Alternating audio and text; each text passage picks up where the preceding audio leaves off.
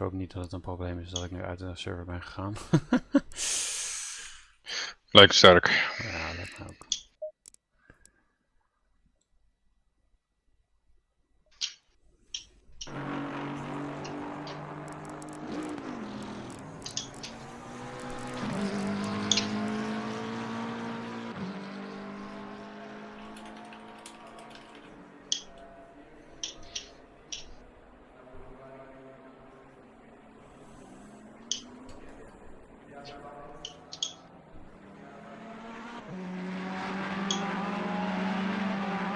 Blijft een leuke baan dit.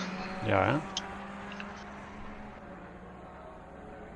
Zijn er nog een Imola race op het kalender dat je weet? Nee, niet bij dit, dacht ik. Ook niet bij de GT3 gewoon. Maar daar heb ik toch een McLaren, dus ook een kut daar.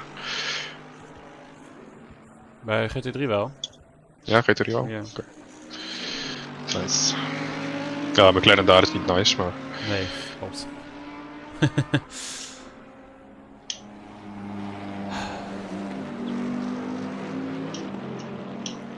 Stutter opgelost? Ik hoop het. Oké.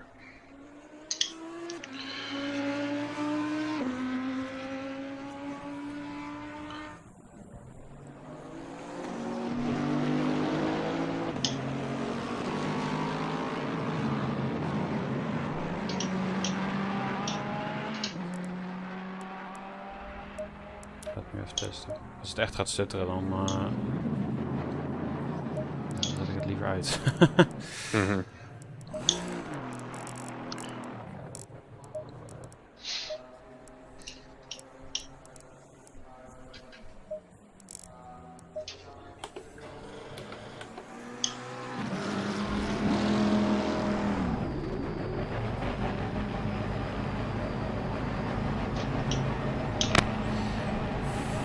Kennelijk vindt die ultra low latency mode niet zo leuk. Op je monitor? Of op de stream? Nee, de ultra low latency van de stream, ja. Oh, oké. Ja. Dat zou niet echt nodig hebben. Nou ja, het is een chills, want dan is het bijna live. Dus dan kun je het makkelijk spotten via stream, maar het is niet anders. Klopt dan. Ik kan het ook niet wijzigen terwijl de stream actief is, dus... Dat is op zich wel logisch. Ik vind het genoeg... Weet je al, denk je of je de tweede en derde stint wil rijden, of ga je dat gewoon tijdens de tweede stint bepalen? Zo tijdens de tweede stint wel bepalen. Ik heb niet echt hier een gevoel dat ik ooit echt kutrondjes rijd, af en toe een keer in 43, maar... Je hebt een race op zitten natuurlijk als blue flags of mensen met inhalen of whatever. Je weet niet wat er gebeurt. Nee.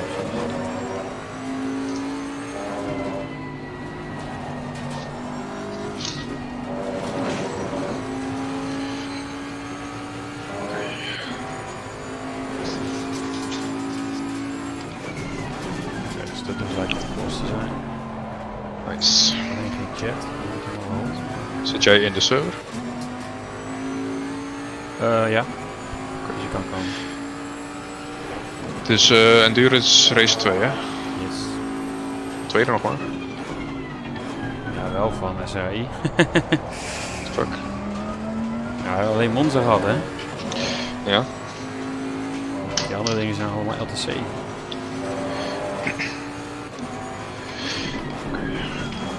We hebben tijdens Hemelvaart toch geen LTC race of wel? Dat weekend of werk ik niet. Nee, denk ik.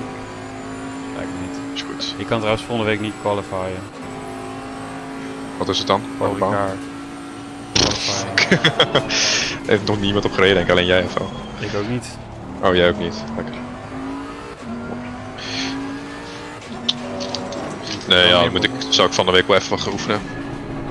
Ja. Nou, jij en of Dennis moeten dan maar even een keer qualifyen. Ja, ik zal misschien wel een keer qualifyen. Mij gewoon offeren. Ik heb het nog niet gedaan, denk ik. Nee, klopt. Niet veel. Hoe switch je weer van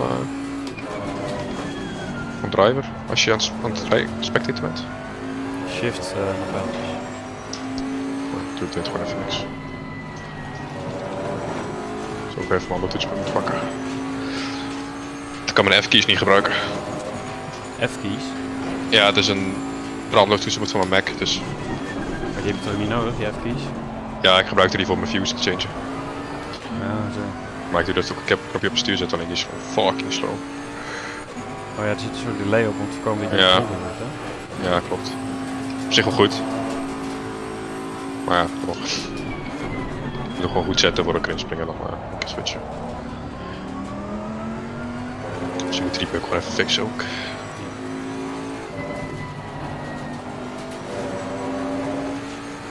Moet je al meekijken wat je lijnen zijn.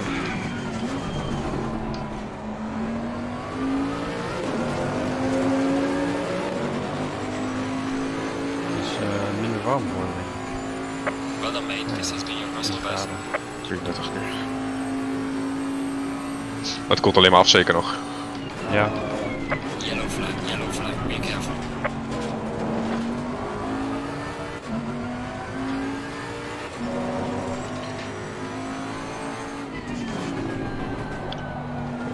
Snij die curve normaal gezien helemaal af of nooit?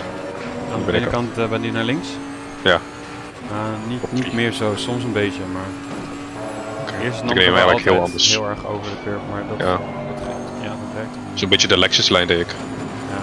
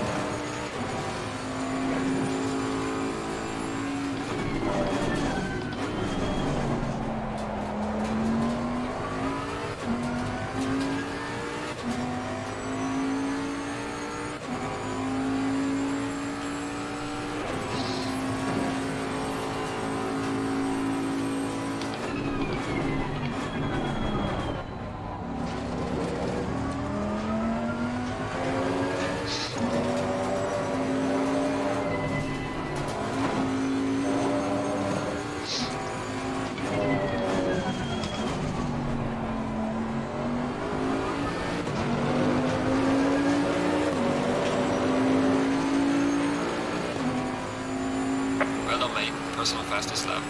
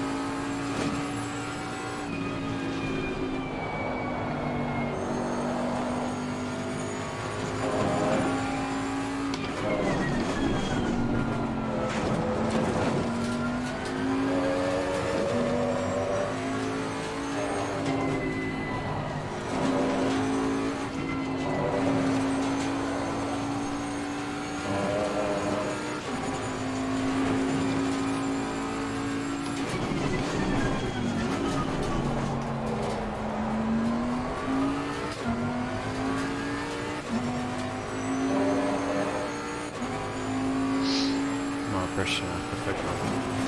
Ja, we hebben wel 12 euro in belag. Echt? Oh, Ja, we hebben na Basters, dus 12 euro in belag. Het wordt zweten. Yep. Dat was een intens baantje. Ja, Basters ga ik dus missen. Dat is ook echt wel jammer.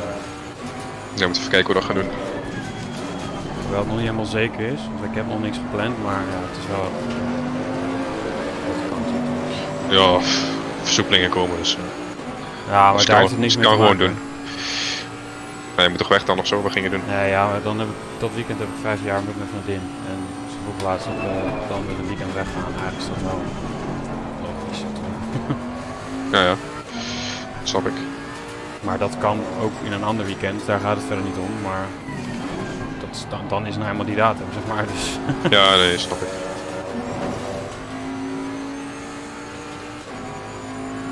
Nee, ja, moet je ook gewoon doen, joh. Ik bedoel, altijd race je kan wel missen. Ja, is ook zo, maar ik vind het wel jammer. Want Yellow het is wel flag in precies sector 3. de race waar ik echt het meest naar uitkeek eigenlijk van de hele kalender. Ja. niet anders. Ik ga het niet daarvoor niet een weekend doen. Nee, snap ik.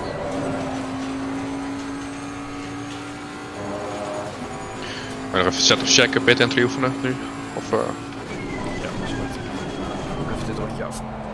Dan sta ik eerst. Dat is leuk, kut.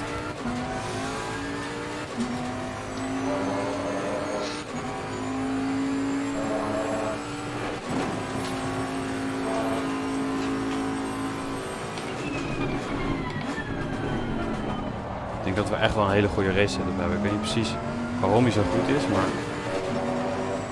hij is echt heel goed.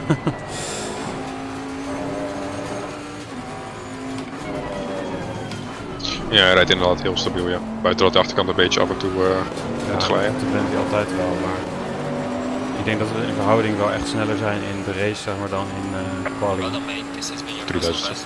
of 300. Ja. Ja, ik kneukte nog net. Rij je nou op 100 liter of... Ja, maar nog 86 ondertussen. Ja, je bent veel sneller dan mij. Ja, ik weet niet wat het is, maar met deze setup ben ik gewoon echt heel snel. Ik ben gewoon echt een halve seconde sneller dan met de quali setup. Ja. Jij zult mijn tijd moeten goed maken. Maar ja, het is Ja, endurance. uiteindelijk is endurance niet per se heel erg afhankelijk van je rondetijden, dus... Nee. Nou, ik ben wel consistent. Dus ja, dat is één ding. zal jij niet in je stress raken, dat is goed. Klopt. En ik moet niet te hard pushen. Nee, precies.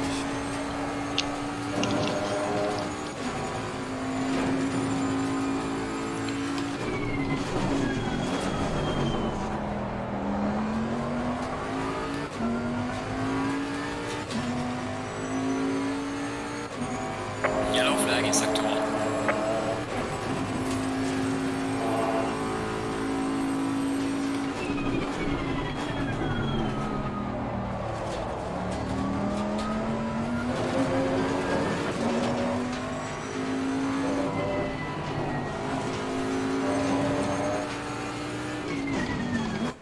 Oh. Gaat je pit entry oefening? Ja. Nog 3 minuten.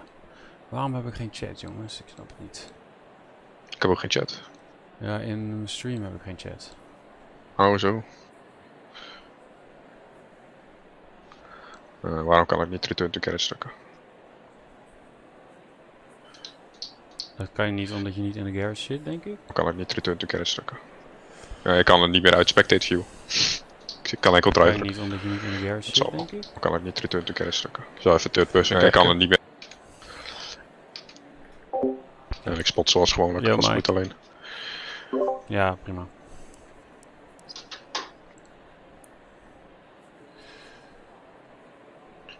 Dit nog wel uit. Waarom zie ik de chat niet? Ik snap het niet. Nee.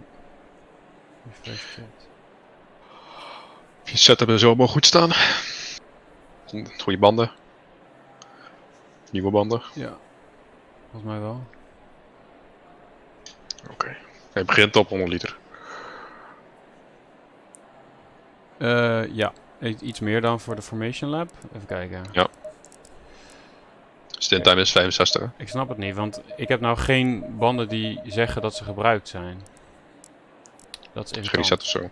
Ja, ik denk toch Nee. dat het gereset is, maar... Ik zit Misschien dat het een nieuwe dag is of zo. Ik heb één, Ja, dat maakt niet uit. en dan misschien ook 2 misschien dan al gebruikt. Dat is een beetje jammer.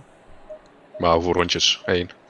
Ja, het net was maar... Ja, nee, het waren allebei maar 3 rondjes of zo. Dus maakt ook niet heel veel uit eigenlijk. Nee, Ik kan ook set 10 pakken, want die gaan we in principe toch niet gebruiken. doet dat.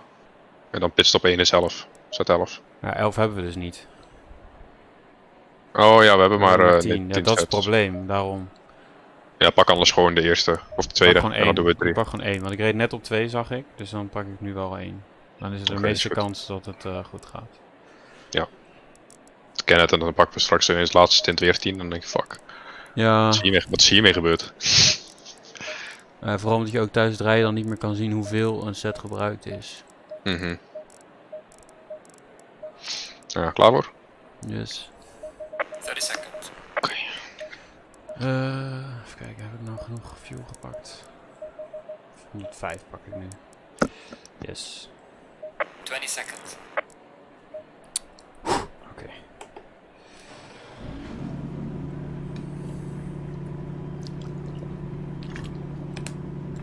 Ik hoop echt dat deze set nieuw is.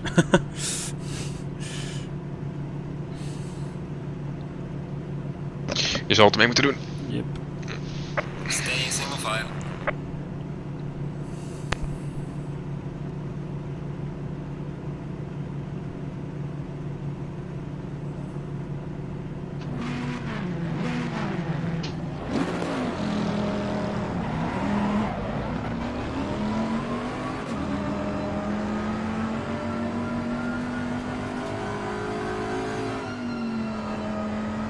Het wordt nou wel bewolkt, jongen.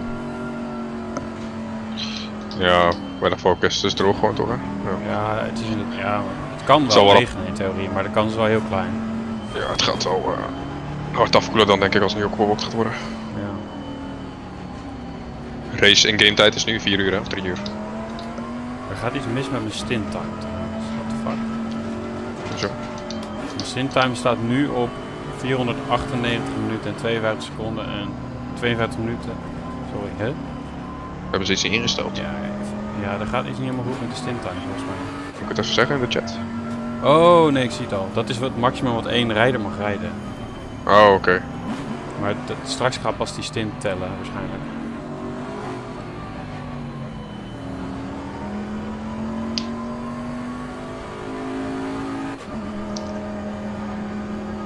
Ja, ik heb wel op gezet.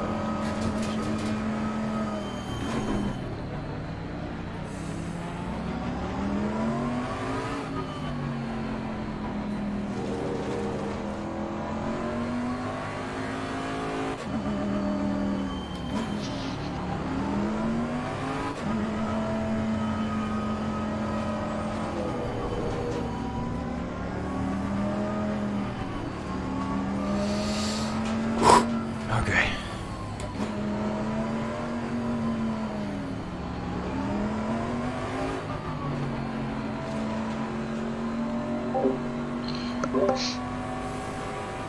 Oké.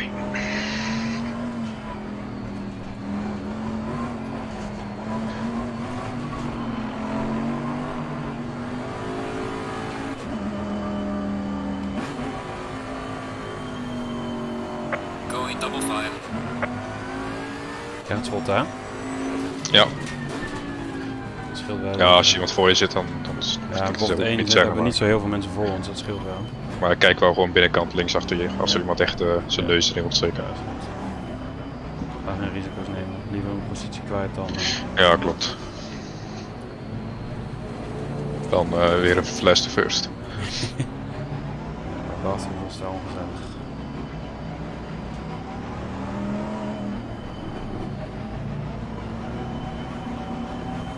Nu is het niveau hier ook wel wat anders. Zeker.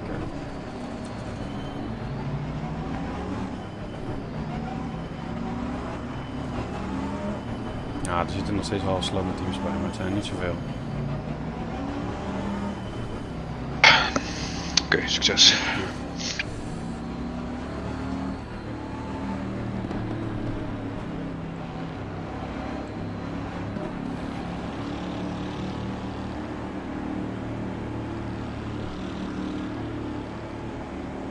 Green line, give it all you got.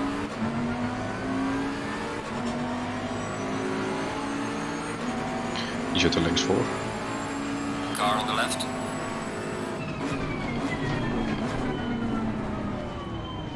Kijk links binnenkant. 2 auto's links. Oké, clear. Clear on the left. Car on Kijk the left. binnenkant. Clear on the left. Oké, Juist. dus zijn fout. Daar zijn we vanaf. Hij gooide hem er zelf tegen, dus Ja. ik verwacht een report, maar zijn fout. Oké. Dat betekent voor meer. Yes.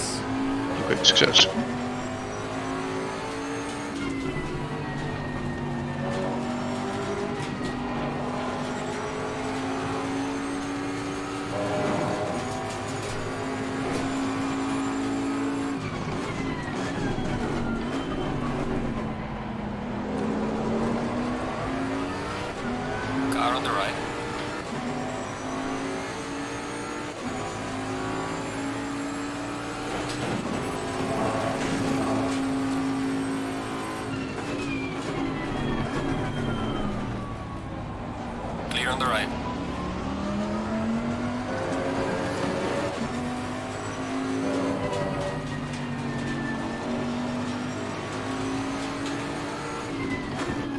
Car on the left.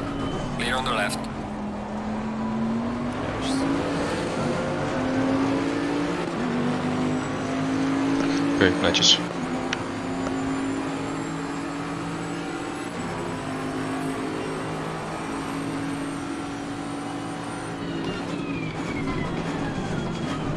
Car on the Deze left. man lekt echt als een neet, jongen. Clear on Ja, the dit left. is de server. Ik zie iedereen ook lekker. Echt? Ja. Shit. Stinttime is stuk trouwens. Een stuk. Ja, moet toch voor gemeten. Ik heb 498 uur stinttime. Ik ga het even melden in de chat. 10 minuten.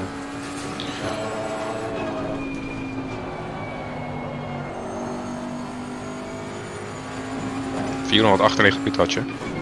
Ja, zelfs dagen. Ik weet niet wat het is, maar in ieder geval het is echt absurd veel. 498 uur is het zelfs.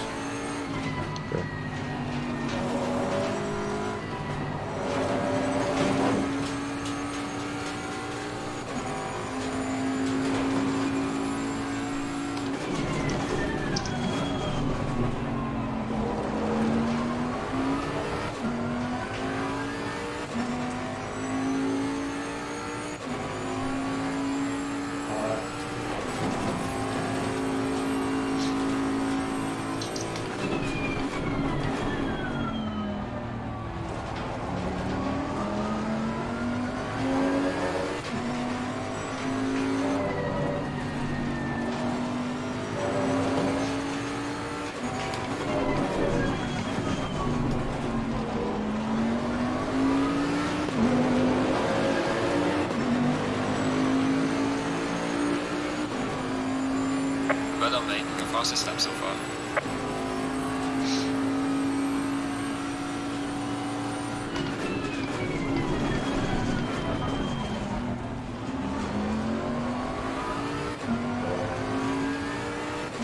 Dit is echt niet te doen, man. Alles schaatst.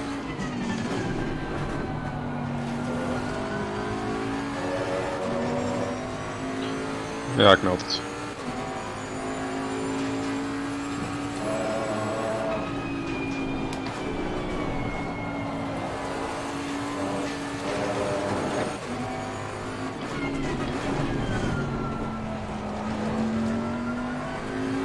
Ik heb het gemeld in de general chat.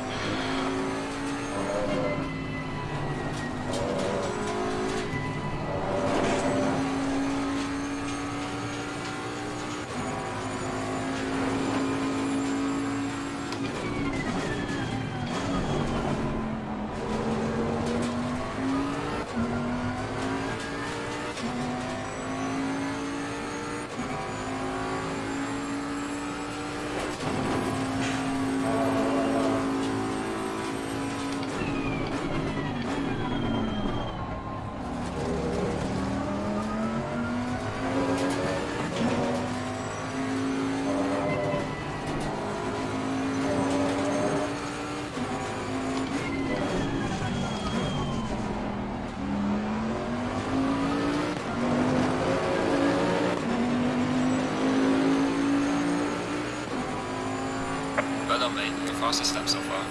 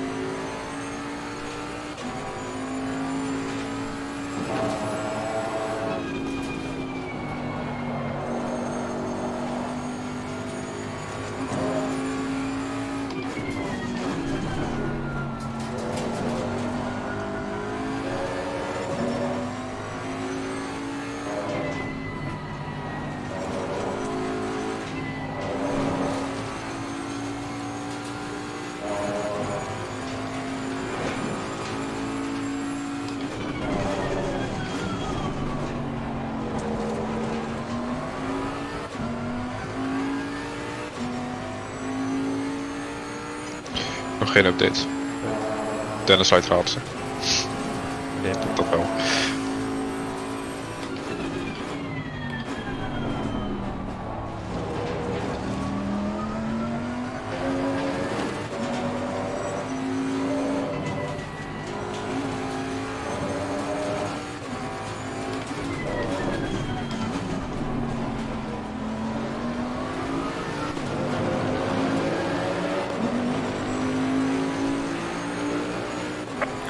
driver ahead in sector 3.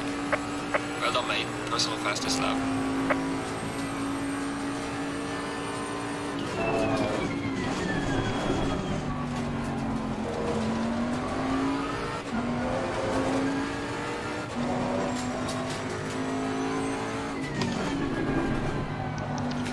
Hoe is het lijk? Ja, het is best wel irritant. Zodra je in de buurt komt van iemand, begint hij gewoon een soort van te twitchen. Ja, oké, ik zie dus hetzelfde als jou. Is goed. Ja.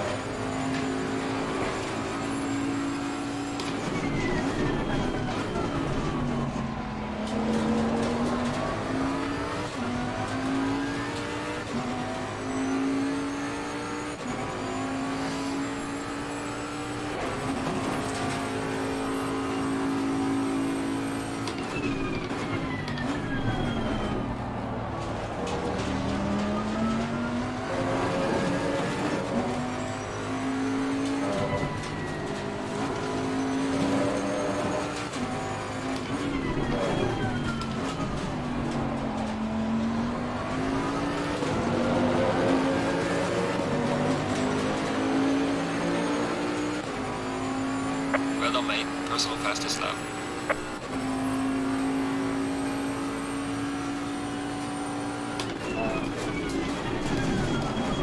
Yellow flag in sector 3.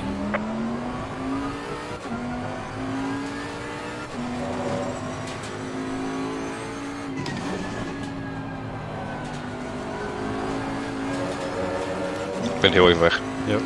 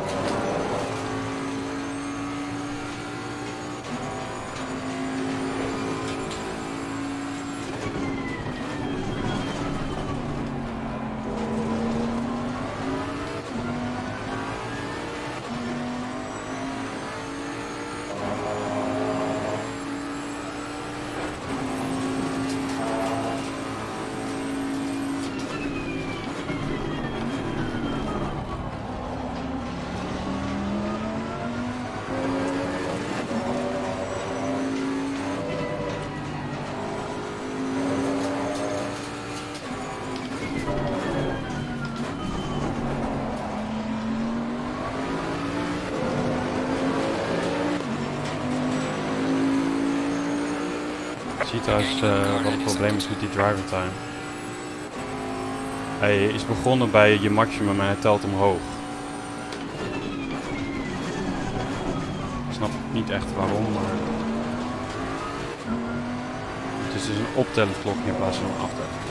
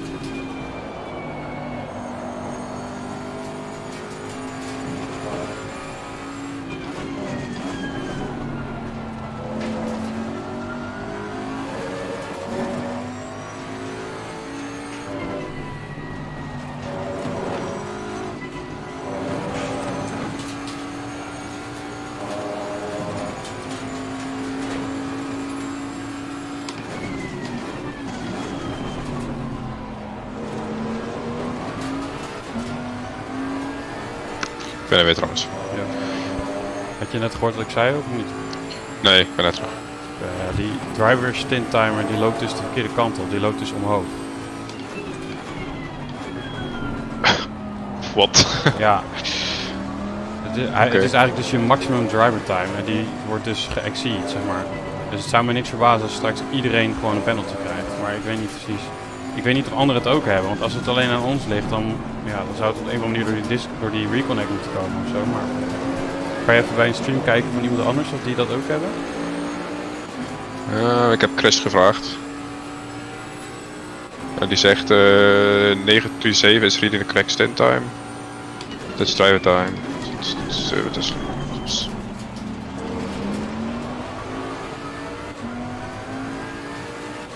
Ja, 321 hier with the same 400 plus minute in de stand time. Wat zei je? 321 heeft hetzelfde probleem. Okay. En hebben er al meer mensen iets gezegd over het leggen? Of? Ja. Ja, oké, dan ligt dat ook nog anders. Ah, man. Oké, ik ga weer even concentreren, want ik kan echt gewoon niet... Ja, is goed.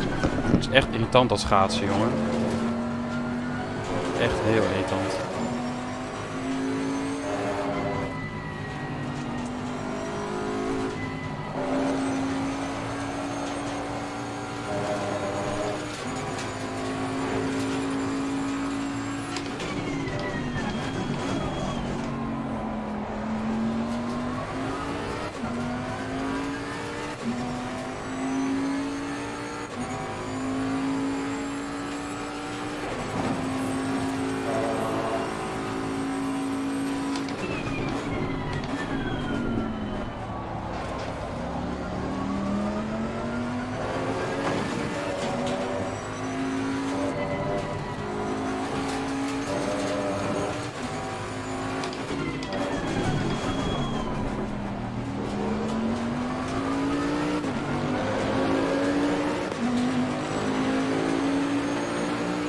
Ik ga even vragen bij 4 als ze hetzelfde probleem hebben. Ja.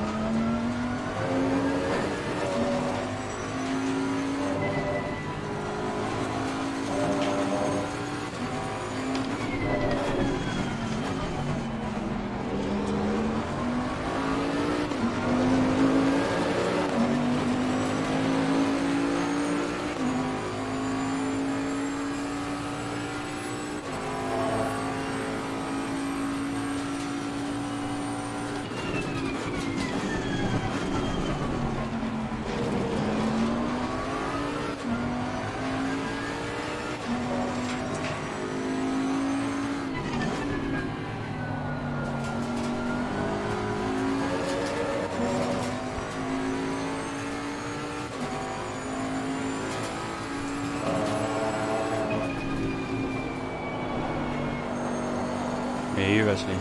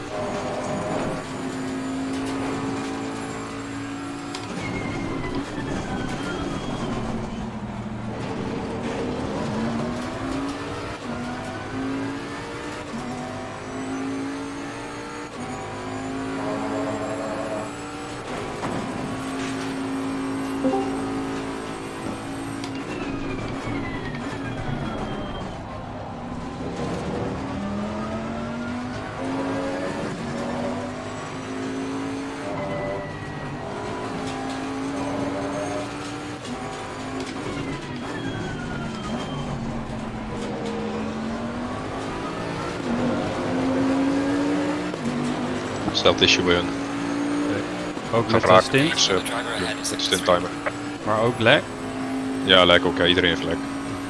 Dat is echt niet te doen, want ik vlieg er soms gewoon bijna af omdat iemand degene voor me in één keer van positie verplaatst. Clear on the left. Ja, klopt. Valt toch niet meer te racen? Nou ja, ze zeggen er ook niks over. Iedereen zit te zeggen dat het lijkt, maar... Ja. Nou ja, oké. Ja, we rijden maar gewoon door, geloof ik. Yep.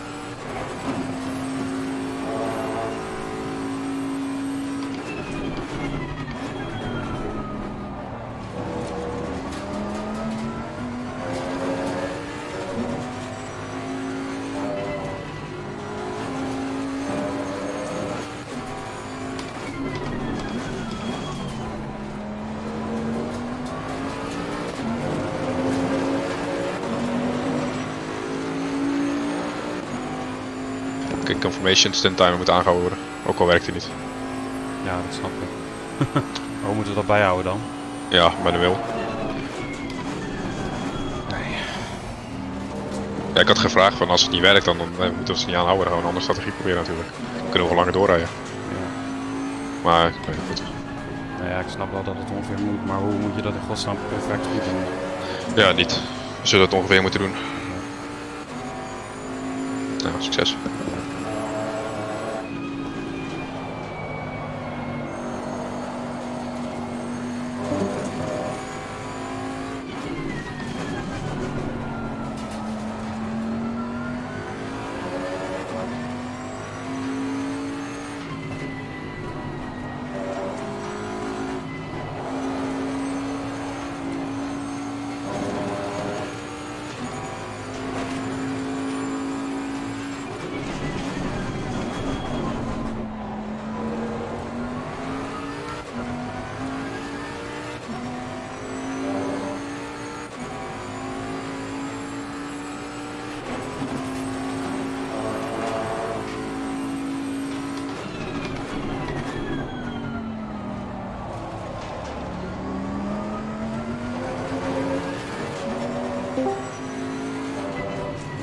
Ik ga jou stuk moeten kijken hier trouwens. Ja. Ik moet je liever. Ja.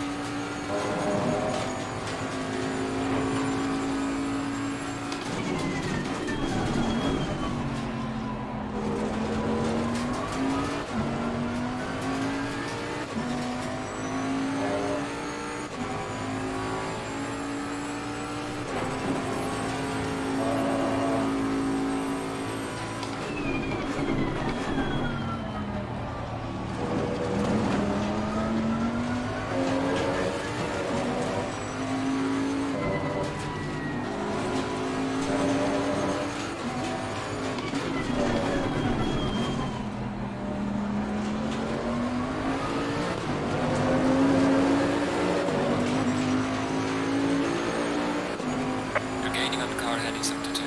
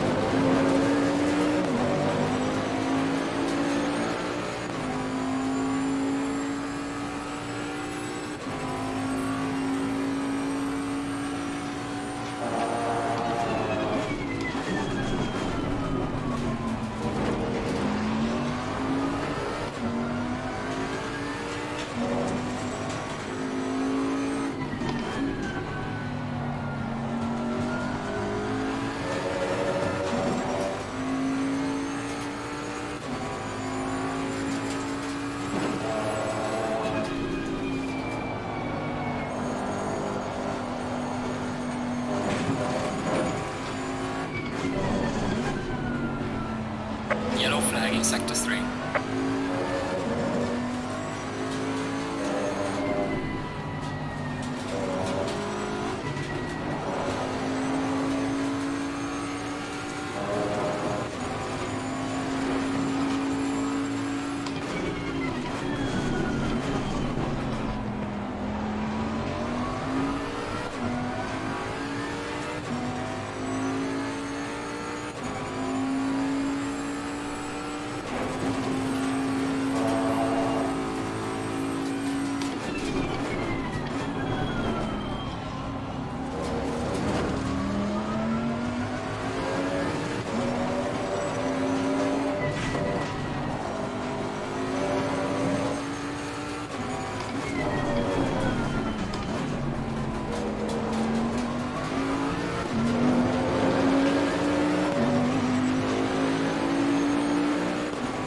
Gaining on the car ahead in sector 3.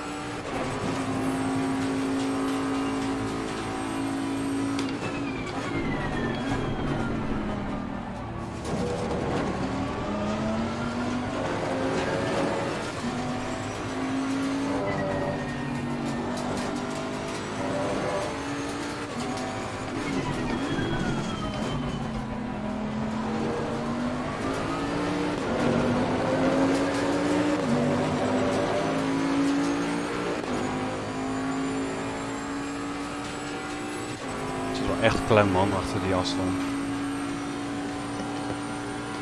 Ik zie het, ja. Deze begint echt veel Maar te hard naar beneden te gaan nou. Lijkt beter te gaan, toch niet? Nee, qua lek bedoel je? Ja. Ja, het is iets beter ja. Maar het is nog steeds wel af en toe gekke bewegingjes hoor. Nee, maar je kan nu wel veel closer racen dan ja, met. klopt. Dus het is goed hopen dat mensen gewoon geliefd zijn. Ik zie alleen niet precies waar jij zit op de track. Nou ja, je kan Pitwall live volgen en mijn stream, dan kan je het zien toch? Ik heb het wel live, ja. Dat is goed.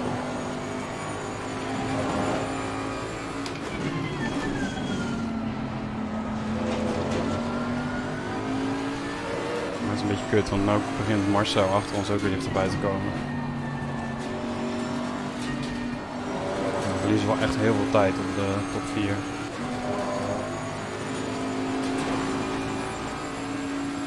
Car on the left. Clear on the left. Ja, het is kan je moeilijk voorbij forceren.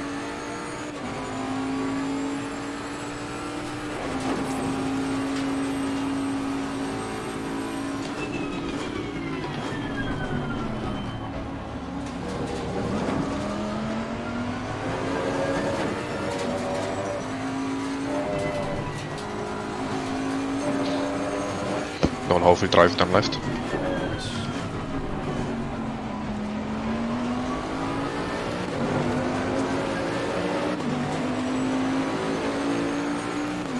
Gaining on the car ahead in sector 1.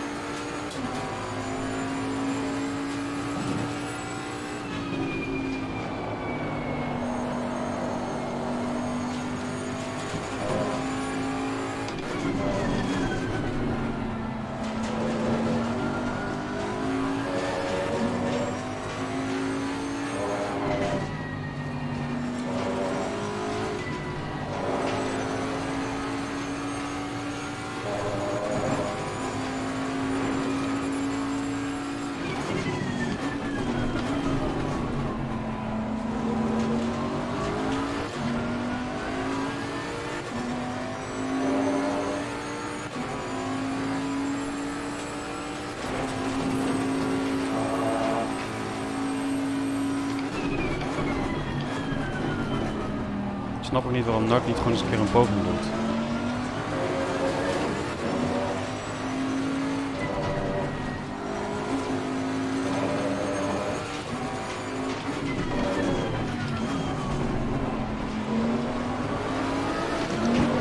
Ja. Ik heb iedere keer echt hele kutte exits uit de laatste bocht.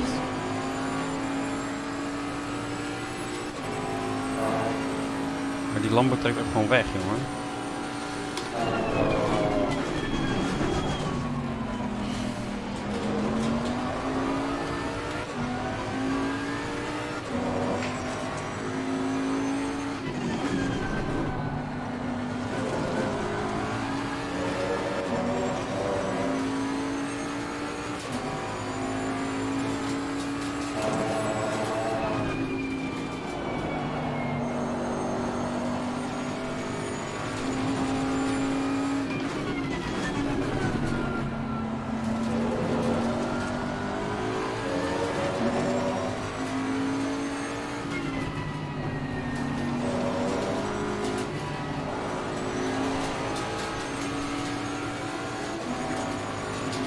Car on the left. Gaan ze weer hoor. Auto beginnen te Clear on the schuiven. left. Yellow flag in sector 3.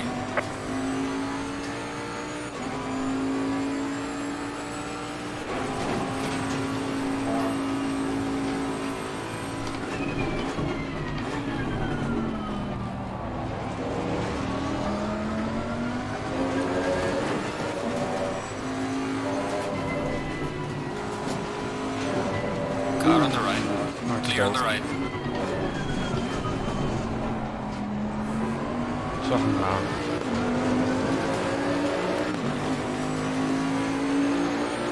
Point weken. Het is wel handig die delay nu. Is chat aan het lezen dus. Oké, ja, zo kom je er ook voorbij.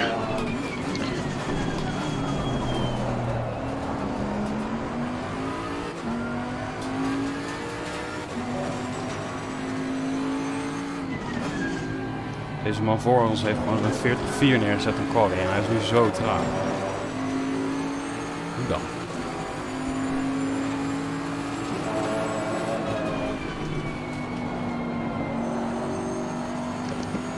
Ja, quali oefenen. Race space niet. Ja, I guess. Ik denk wel dat ik er voorbij moet komen. Ik ga even focussen. Yes, dat is goed. Succes. Nog één ding zeggen. Richting einde van de stint gaan er mensen joinen. Ja. Voor de kluiswap, dus care voor de lag dan. Ja.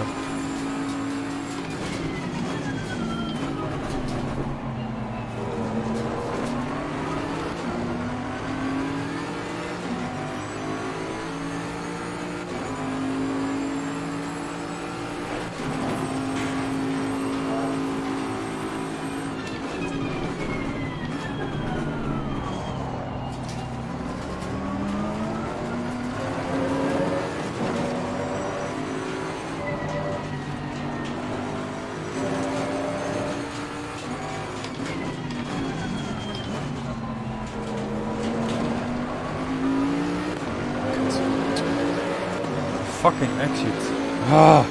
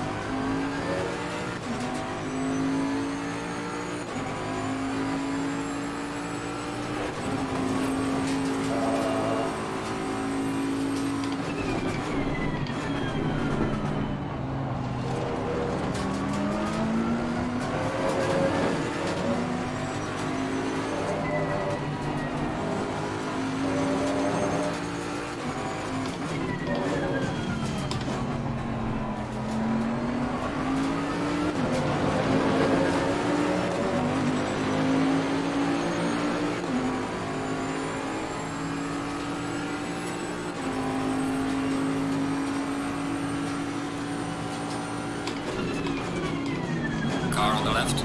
Clear on the left.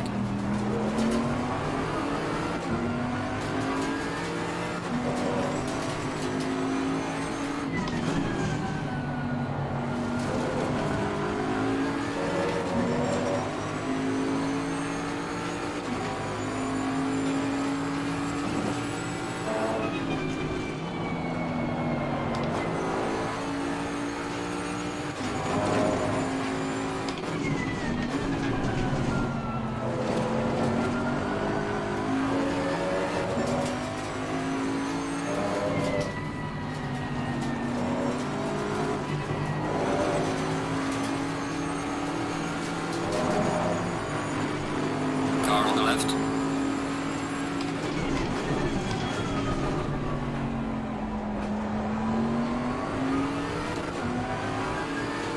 Clear on the left.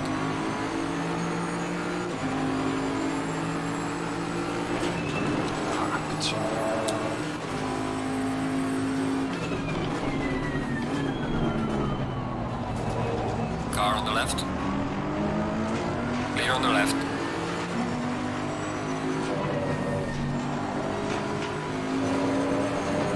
Wees nou slim.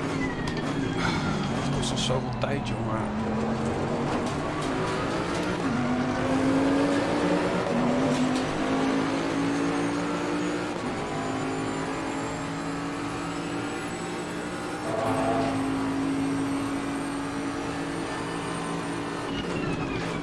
Car on the right. Clear on the right.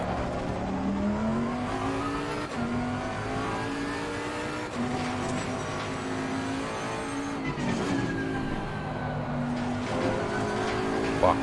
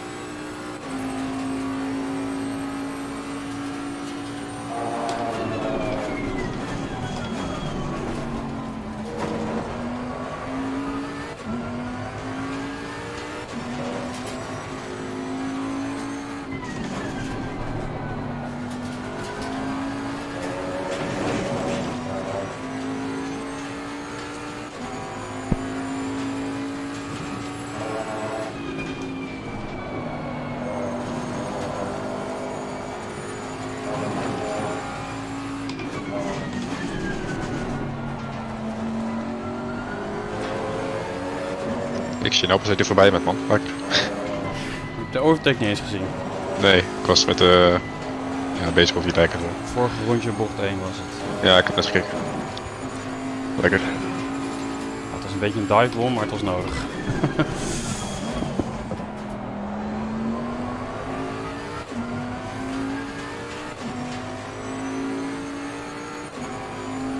Heb jij zo al je pressures voor de volgende stint bepaald? Ik nog niet. Moet ik daar zo even kijken. Pak gewoon jouw setup of jouw pressures als baseline en doe er gewoon erbij. Of af. Ja, maar jij hebt soms wel andere pressures, hè? Dus je kan het ook gewoon even gaan proberen weer. Ja, als je gaat even snel proberen. Ik ga voor mijn stint ook gewoon mijn scherm delen. Ja. Kan je meekijken. Ja, ga er nu op beginnen Falling behind trouwens. in the car Dat in is je front of geluidje sector hoort. 3. Niet schrikken.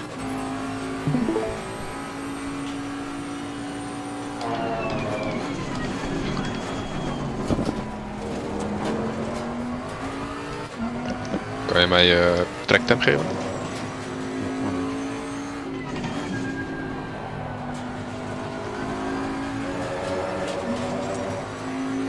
Het is nu 26 ambient, 32 track. Dus ik denk dat je de cloud coverage moet verhogen. En dan gewoon om 4 uur pakken en de ambient ingestelde temp is 24. Yes, 4 uur. En dan denk ik 50 of zelfs 60% cloud coverage. Ik heb nu op 60 staan. Even kijken. Nou, ongeveer. Ja, je moet dus dan aan het begin ongeveer op 27, 8, 27, 9 zitten, hè? Het is natuurlijk 2019 band. Dus trek is nu 31 graden. Ja, dat klopt wel, want het is nog geen 4 uur hier. Hoe moet ik zitten, zei je? Ja, je moet zeg maar 27, 8, 27, 9 zitten aan het Ja, begin oké, van de ja. stand. Klopt. Weet jij baseline pressures? Ja, het is 26-3 allebei voor, 26-4 links achter, 26-3 rechts achter. Ik heb het ook in de chat. Oh ja, sorry. Ik ga weer even racen. Ja, succes.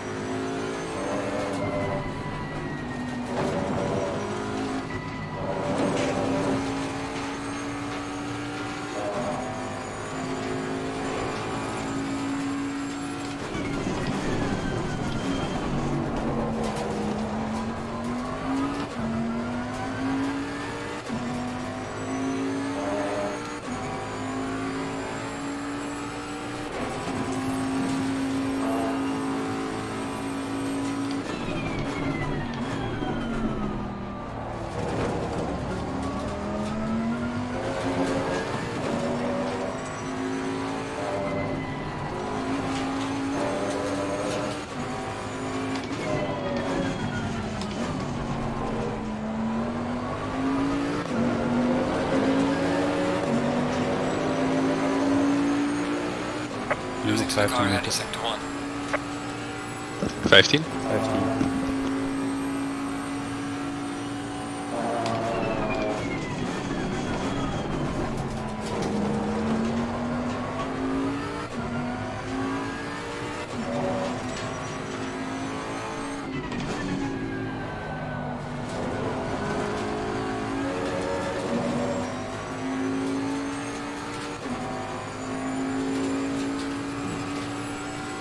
Oké, dan rijd ik nog 2 rondjes, ga ik even naar de wc en dan kom ik. Ja.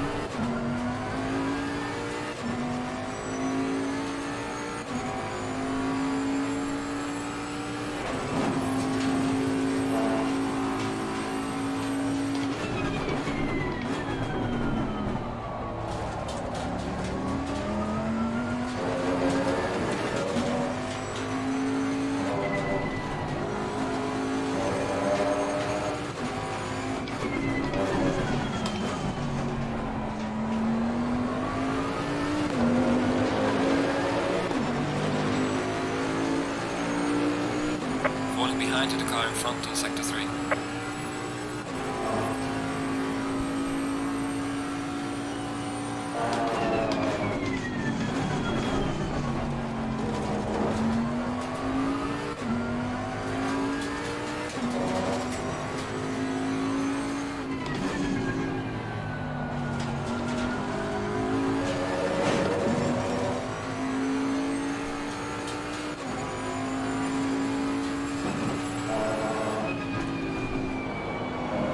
Ik heb er 2 PSI bij gedaan overal. Mhm. Trek 31 en dan kom ik uit na 2 rondjes op 27,9, 27,8 ongeveer, tot rondje heen. Top. Dat is 2 kliks. Als het trek 31 is.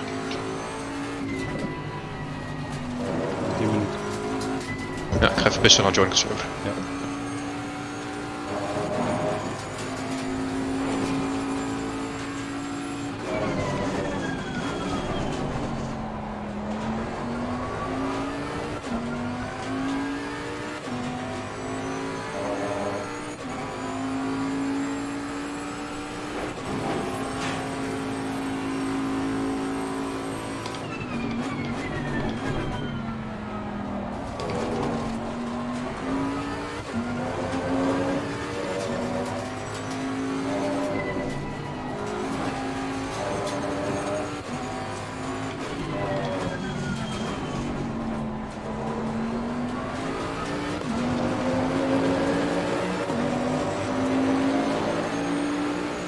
Stint is ending soon, just a few more laps.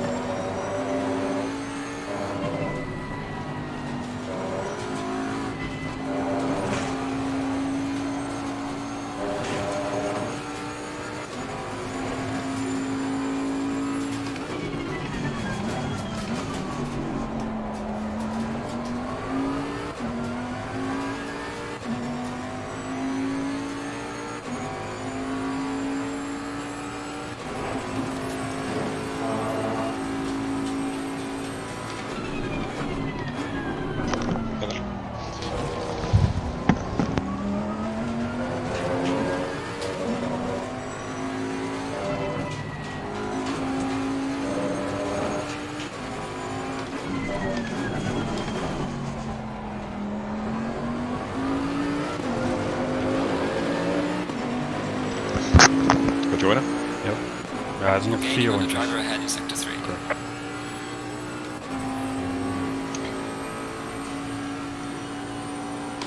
Ik ging bijna naar wet tires. Liever niet. Nee, precies. Maar hij geeft gek genoeg wel net een waarschuwing dat de driver stint ending shortly. Dus kennelijk telt hij het ergens wel, maar hij geeft het gewoon niet goed weer of zo. Ik zie dat het zo meteen bij mij zit opgelost is. Ja, ik hoop het. Zou chill zijn. Ik ga joinen alvast. Dus, ik weet niet als je dicht op gaat uit. Nee, helemaal niet. Oké, goed.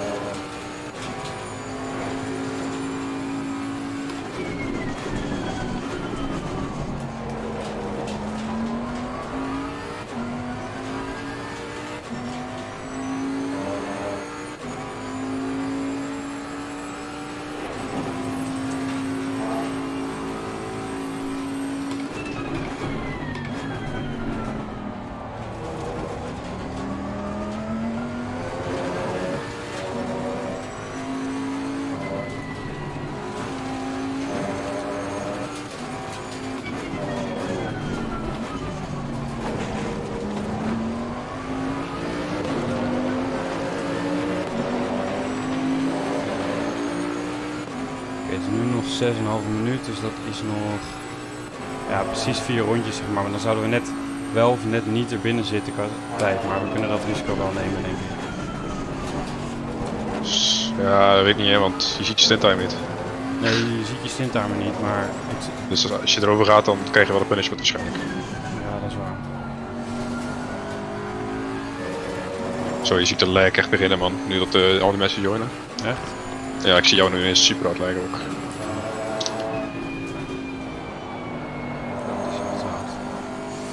Yep. Even gewoon wat teams DNS'en dan, of DNF'en. Teams gewoon geschrapt. Rip tennis. Ja, dit Oké. Ik ga niet drinken. Als ik het helemaal stil wil toch?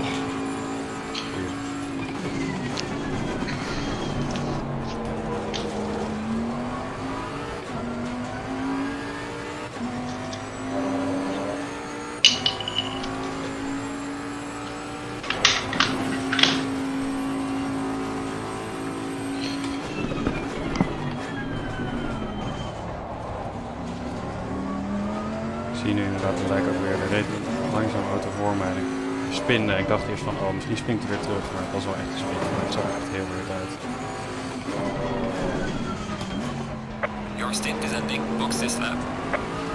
Box is lap de stint timer is toch 65 minuten?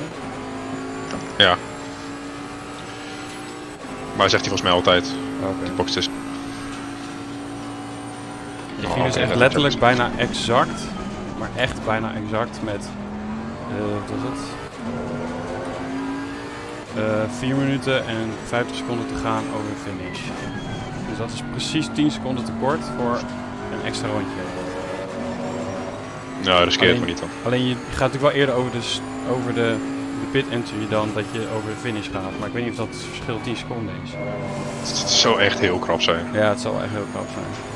Ik denk niet dat er een DNF voor vermaakt is. Wat je ook krijgt. Tegen DNF volgens mij krijg je een penalty driver of zo. Maar nee, oké. Dan is er nog eentje en dan daarna kan ik winnen. Is goed. Oké, Ik ben klaar. ik heb nog Slow car ahead. 10 liter.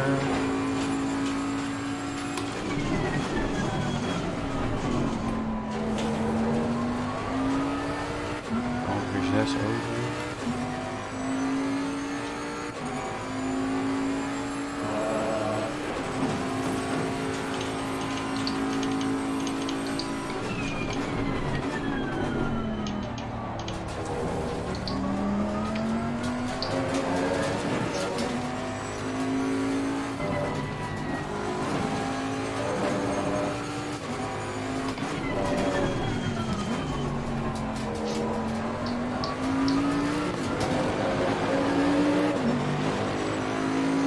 Is er nou nog eentje?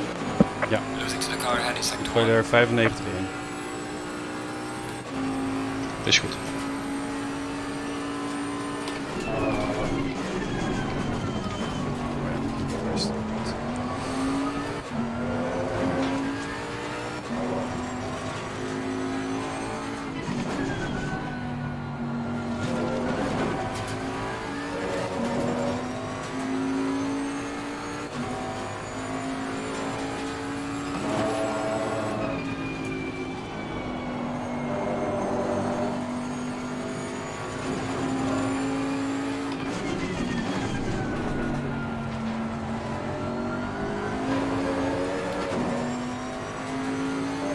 Ik wil wel zeggen dat bij mij mijn achterbanden wel echt een beetje te veel pressure kwijt zijn gehaald. Rechtsachter is echt nog 27-0, maar ja, dat zal wel gewoon, ik zal een keer een curve hebben geraakt of zo.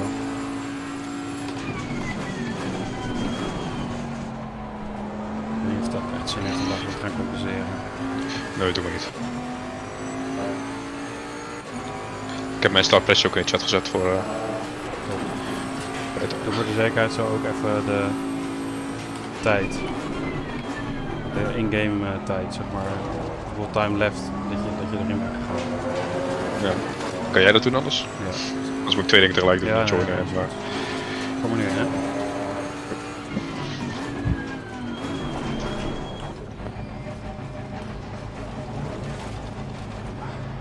Oh, we staan helemaal achteraan, jongen. Sorry, ik was doorgeschoten, want we staan echt super dichtbij. Oké, goed om te weten. Ik dacht dat je volgende ronde pas in ging. Ik was niet meer aan het opletten. Zo. Ja. Ignition aan? Ignition aan. Oké. 20. 15. 10. 9. 8. 7. 6. 5. 4. 3. 2. 1.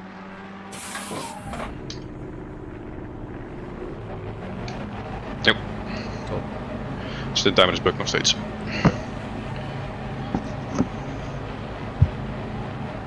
Am I clear to go?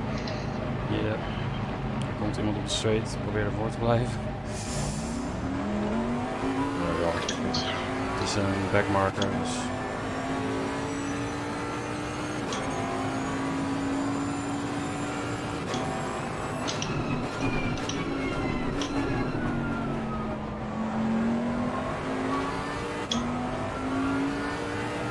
Ja, ik ga hem concentreren. Yep.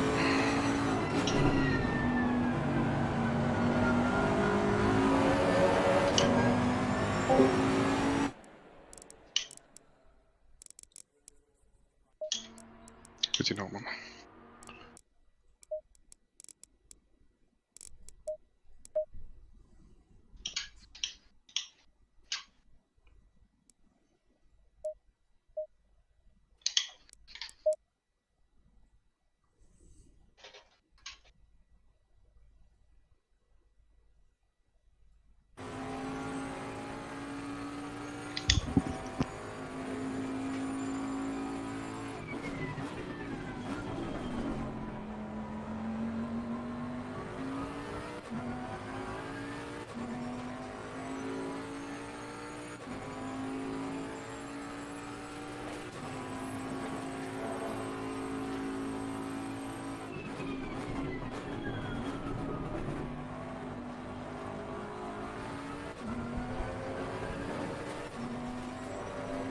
There's a slow car up ahead.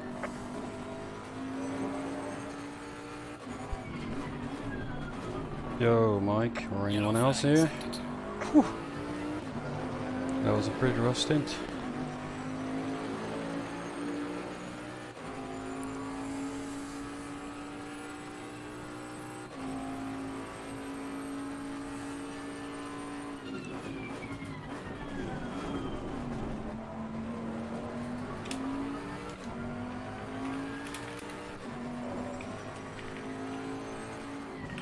There's a slow car up ahead.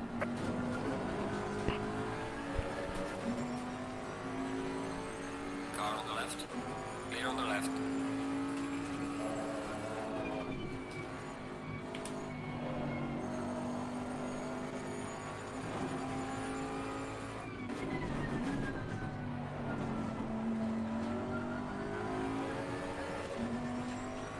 Great work from all the drivers, especially those having to avoid these big crashes that occur. And we're now going to have a look at the Mitchell incident. Here we are then, Alex. Yeah, okay, so this is going through Cheetah. Okay, now we're going to go through the right-hander at Ingway. You've got Daniel Georges just behind, and he goes up the inside. And Regan Mitchell's having to wait, but then Georges puts the power down, turns the Aston Martin by the left rear corner. That, to me, that is definitely, that is a VAR, that is definitely a penalty, and that is going the way of Odyssey Racing, I'm afraid. Yeah, they're not going to be in paradise, are they? That's not right. That's No, unfortunate. they're in trouble in paradise. Yeah, trouble in paradise, sure. Yes, traffic paradise, as you Snowden likes to say.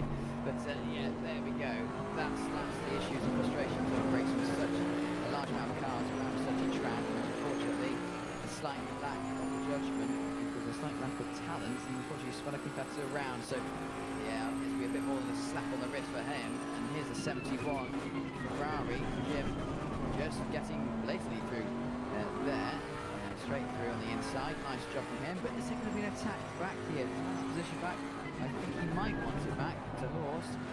Here we go then, take a slightly wider line, Williams are going to attempt to switch back into the brakes, and it's still the Ferrari getting the edge onto the braking zone. To say we get a better drive out of the corner, not necessarily. I think this will have to be another move if there's going to be one into Crowthorne. Let's just see if they make any lap adjustment like the lap before. No, it's all good for both cars there. The 71 leading the 69 car. Mercedes versus Ferrari. We've seen that multiple times over the years. And I think we're seeing it again, Alex. Yeah, who needs it in Formula 1 on the GT3 action? As Marcel Biss is closing in, some in front, he's actually got Vickers on the 321 just behind him. That is the battle for 6th and 7th. And Aaron, answer to your question, Aaron, I would imagine so, because it's not just Regan Mitchell, it's George's as well. There's just turned Regan Mitchell around. I have noticed that one of the gentlemanly rules here in GT3 racing, especially on leagues now, is that if you accidentally turn someone around, the first thing that you do is doing the sportsmanlike thing, and what Daniel George has done is given the place back to Regan Mitchell. So well done to number 15. However, that does not always move you in favour with the race officials. If that incident gets reported, that will definitely be a red card, or maybe a red flag it will be flown, or even a black flag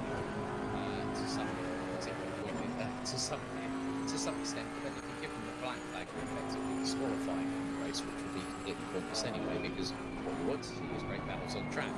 However, what this has meant is that Jon Hugenard has got a maybe 13-second gap as Regan Mitchell. That's one of the things. This is etiquette right now that I need to sort of mention. What it is that it stands that not just the faster GT3 car going through again, but it's also the responsibility of the other driver. That if they see blue flags, you might be battling for position. Sometimes if there is a faster car going through, you've got to do the right thing. So effectively now, there's a good bit of awareness there from the F1 Idiots 44 Ferrari.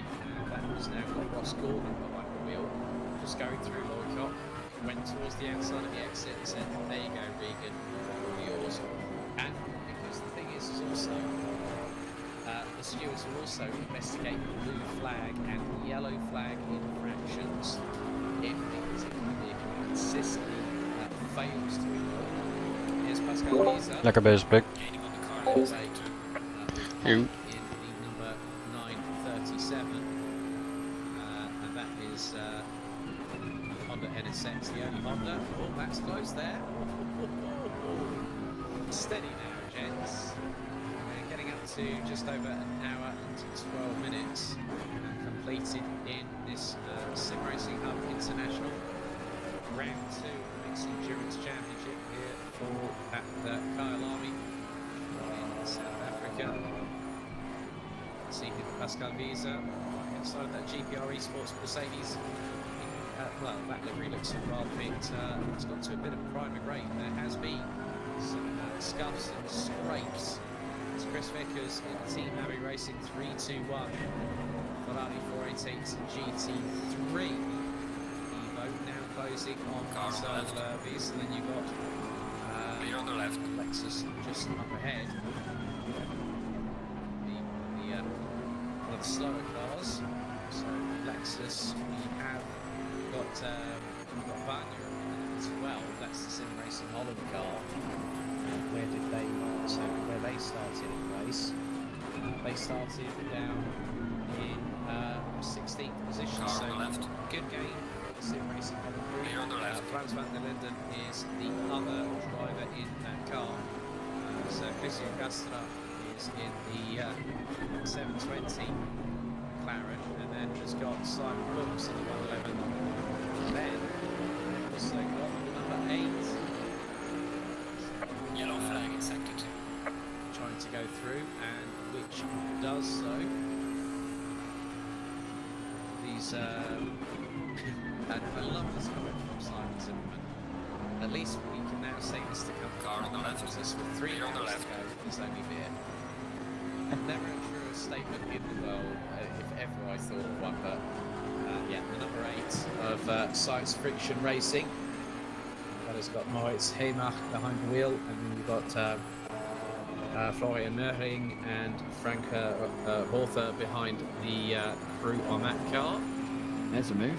Heymach, yeah, well, that wasn't for position, because at the moment the number 8 with Moritz Heymach behind the wheel is in, funny enough, 8th position. So a good gain for Science Friction at the moment for 4 places gained in the course of the race. And there is, oh, good to see Sem Spenklik back on SRHI action as well. That was the Mercedes, the 33rd place car. Now these two are battling for position. That's Simon Wilkes and Christian Gastar. Zeg, wat dit Klaas voor mij. What this is doing now is that Sem Spenkling is going to have not.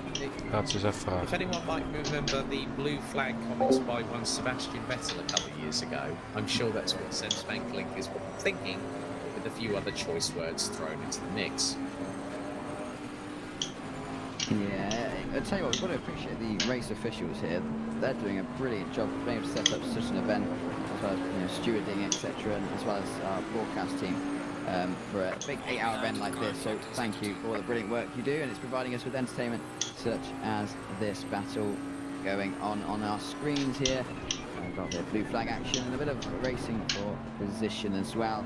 And yeah, all in just wow, 8 hours is kind of mental. But yeah, so Alex, who's been... Ik ben heel even naar die andere dan, ja? Zo, is goed. Yeah, before we bring them in, there's been another penalty that has just been issued. Ja, boys. Nee, inderdaad. Which has been the number 91 Yo. car. Hallo. Hoe gaan bij jullie? The 91 car has just been Ging wel Klaas goed. heeft even een stop-and-go opgehaald. Ai, waarvoor? Penalty. Hij zat te kutten met Ignition.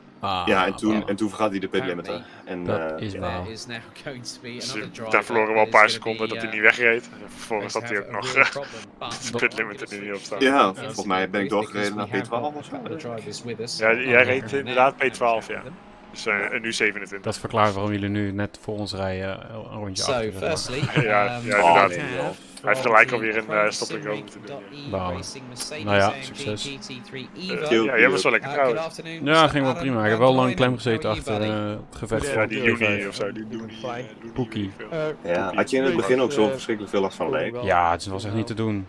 Nee. Ik ben ook een paar keer gewoon bijna afgevlogen, zeg maar. Of tenminste, omdat dan degene voor me in één keer soort van 5 meter naar achter schoot. Daar schrok ik gewoon heel erg van, weet je wel. Het is echt... Ja, dat had ik ook. Iemand ging gewoon op mijn scherm de muur in en toen reed hij in één keer weer voor. Ja, het is echt irritant. Maar het gaat nu wel beter, nu mensen met minder geconnect zijn. Ja, klopt. Dat is zo. Het is wel een beetje balen, want ze had toch gewoon moeten kunnen dit. Oh, ja. Sorry Jee. about that, Aaron. We've just seen a Ik car zie jullie in de muur that's just had staan. a moment, and that is Oh, the nee. number, I think that's possibly Sorry. there's been another incident involving Waar zie je dat? one car, I Nou, op believe. de officiële stream. But Echt? Oh. it's been Ja. rather consistent Ik for niet. you guys, hasn't it? I mean, Ik ga you've got a even good terug naar group, Wesley. you know. You got Succes. Concept with you along with Anthony. A really good Yep. team. Ja, ik zag hem it's gaan all voor mijn about- neus. It's all Ah. about patience, isn't it? Yeah, exactly. Vandaar. Niet jouw schuld. Nee. Hij zat te ver voor mij. Hij wou mij gewoon zien. Hope the guy in front will make a mistake. But it's been rather well, so nothing to complain on our side. Sorry, Mike. Can keep this Oh yeah, I position, forgot about that. keep forward. Yeah, I mean, obviously, you know, we had the first race at Monza back in early March. It was a bit of a difficult run. I mean, you guys started in 9th and ended up 25th. Probably a Een race rare that tik in mijn rempedaal als ik hem you losvalt. get, but you know, to now have a strong start to the race here in the in this at the moment. It's Ja, looking heel pretty good so irritant dat far, het isn't it? doorbreken. It's just about keeping your nose clean, you know, yourself cool and Beter not even making any checken naar mistakes. deze stint dan. That's the beauty of endurance racing, but hopefully you've got some cards up your sleeves, you three. Yeah. Yeah, it went well. That's the main concern, and don't make any mistakes. So. It's a bit of a shame that we lost so much time to before, because I think my pace was quite close to him, but I was stuck, of course. But oh well, part of the race. Because overtaking seems to be easier in Kyalami, but it's quite yet. Yeah, it's always easier said than done. But Aaron, thank you very much for joining us here. So that's Aaron van Drooyen from ProSimRig.eu Racing in the 69. All the very best of luck to you, Aaron and Anthony and Dawn for the rest of the 8 hours. Thank you, guys. Okay, so a big thank you to Aaron. So now we're going to head to another driver. If memory serves me correctly, the sole Honda representation on this grid from Dynamic Motorsports. Let's have a chat with Joris Evelins. Joris, are you with us?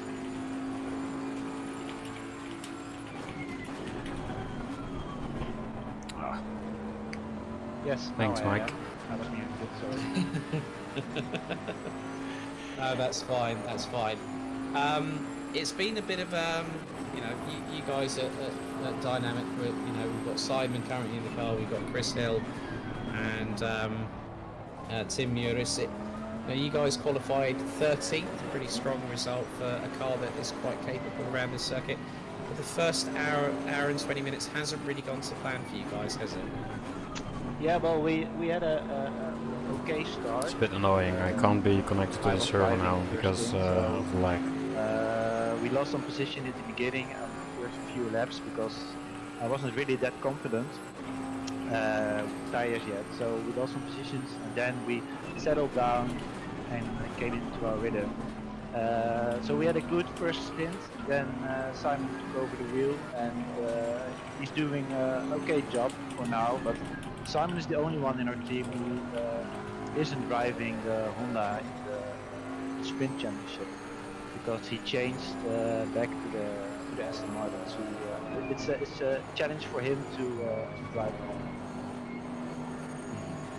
Yeah, very different vehicles in their own respect, and also just sort of like looking back at Monza for you guys as well, because we know that quite a few of you are running in the GT3 Sprint Championship. You know, yourself, Tim, Chris, as you were saying, you all use the Honda NSX, a very capable car.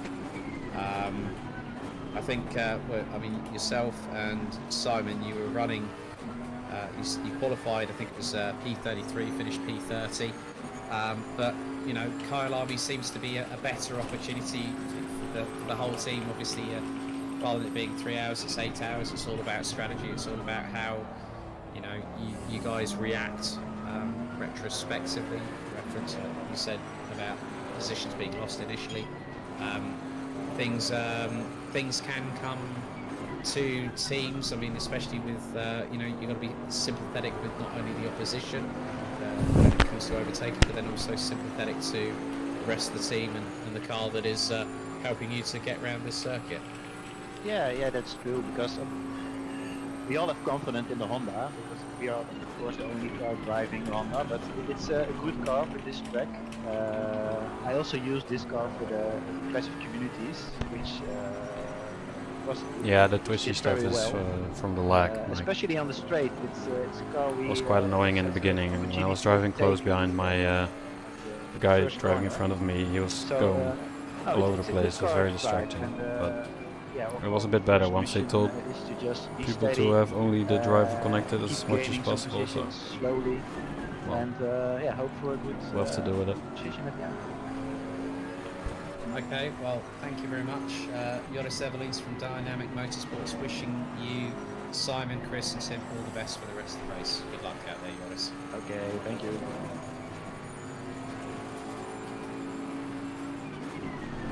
So, Cameron, good to hear from Adam van Drooyen from ProSimRig.eu Racing. Shame that he's spun Mercedes and Joris Evelins in the 937 Honda NSX, the sole Honda on this grid. It's been rather interesting so far, and these drivers are still not. There's no respite. There's no let up, is there? No, you'd think for 8 hours they spread it out a little bit, but no, it's just constant action every lap. And it's quite interesting listening to the drivers and sort of getting to know what their expectations are, how they're sort of settling into such an event like this, and how they're able to just sort of keep calm under the pressure they're under, exactly with running the only Honda car, etc. So it's really quite interesting from that point of view. But yeah, relentless action, relentless wheel to wheel, door to door, mirror to mirror driving here in Kyalami. And wow, we're just in for an absolute mega race here as we see the 74 Lamborghini. And you know what the funny thing is that Hemach has just been passed by Sem Spenkling, so I would think that as soon as they made the change from Nard Cox to Sem Spenkling, that damage, whatever damage was on that car, was repaired. So that Lamborghini Huracan will be firing on all of those 10 cylinders in a V-shaped arrangement, 5.2 litre engine. There's Daniel Georges closing in on Regan Mitchell. So again, the battle for P3, very, very I know, Mike. well and truly That's contested. a lot of talking to do, but they do really well. And to be honest, they are paid for it. First hour so and it's 25 not like minutes and around 30 seconds time to have been completed. Air temperature I'm now quite down annoyed from actually 32 that degrees Celsius to 30 degrees there's Celsius. this weird issue with server now. And the thing is that there's still plenty really of cloud prefer cover. to The wind has dropped significantly.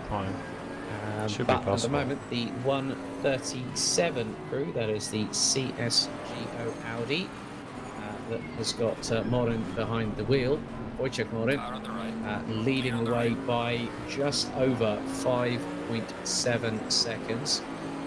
5.5 seconds. That Lekker does got bezig, je rijdt Bjorn langzaam Van op, Aert. Marcel. Regan Mitchell from Simsport Solutions rounding out the top three, and then it's Odyssey Racing's Daniel Georges, and there we have Bertalan Horvath. To be honest though, Mike, you will probably be able to do it. Team Future Esports Aston Martin. There's more of the If blue what you say flags about being yourself is waved, true. and the number 91 car. There's got Peng Peng Kui behind the wheel. That is the Mercedes that has had a 15-second time penalty, I believe, for an incident earlier on. So we'll just so yeah, there was a yep. So the 91 car actually dive bombed up the inside the pair of pink Porkers Porsche, and then all of a sudden the RIP 101 of Thomas Walters, the Porsche, actually got turned around, and that was on lap number 19, because the 91 did a bit of a dive bomb apparently. And you can see here now we've got Jonas Hakola in the number 169 and the 209. You're not a Murray Walker, but you do know how to talk. 208. Don't you? That is of Ham that has taken over from Nick Timmermans, as they're going literally corner to corner, not door panel to door panel. That was left front of the Ferrari to the right rear of the Aston Martin that was going through into sunset. These drivers are not making it easy, I think, for themselves, let alone what they're trying to do in terms of intimidating probeer gewoon waar mogelijk op slimme momenten de backmarker te flashen, zodat die de langs laat. Now into the right-hander here at Lykot. Ze hebben nog niet echt veel for proberen 10th and 11th, so the 208 car, that started a little bit, well, I think it started a little bit further back than where it currently is at the moment. But let's just have a look. The 208. Yeah, I can't talk and drive either. 14th, I believe. To be honest. Yep. Well, I can, but only like spots on the nose with that one. half to a second it's got of Mark my Ham behind the wheel. maximum pace. But more penalties coming through as well, as the number 42 has just received a penalty. That is Lasse Urgaard in the Team DGTL Racing Lexus RCF GT3. That is currently a little bit further down the order, the 42. Has got a 15-second time penalty instigated by race control. Car is currently 24th at the minute. And there was an incident involving Hugard and CHRC number 73 McLaren of Evan Daffas. That was at the 30-minute mark, where according to what happened, that 42 was spun out on the last corner, and did not hold the brakes. So the 73 THRC car also got involved in the incident unwillingly, just due to the fact that if you don't hold your brakes and wait, you can actually fall foul of race control. As you can now see the Harkola trying to get past Ham going through, and nice aerial roof cam shot there. The switchback happens, brilliantly done there by Harkola in the 169 Ferrari. And also, the other thing that I just noticed is that the battle for second and third is starting to heat up again, because Bjorn Renard is actually being closed in on by Regan Mitchell. Regan Mitchell, Cameron, took over 1.1 seconds out of Bjorn Renard on the last lap. Gap now down to 1.674. As we have... Oh, now there was a Ferrari off there. That would have been probably the F1 Idiots 44 car, I believe, that was just off the circuit. But Regan Mitchell definitely has got the fire in the belly, and he is closing on second position, hand over fist. There you can see this is going through the S's, the exit of the S's through into Loikop. Regan Mitchell has got to bide his time, but what he's also got to do is to try and keep Daniel Georges at bay, so at least Georges doesn't have an opportunity to strike. But they've got a Ferrari just up ahead, which is one of the back markers. So Regan Mitchell's just really got to watch his P's and Q's this afternoon.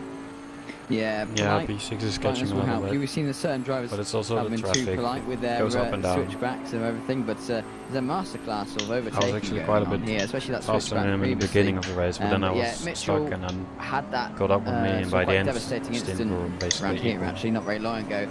And so I think that second place, he feels that he's quite deserving of that. So he's putting the pressure on, and certainly not holding the brakes like you should do when you spin or anything. And he's going full down pedal, trying to catch up to the likes of Renard and Mollen, who their Audi car started fourth and find themselves leading here with an 8-second gap. So that's quite a substantial gap to the next car, and as long as they keep down the road, they're on to a good finish, surely. But we're seeing Mitchell. You lost time in the Georges. Here's the F1 Idiots car, the Maybe Ferrari. It wasn't, what happens here then? Let's have a look. I don't know. What happens next? But you get us in the chat. 44 car. Oh. Yeah. Oh, yeah. I'll do it. No, yeah, that'll be like, yeah, turn in at Cheetah and hope it sticks, and not when you're going that wide, it won't. But Regan Mitchell on the last lap, we have a very annoying closed up to Bjorn Renard. Well, look how close Regan Mitchell is. He is fired up. It's like he is right absolutely fine. He took a further 1.2 seconds. So the Porsche starting to struggle, I fear, a little bit, because now the Aston Martin really has started coming alive, and also in the meantime Regan Mitchell has actually put a little bit of daylight between himself and Georges at the moment. Looks like there is a penalty coming the way of the 3-2-1, and has got Chris Vickers behind the wheel. So there's the 321 Ferrari. That will be more than likely for an incident. So the 321 doing its... And there you have the move completed by Regan Mitchell. Absolutely brilliantly done by the 21 from the in and out lap can be quite important. That was going into the Crocodiles, so heading into the Crocodiles. So Regan Mitchell. You know that in the pit lane you can just go through people, right? Just ignore them. And Daniel Georges has also gone through. So one of the other things that I need to ask here, this is the big 64,000 rand question here. I need to wait for him. Bjorn Renard. Could this be a bit of a strategy call, maybe, that they just decided to let them pass and see if they can keep pace with them maybe over the next few minutes before another pit stop is required? It could be. We've seen them sort of go wild. We've seen these sort of tactics at different tracks as well. So it could be from the Porsche crew trying just to play around, see what happens, see if they got the pace, and see if the likes of Georges and Mitchell are going to fight it out and catch up onto Moran or not. So there are tactics at play. But track position is what counts at the end of the day, which is in 6.5 hours, and it's up to them to see if they can make it work in the strikingly nice Porsche car there. But Mitchell up to second. He's got a bit of a mountain to climb though. 8 seconds between him and the leader, plus traffic and everything else that goes with the fun of endurance racing. And he's also got a pesky Ferrari behind him, who's wanting to get some positions gained here on the exit of Lickop. There, turn 11, turn 10, getting past the Bentley, get him out of the way, and also he's got out of the way of the other Ferrari car, the Georges there, into the braking zone. I thought there was going to be a move back there, able to get a slight switch back but it's still Mitchell ahead of George's, and crucially they're starting to take time out of Morin here. Not much, but it's half a tenth, and if that keeps going his way, then we're on for a battle here as the Ferrari gets slightly wide, slightly on the green stuff instead of the grey stuff, but hasn't compromised him too much, Alex. No, Dave Hedges managing to get the number 22 SimSport racing car up into 18th position. Now, I've just seen that Chris Vickers gets a 15-second time penalty after that incident a little bit earlier on, turn 10, lap number 29. So, Chris Vickers for a little touch on the back bumper of Istvan Buki. That has given the number 321 a 15-second stop-go. So again, we're seeing a lot of drivers getting rather up close and personal. Lassie, is die uit de 18 naar je toe gereden of hebben we het ingehaald? Getting up the inside of one of the other Lexus cars there. And that would have probably been maybe Alexander's a snelle vent, dus als hij sneller is, moet je hem laten gaan om geen gedoe te krijgen. No, that was the Ferrari. That was a Ferrari that Lassie Ulgard has actually gotten up the inside of.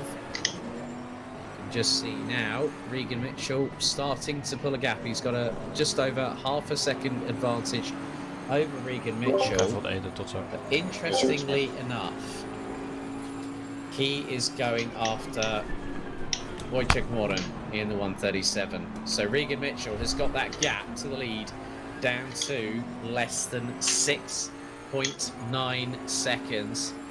You've got a couple of cars just up ahead. You've got the pair of Big Porkers 912 Porsche, and you've also got one of the Audis, could be Mark Dieters, I believe, up ahead. That is the case in the 84. But Daniel Georges, that pesky Odyssey Racing Ferrari behind the number 21 SimSport Solutions car, SimSport Racing car of Regan Mitchell, still trying to go into battle again, going through the Deacon into Crowthorns. So SimSport Solutions staying in second. But one of the interesting things now, I can now see the strategy from Daniel Georges here, Cameron. He's not wanting to fight with Regan Mitchell. He wants to play the game that was always played in the playgrounds when I was a young kid, follow the leader. And that's what he's doing. He's just following. He's not going aggressive. He's not going to go, let's see if I can get past him. It's a case of, right, let's see how far I can push this without him having to make a mistake. As Anthony Terhorst is closing in. That is on Vermeeren in the number 16 car. So Mercedes versus Mercedes. So that's Jos Vermeeren against Anthony Terhorst. So number 16 against the number 69. We go on board with the ProSimRig.eu Racing Mercedes. Anthony Terhorst behind the wheel.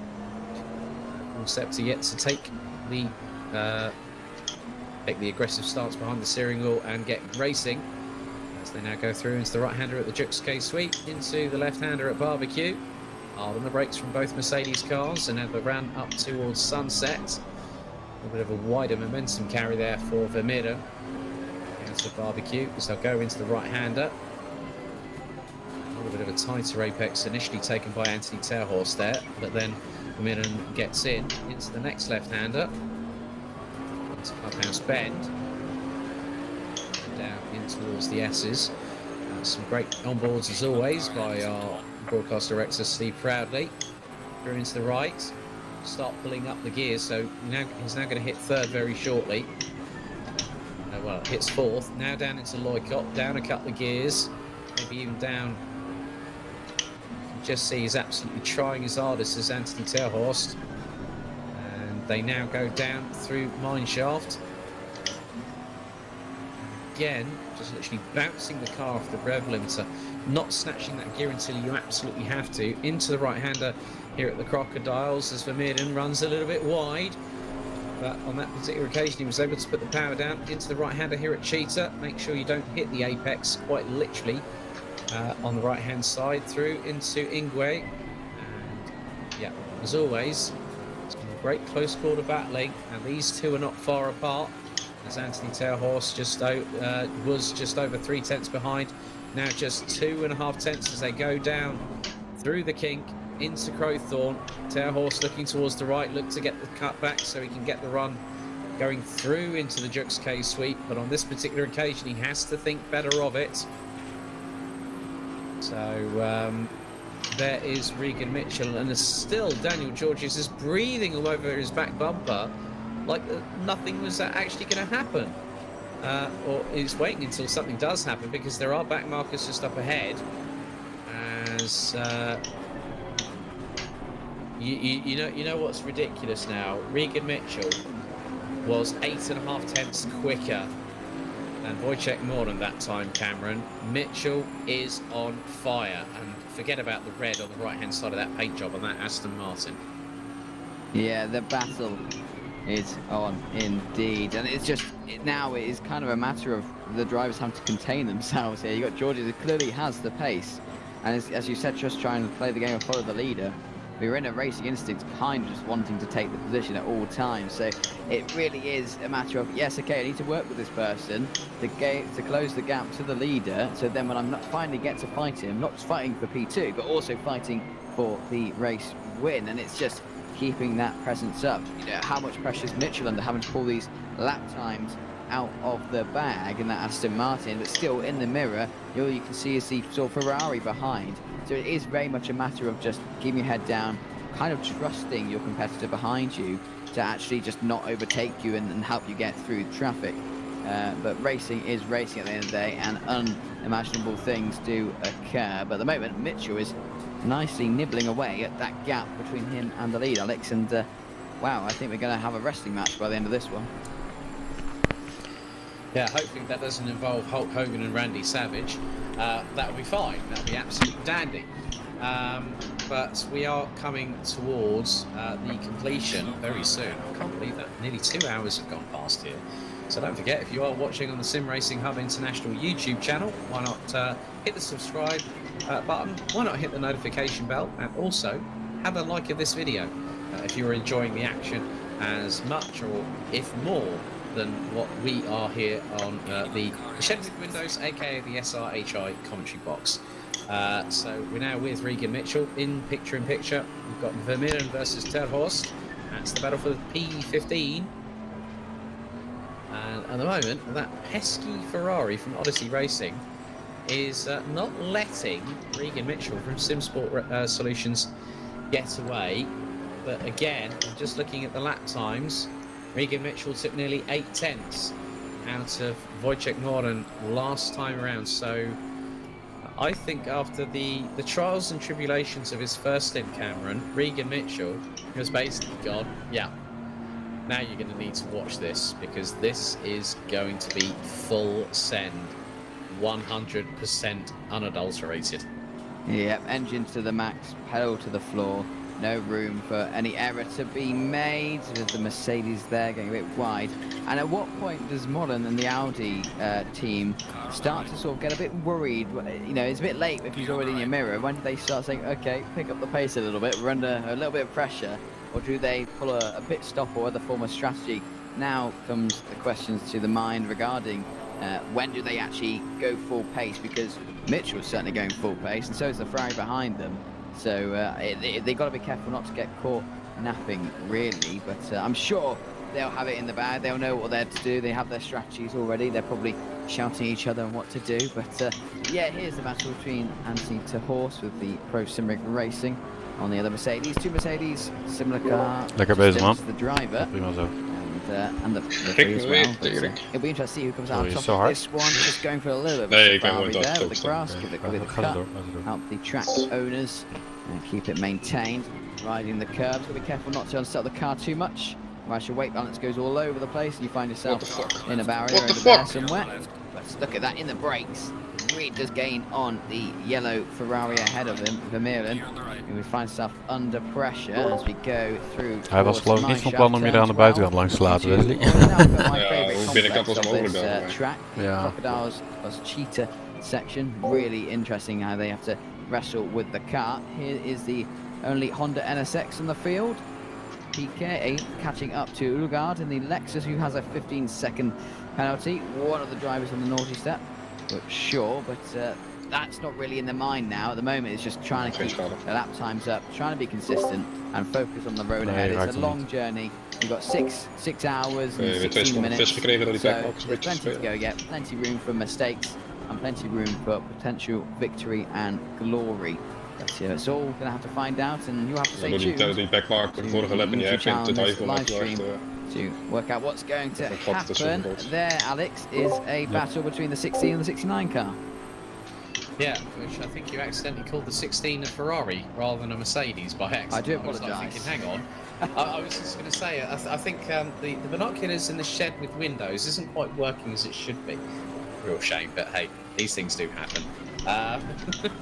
But yeah, Terhorst and Vermeeren, this is not died down. No one has been able to fan the flames. They've just had literally lighter fluid poured onto them, and you just wait for the bonfire to start peaking a little bit. But Terhorst keeping Vermeeren very, very honest. And again, now the interesting thing here is another nigh on second has been taken out of Wojciech Moren by Regan Mitchell.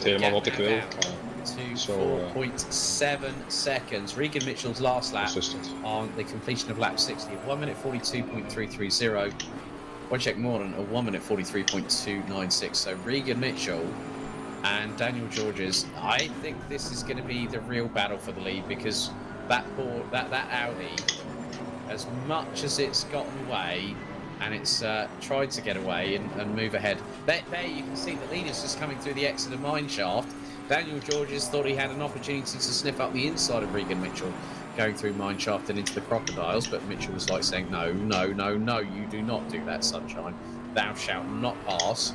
So you can see now, I think that gap is going to be close to 3.5 seconds by the next time that Regan Mitchell closes on. But there is the F1 Idiots 44 car unnecessarily getting in the way, and that nearly allowed Daniel Georges to get up the inside of Regan Mitchell for second position. Out of Ingwe they come. So Moren has already crossed the line and started lap 62. And the gap now has all that work that Regan Mitchell, a second of it, has just been absolutely decimated. Because the 44 was trying to get out of the way, and it was a bit of too little too late, I'm afraid. And now Daniel Georges is closing in on Regan Mitchell, and Mitchell now, it is a case of, is it fight or is it flight? Well, it's fight and flight with Regan Mitchell on most days when he's fully charged up, and I know for a fact he's going to make the rear end of that Aston Martin Vantage V8 GT3 as wide as humanly possible. They've just gone through Sunset, now into the left-hander at Clubhouse before heading through the S's. This is okay, so we had another penalty being issued. There was a moment between the 33 car and the Garage RIP 101, so the number 33, further down the order on this grid, that's the Lock driving car, was tagged by the 101, and yeah, not waiting as per the SRHI rulebook, and that was lap 37, turn 6. So RIP 101, unfortunately, 15-second time penalty for that car. Als je denkt dat je gas achter je echt gaat aanvallen, kan je hem beter op een gegeven moment laten gaan, dan verlies je het minste tijd. It looks like it's got about 101 stickers on it, because now at the moment that's Mark Dieter's just up ahead in the 84, but you can see now is that Regan Mitchell is going to try and start clawing back some time if he can on Moren, but he's still got the 15 of Georges behind. Okay, 1.7 seconds has just literally been swept under the bridge. So there goes Ayas around. Misschien aan de kant gaat hij van komen uitgezet. Waardoor verloor jij hem? Want je ging in één keer naar buiten. The was at least didn't move, but that was the 74 car with Sam Spankelik behind the wheel, currently in 7th position. Als hij niet wegrijdt, dan moet je gewoon flashen en dan ga ik anders gewoon reporten dat hij er weer langs moet. Ja, hij is wel sneller, maar hij had gewoon niet moeten down. It's less than 2.5 seconds. Regan Mitchell is on an absolute fire. There is the leader. Ik was ook een beetje mijn gasten terughouden, want die twee voor mij kwamen tegen elkaar. Yes, yeah, get your popcorn, get your blanket, get your fizzy pop ready and waiting, because there's going to be an action-packed blockbuster on your hands very, very shortly, because the last couple of laps he's taken at least a second and a half. Now that Audi is very much coming under fire, because Regan Mitchell has brought Daniel Georges along with him for the ride, the roller coaster ride going through Mineshaft just then. Track temperature has not decreased that much. It's only a couple of degrees since lights went out. Als je gewoon je eigen lijnen rijdt, dan is het niet echt sneller. Dus gewoon blijven rijden. As Regan Mitchell and Daniel Georges make their way through Cheetah. Through into the left-hander at Ingwe. Gap now down to 2.2 seconds between first and second position. I would hazard a guess it's going to be just over 1.3 or something like that, maybe, as they cross the line. Well, it did go down to 2.2. And Niels van der Kekelt, good to see you with us as well. He's watching.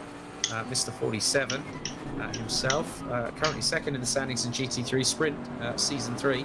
He said, I was holding my breath for that rejoin. Niels, well, we all. So you can now see that Aston really starting to use that torque, and both Cameron, both cars on paper have better torque deliveries than the Audi just up ahead. That could really give both Regan Mitchell and Daniel Georges the opportunity that they will need, as we are fast approaching just over 10 minutes away from the conclusion of the first quarter of this 8 hours of Kyalami here on SRHI. Yeah, and that first quarter's flown by, really, just like the Aston Martin's flying around this track. We've seen that as soon as he's got out of traffic, he's just been able to put those laps in. We saw in traffic he was possibly, gaining a lot of time still, but not the full potential. Now we see just the unleashed potential and speed and pure pace that Aston Martin driver has there. And look at that, there's the leader, P2 and P3 all in one shot.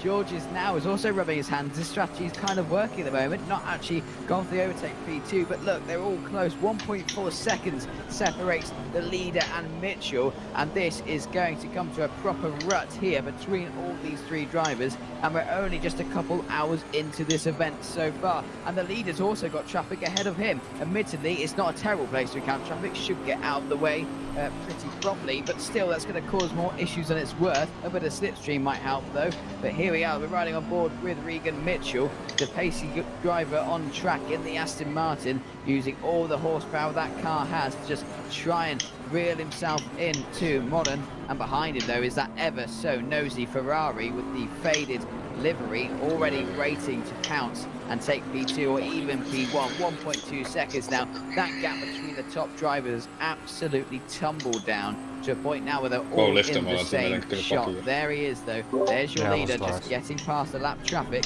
And there is Mitchell and Modern chasing behind. The red mist, I think, is descending once again on Kyalami.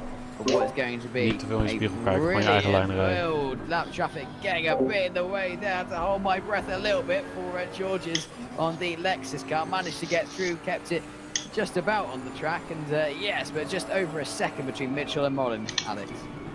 Yeah, well, the funny thing is that Regan Mitchell, I'm going to say this, I've never used this as a commentator before, this is a first for me. He properly yeeted it up the inside of that Lexus. Seriously yeeted it right up the inside. And I have to say, that comment is completely warranted. But now the gap is less than 1.1 seconds. And it is going to be a case of, it's not a case of if, it is that ultimate case of when will Regan Mitchell make that move. But then you have to also factor in when effectively Daniel Georges could factor into this. Now we're coming up to the 2 hour mark at about 7 minutes time, so in a couple of minutes we'll bring in the other two on the Motley crew, Steve Proudley and Tim Fulbrook, but we keep our eyes open, we're waiting with bated breath. And Niels, that was definitely not a David Christie influence one. It was proper like I had it in my head. So David Christie is the one that decided to say that on SimGrid, and I don't blame him for doing that. Team Yeet. No, that's a one-off appearance for that word for me, Niels, I'm afraid. But you can see here, Cameron, that gap now, because now Regan Mitchell's getting back into the dirty air of the 137 CSGO Racing Audi, that could be where the Aston Martin might start dropping off. We see it. Sam gaat hem zo aanvallen, dus dat helpt je alleen maar. But we also see it in GT3s that you get into that dirty air, that car is going to be Okay, it's going to be faster in a straight line. The biggest thing is you have to contend with dirty air. The instability, especially the traction through the corners, coming through the apex and putting the power down, that can be one of those things that could decide a lot over the course of an endurance race.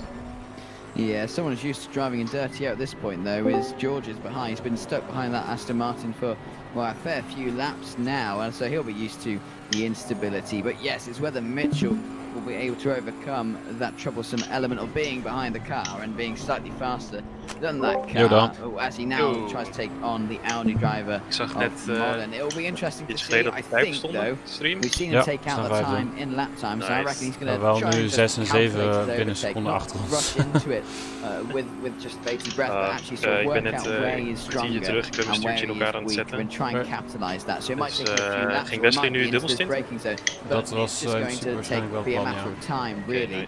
And what if Modern, who's led this race for quite a while now with the team and has had that gap, ja, precies, dat had ik ook niet gehaald. Dus ik denk dat ik het op zich wel zou halen, maar dan kan ik niet oefenen of checken of alles perfect werkt. At least, so it's difficult for all those involved. It's really going to down to just pure talent and pure logic, really, and tactical planning. We don't know. Hoe laat moest Wesley weg? Getting in their ear? Do they know whether niet echt specifiek een timer, gewoon met eten. Basically, race engineers. Well, things like that will come in handy, but we just have to wait and see this battle come to a head here between the Aston Martin, the Audi and the Ferrari.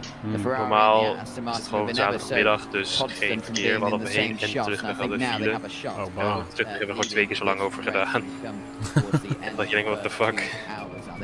En toen, ik was van plan om... Thanks. And yeah, so it's not just about the battles throughout the entire field. Ik was van plan om gewoon vandaag mee te eten, maar blijkbaar is er niemand thuis, dus toen moest ik ook nog langs de supermarkt om eten te halen. Het ging allemaal iets minder voorspoedig als gepland. Zeg maar, het niet heel veel uit. Nee. Ik had anders ook gewoon weer in de auto kunnen gaan als Wesley niet wilde. Dus, ja, dat is zeker waar. Sam is nu voorbij Marcel gekomen, dus het gaat wel snel een aanval worden op Wesley in ieder geval. Ja, maar misschien crasht de computer, dus. Nou, het lijkt dus dat hij het heeft opgelost. Helaas. Nou ja. Goed voor hem. Maar Nart viel best wel ver terug in het begin, zag ik. Ik keek na, weet ik veel, 5 of 10 minuten en toen stond hij opeens 9e of zo. Nart had meteen een soort spin, zeg maar. Of 6. Die kwam recht voor mijn neus uit. Ja, ik kon net ontwijken of zo. Ja, het was allemaal een beetje ongemakkelijk. Maar ja, het ging wel op zich goed. Zijn er nog veel dingen gebeurd? Nou, verder niet. Ik heb toen eigenlijk heel lang achter Nart en Poekie vastgezeten. En Nart die deed helemaal geen aanvallen. Daar was ik een beetje geïrriteerd over. Maar ik kon ook niet echt een aanval op hem doen. Mede omdat dus die auto voor me zit, dus dan kan je niet zo makkelijk diven. Ja, precies. Maar uiteindelijk spinde Nart, omdat hij de curb raakte bij hoe heet die bocht? Ja, in ieder geval die rechter in de laatste sector. Ja, precies. En moet je maar geen Lambo rijden. Ja. En toen kon ik uiteindelijk wel na een paar rondjes voorbij die afstand. Dus toen had ik eigenlijk die afstand, ik zag net dat ik een berichtje van Semma dat die Aston heel super vroeg remde overal. Ja, oké, hij had het naar jou gestuurd. Ja, blijkbaar. Ja, check. Ik keek net en ik had een berichtje. Nee. Wat had hij gezegd dan? Hij remde heel vroeg, ja, daarom dat hij heel vroeg remde. Ja, precies. Zei Wesley nou? Geen idee. Wat zei je, Wesley? Ik kan nu nog wel dubbel stinten. Oké, tot goed is. Even kijken wat was 5,50 Red Bull pitten. 12 minuten. 5,50, dus nog 12 minuten. Ik ga verder met dit in elkaar zetten en dan kunnen jullie de pitstop best wel fixen.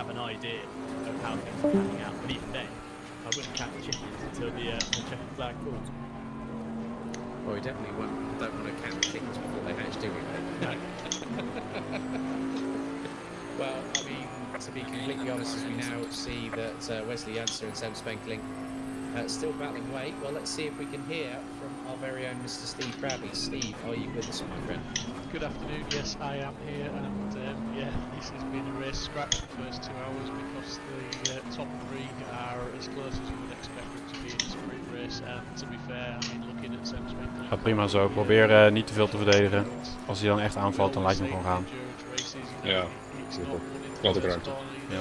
Had 8 hours, you know, starting with 8 hours to go, but they are attacking it like it's a sprint race. They are looking for every position.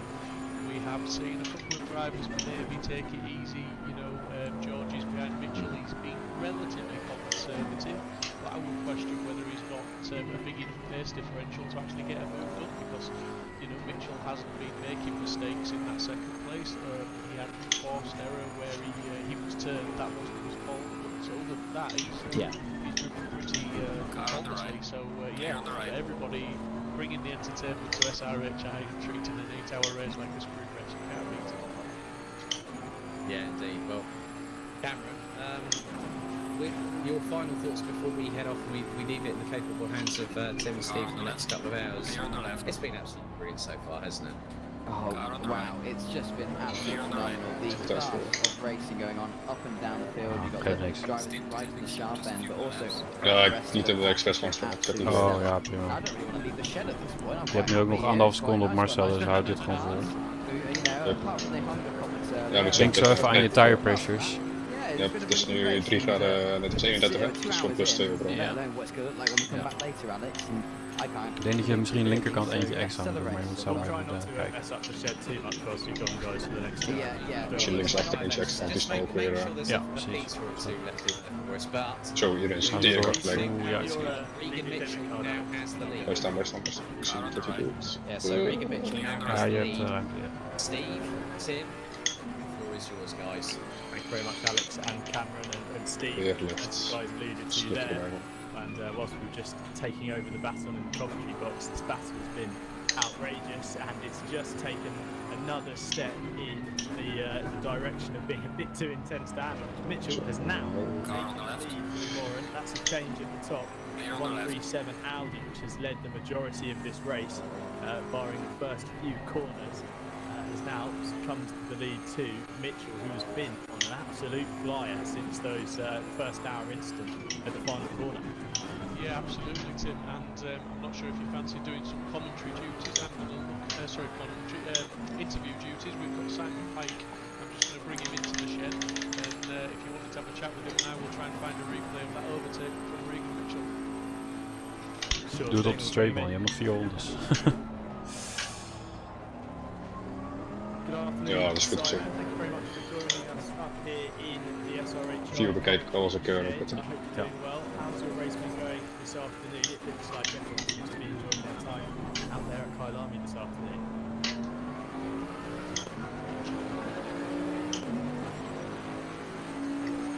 In principe zou 92 à 93 genoeg moeten zijn. Gaan we even focussen nu. Yeah, I've not spoken to chat. Chris Owens just told me to tell you that he's left his stream on in the background and he was keeping down while he's doing this. That's professionalism at its finest, isn't it? You don't want to say a few choice words here and there. But yeah, how has your race been going? Obviously, in that you said that don't have most support. Honda are sold. Honda out there. It looks like you've had a fairly busy race so far. Goes to the 2 spin team. So yeah, not too bad. The pace was no problem in the car. I feel a little scratch. Racing with etiquette, like you expect. I'm enjoying the race. Yeah, well, it's difficult, not to add salt to the wound, but you always want to get the race started off nicely, don't you? And sometimes that first hour is crucial to the race, but this is the longest race we've had in the season so far, and with 6 hours to go. What is your team's plans? Is it just pound around and see where you end up? Have you got any particular strategy tools you're working on anything different to try and gain back some time? We've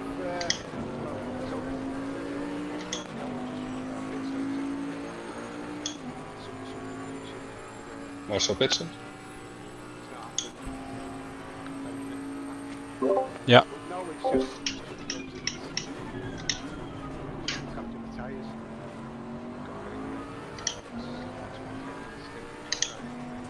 Yellow flag in sector 3.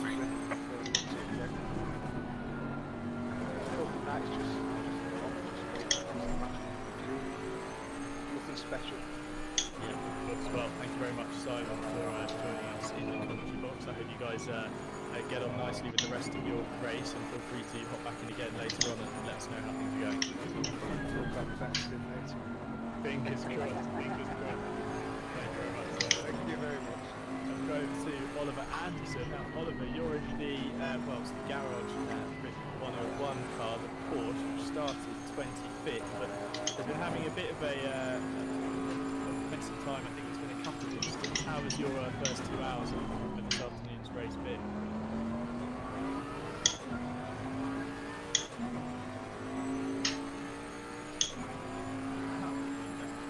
Sure. Well, Thomas, then, how was your start? Yeah, I was the first one. Really helping actually. Volgende boxen. First of all, I spun. Nee, volgende. Je kan er nog 2. City way, and I got tapped around. So yeah, and I made three off tracks. So it wasn't really helping, but Gabor seems to be doing a good job, and we'll keep up the good pace. I hope. Je hebt nu nog 4,5 minuten, dus dat is 2 rondjes. Zijn je 94 minuten? Ja, 93. Je hebt trouwens nu niet genoeg pressure erbij gedaan. Denk ik. Oh nee, inderdaad. Volgende lap. Kan je kijken wat mijn pressures doen? Normaal? Je hebt nu exact hetzelfde als waar je net mee begonnen bent. Oh, oké, maar nog 2 erbij. Nou, eentje denk ik. Het is nog 2. Ja, doe maar 2. Doe maar 2, ja. Ja. Yeah, I was really nervous first of all, but yeah, it was tricky. I was trying to be careful. Normally I'm quite, as you say in GT4, I'm quite a hot potato. Ja, als het 4 klopt. But yeah, it was hectic, but I think I managed good. After like 10 laps, it settled down, and I could find a rhythm. Too bad I spun though. So yeah, I mean that's the name of the game, isn't it, with endurance racing? How is the car? How is your, obviously the last time you would have driven the car in anger would have been in qualifying a couple of days ago, but how is the car in race trim? Do you feel confident that you've got pace to push on up the order? Obviously you're running in 21st at the moment, but gaps are not too large between competitors at the moment. No, as you say, the car in quali is a lot faster because of the fuel loads, but no, it's a really stable car right now, and I think we can go a lot faster. No. Well, Oliver, that's your job when you're in the car. You're the one who needs to be going faster. We have had the 2 fastest guys in the car now. Stefan is due to take over in a few minutes, and we are likely to see both Stefan and I drop a little bit of pace in comparison to Thomas and Gabor. So we will maybe drop a little bit down the field, and then we'll come back up when Thomas and Gabor takes over again later. So yeah, there's plenty to happen still, and plenty of changes to take place over the remaining just under 6 hours. But thank you very much, guys, for joining us up here in the commentary box. I hope the rest of your race runs cleanly, and again, feel free to jump back in later down into the race to tell us how things are panning out. No problem. Quick shout out to the guys in the stewards room for doing a stellar job so far. Keep up the good work.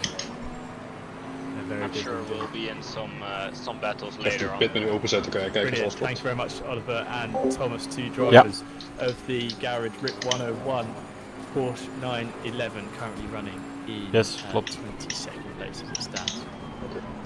Right, Tim, I'm going to bring us a replay as we missed it in the changeover. Bitbox was heel vroeg, zei je? Ja, hij is echt meteen links. But all the same, it was a change Dus for beter the niet lead. vol gas door de Put bocht naar Regan links out en in dan houdt front, het al bijna and niet. Regan at the moment is still out on track, I believe, as the others pits. As you just see there, the Audi just makes a little bit of mistakes, run wide, and opens the door for Mitchell. And he didn't need a second invitation, and he put the car through nicely there to take the lead, and had the pace to start pulling a gap. So great sterling drive from Regan. As I said earlier, he's had he had that bit of a knock earlier on, but he's out in the lead at the moment. But it just shows you how close the top three were, because that car just out of shot there was the 15 Odyssey Ferrari, who so very nearly put the Audi back down another position, such as the gap between the podium at the moment. We're currently in a pit stop window, so there are a few cars heading to pit lane and some still out on track lapping, and in doing so, that has elevated Is Daan hier nou ondertussen? Wat was dat? Daan is er, maar die is nu weer even weg. Maar hij komt zo Sky Racing Lamborghini, which of course was our pole sitter, but fell through some issues early on. As we see, officieel mijn langste stint en at achtste the helm of the 21 SimSport Racing. Hij zit nu echt vlak achter de Porsche die nummer 5 ligt. Is dat van Sam? Nee, dat is niet Sam, dat is een Lambo. Misschien vakken worden ze bij de schade had. Ja, die waren al voor ons. Ja, die viel al de hele tijd terug. Dus, maar dit is een nieuwe rijder. Hey, Tim. Steven, and this is exactly how it's going to be met right down to the wire, isn't it? Because with hij is al voorbij. Conditions going to change as the sun starts to set here in Kyalami. The gaps are going to ebb and flow, but the racing will stay just as intense. Yeah, rustig laten opwarmen.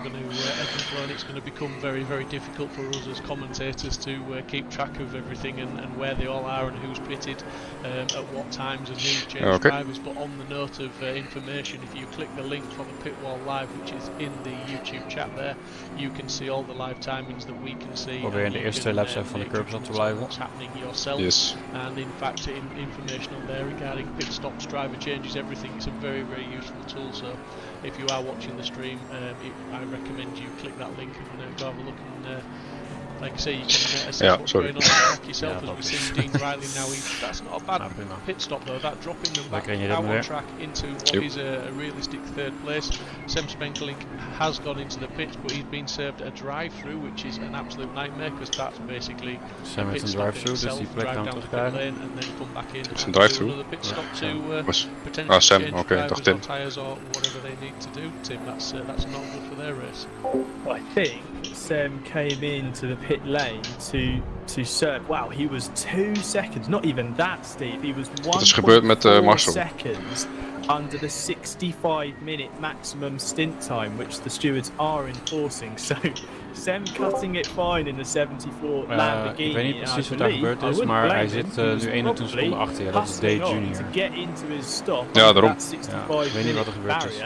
And sled in the pit lane, and that's what's handed in the drive-through. So as they have handed over now, Nard Cox taking the wheel. He was the driver who started, but he will have to serve the driver penalty in the next 3 laps or so. Ja, het is nu weer Nard, maar die komt er zo binnen. It's devastating for them because as we can see, and as we've been saying, the field is still relatively close. You know, the top sort of 10, top 20, there's not massive. You know, it's going to drop them a long way down the order, that extra pit stop. But the good thing about the endurance races is with 5 hours and 48 minutes to go, that's right, I said 5 hours and 48 minutes, there's lots of time to adjust your strategy and to pull it back. It's not over. There is a long way to go in this race. We're not even halfway there yet. So yeah, it's not over until the lady sings, and I think it's keep your chin up, keep your foot planted, and bring it home, and don't give up. As we know, we've seen in the past, Sem Spenkelink, he won't give up. His team won't give up. They're very much focused on. Het is VR natuurlijk. Ja, het is VR, hij ziet het niet. Nee, ja, daarom plastic hem al. Suffer that spin. Hij reed er ook tegenaan. Dus, just rounding now on lap 1, dropped right down the order, but managed to fight back through and was actually in a battle pack, gaining positions, which I believe did involve the 301 Bentley, nog 2 rondjes buiten blijft. Who's the best part of 1.3 seconds back. So really, this 74 Lamborghini has fought its way through the field, climbed up the timing screens and was, inherited the lead as the pit window opened, but now to have to serve that drive-through penalty is a shame indeed. But if they've done it before, I wouldn't put it past them doing it again. Actually, we've just seen another drive-through handed out to the 137 Audi of Cooper, who's taken over the wheel of the CSGO Racing car. Do you know what I think's happening here, Tim? I think obviously, you know, as I said earlier, tongue-in-cheek, they are driving it like a sprint race, and we've seen a lot of drivers running over some of these curbs, and they're going to be abusing track limits. They're going to be getting warnings, and you know, we're going to see these drive-throughs. These drive-throughs, I think, have been handed out by the sim automatically for track cuts. So I think, you know, we're going to see a lot more of this, and it's unfortunate, but it's very difficult to stay within the lines when you're pushing as hard as these guys are. It's one of those difficult things, isn't it, where you want to be hurrying on, you want to get in the car, do your 65 minutes tops, absolute optimum pace, but if you've got to hand over the car that's got a few strikes against its name and a potential drive-through lingering over it, then it can just do damage to your race. But in that respect, like you say, the Kyalami is a track where you can pick these up just through getting your hustle on, can't you, Steve? So I wonder if, you know, it's just part of the nature now of this race that at some point your car might have to do a drive-through for track limits, and it's about just keeping an idea on where that's going to drop you, how that's going to affect your stints. I wonder if actually these track limit drive-throughs are going to become something like, you know, attack mode in Formula E or something like that, where it's just going to happen at one point. So you've got to work out, you know, what to do when that situation arrives, because like you say, this is a track. Well, the one thing that AC for the sim world is brought endurance racing to the masses for sim drivers, because it's a fantastic sim. Fantastic at delivering and drivers, I think, when, you know, were a little bit naive, you know, when they first started doing the endurance races, and got very upset about knocks and taps and things like that. But I think that while probably accepting it is the wrong way to put it, it's one of those things. It happens, and you just basically, like I said, you change your strategy, you knuckle down, you drive. And a good example of that right at this moment is the 22 Aston Martin of Sim Sport Racing. Dave Hedges had a nightmare of a start. He got turned and just literally went on the first lap, went to dead last. They have done at least one pit stop, a couple of pit stops. Kieran Verdago at the wheel of that car now, and he's up to 9th place. So they were dead last at the end of lap. Voor zit ook een drive-through, nummer 3. So that just goes to show, you know, there's a long way to go. Just keep driving, keep chipping away the laps. And there's a lot of drivers doing that at this moment. Zimmerman had a bad start to the race. He lost it and got turned, and he lost a lot of positions. Again, another quick driver that's come through the pack, and he's put his team in a respectable position and somewhere where they can fight. And talking of fighting, while we're watching this battle here, Dean Riley, who's closing on that first place of Banny now, and we can see that he comes into shot now. He's literally within striking distance. Je bent sneller dan die vent achter je, dus rij gewoon weg. If he takes that long, he'll be looking to make a move somewhere into one of the braking zones. Well, these drivers both new to their race cars this afternoon, and by that I mean it's their first go behind the wheel in this 8-hour event, and Riley, already in the 5 laps he's done behind the wheel, is lapping to the tune of 1 second faster a lap on average. Whether he's just got a better break in traffic, or whether Riley does have quite a lot of pace in hand in the Aston Martin over Vanny in the Odyssey Racing 15 Ferrari, but they're going to come up against some more traffic here. One of the Mercedes, I believe there's a few more cars up the road. So the name of the game, isn't it, Steve, with these endurance races, is it's all about having the pace on the lap in clear air. Great, but you've got to manage the traffic and get past those other cars on track, as we see Riley actually moving out of the slipstream, if not to just let Banny know he's there. Just let him know that he's here to fight and he's not going to roll over, as we see Riley going to the outside, tucks back in. Ferrari moves over there to allow the 2 leaders through. Don't want to get involved in this battle for the lead as they go round towards the final corner. Riley just losing out a little bit in that final sector with the traffic. Yeah, name of the game, isn't it, Steve? Managing traffic, making those clean moves on the slower cars. Yeah, it's managing traffic, and it's that favourite word of mine, consistency. Is key. You know, you've got to put the laps in. And interestingly, you know, we've got teams of drivers here, so now obviously they're reliant upon each other to bring the car home in one piece and to have put some good stint times in, obviously consistent times. It's not always about being the fastest on track. But what I will say is I witnessed a race last Sunday in the GT3s with Dean Riley and Regan Mitchell both racing against each other, and they spent 90 minutes at Kyalami within half a second of each other, so their pace is pretty well matched. That tells me that this team we're watching at the moment have got a pretty strong team. So I know the full team is pretty much all on the same pace. There's no, shall we say, weak links or slower drivers, so that the pace that you see in this Solutions car at the moment is the pace that I think they'll bring it home with. It's just down, like you say, to managing traffic and being consistent. There's quite a lot of other cars on this grid at the moment that are probably going to argue with them for that top spot, but they're definitely, at this moment in time, they're doing the best they can, and they're in with a shout of it. As we see the pair closing up on the 169 Ferrari of Hulleman and the 69 Mercedes of Scepter, those drivers running in 13th and 14th respectively, and are the next drivers to be put a lap down on the standards at the moment, which shows you the pace of everyone out on the grid to only have lapped, well, what is maybe 2/3 of the field. Shows you how quick the 38 cars are, and 137 drivers competing. Fantastic field assembled here for the 8 hours of Kyalami on Sim Racing Hub International. And this battle on screen at the moment, as the picture in picture, you can see Riley closing up for the lead. We've got the 8 Bentley battling through the S's with the Artworks car of Junior, the 969. As we see Riley goes for the lead into turn 1, gets the job done. A bit of a hip check as they went side by side through there. That was an assertive move from Riley, and we said he wasn't going to be hanging around. And Steve, that's a statement of intent if ever you wanted one. Going up the inside, a little bit of paint exchanged. This is my spot, and I'm not letting you have it back. Yeah, it was certainly assertive, slightly aggressive maybe. Was it too aggressive? Only the stewards will decide if it's protested. But to be fair, a little bit of paint rubbing. He left enough room, didn't push anybody off the track. But it was definitely side-by-side door banging. But that's put Dean Riley up into the lead now, and we'll see what he can do, if he can stretch his legs and you know, make hay while the sun shines, as it were, and get a gap on it and consolidate what is now the race lead. Fantastic job from Dean Riley. I'm sure the team will be cheering away over the radio as we see the Science Friction Racing Bentley of Frank Rother, the number 8.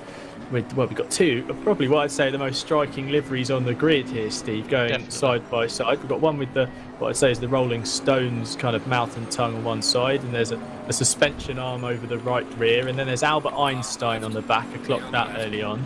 And then on the 969 Artworks car, you've got the word Artworks sprayed in graffiti style across the back. 2 very different answers to the same question, Steve. Yeah, they're both fantastic liveries. There's quite a lot of really nice liveries out on the grid today, but I remember going back to the 4 hours of Monza, that Artworks Bentley was probably one of my favourites out there, and it still looks stunning, even though there's a few more new liveries on the grid today. But again, we've got one of the drivers, Chris Vickers, has dropped into the shed with windows for a chat with us.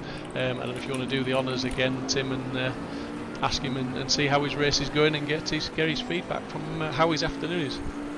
Sure, I'll hop down. Hello, Chris. Thank you very much for joining us here in the fantastic Sim Racing Hub International shed with windows. I hope you're doing well. Your 321 Team Abbey Racing Ferrari started 10th, running 10th, but I reckon it's been anything other than straightforward so far. Absolutely. The start was, I think, went well. For the most part, it was pretty clean. We managed to, I think, with a few incidents and a few passes, ended up 8th or 9th. We had an unfortunate incident with car 333. I thought I had the inside, and he turned into me, but we got the penalty, so that is what it is. We're just on the recovery drive now, see where we can get on the next stint. a long time still to go, over 5.5 hours, and looking at your stints, you did a double, really kind of maximising the time you're allowed on track. Is your teammate, is Abraham Jose in the car now? Mike, is he in for a double, and then will it be kind of swapping out until the end? He might actually be in for a triple. Okay. Yep. We're going to see how he feels at the end of the second stint, and it's either going to be a full third or a part stint just to drag out to the end. Zo, hoe lang is de stint tegen net begonnen? Lots of strategy still to be played out, and with, you know, like you say, doe ik dan de volgende? How is the car changing over a stint? You know, we're going to see conditions change, the track temperature starting to come down just a little bit, ambient temperature's going to drop with the sun setting. Maar hoe laat, over een uurtje of zo begint dan de stint, toch? Ja, over een uurtje. The setup that we've got, it's fairly balanced. I think the Ferrari in general, it's not a car that changes its aero balance massively through lack of fuel. Kwart voor. So as long as you can look after the tyre for 65 minutes, it's fairly easy. zeg maar. The setup is a little understeering towards the end, but it's manageable. Nog 50, oké, nice. Dan ga ik even eten. And as well, dan kom ik daarna the 3-2-1 car, you're one of the last kind of gaggles of cars left on the lead lap. You know, do you think really that your job now is to just hang it out, just keep pounding round and just be there in case anything happens, or do you think you've got, like you say, a bit of strategy in the bag that might help you leapfrog your way up the field?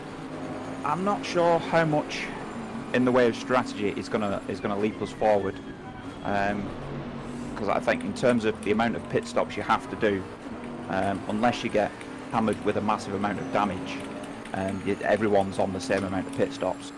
So it's just a case of making sure you nail the pit stops. You don't want to be stopping too far forward or back in the box, and just pushing for the full hour, making sure you're smashing out the laps every time. It's pressure. The field is close, very close. We were very happy but surprised to see how close the grid is from the front to the back. Really, it makes blue flag overtaking difficult. Sorry, I was just going to say, it certainly makes 8 hours more exciting, doesn't it, where you've got a few tenths in front and a few tenths behind. There's no respite, is there, at a track like Kyalami as well? No, and there's only a couple of really good overtaking spots if you're truly door to door. So it's hard work. It's really hard work. Brilliant. Well, thank you very much, Chris, for joining us here in the commentary booth. Thanks, and make sure you drop back in later and let us know how the strategy in your races is playing out. Yeah. Cheers, Tim. Thank you, Chris. All right. Bye bye. Well, Tim, put the question to you, didn't we, about Dean Riley to see if he could stretch his legs once he hit the front, and the answer to that question is definitely, it's a resounding yes.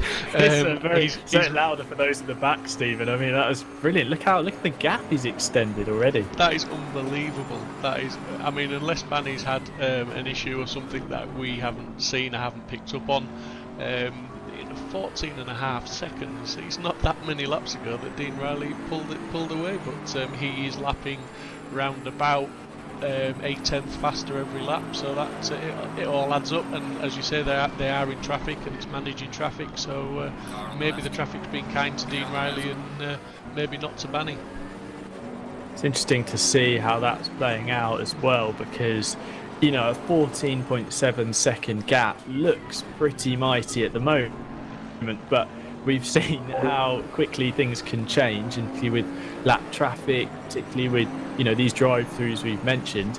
That's still no reason to really let off. But also, Steve, put this to you: if Riley, you know, if Dean's really flying in the car at the moment, he's really happy with how it feels.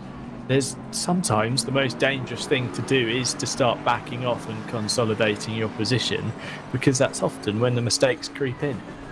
Yeah, absolutely. Sometimes it's harder to drive, like you say, just a little bit more conservatively than you would normally, because you know your brain's functioning at that 10/10 and flat out, and you start slowing down, it breaks the rhythm, and it can lead to mistakes.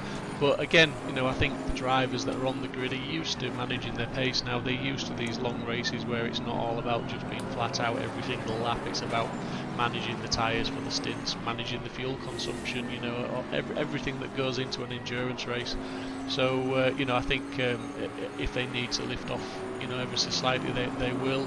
If they need to put the hammer down, like we saw Regan do in that second stint of his, as he proved he can do, and Dean obviously again has done.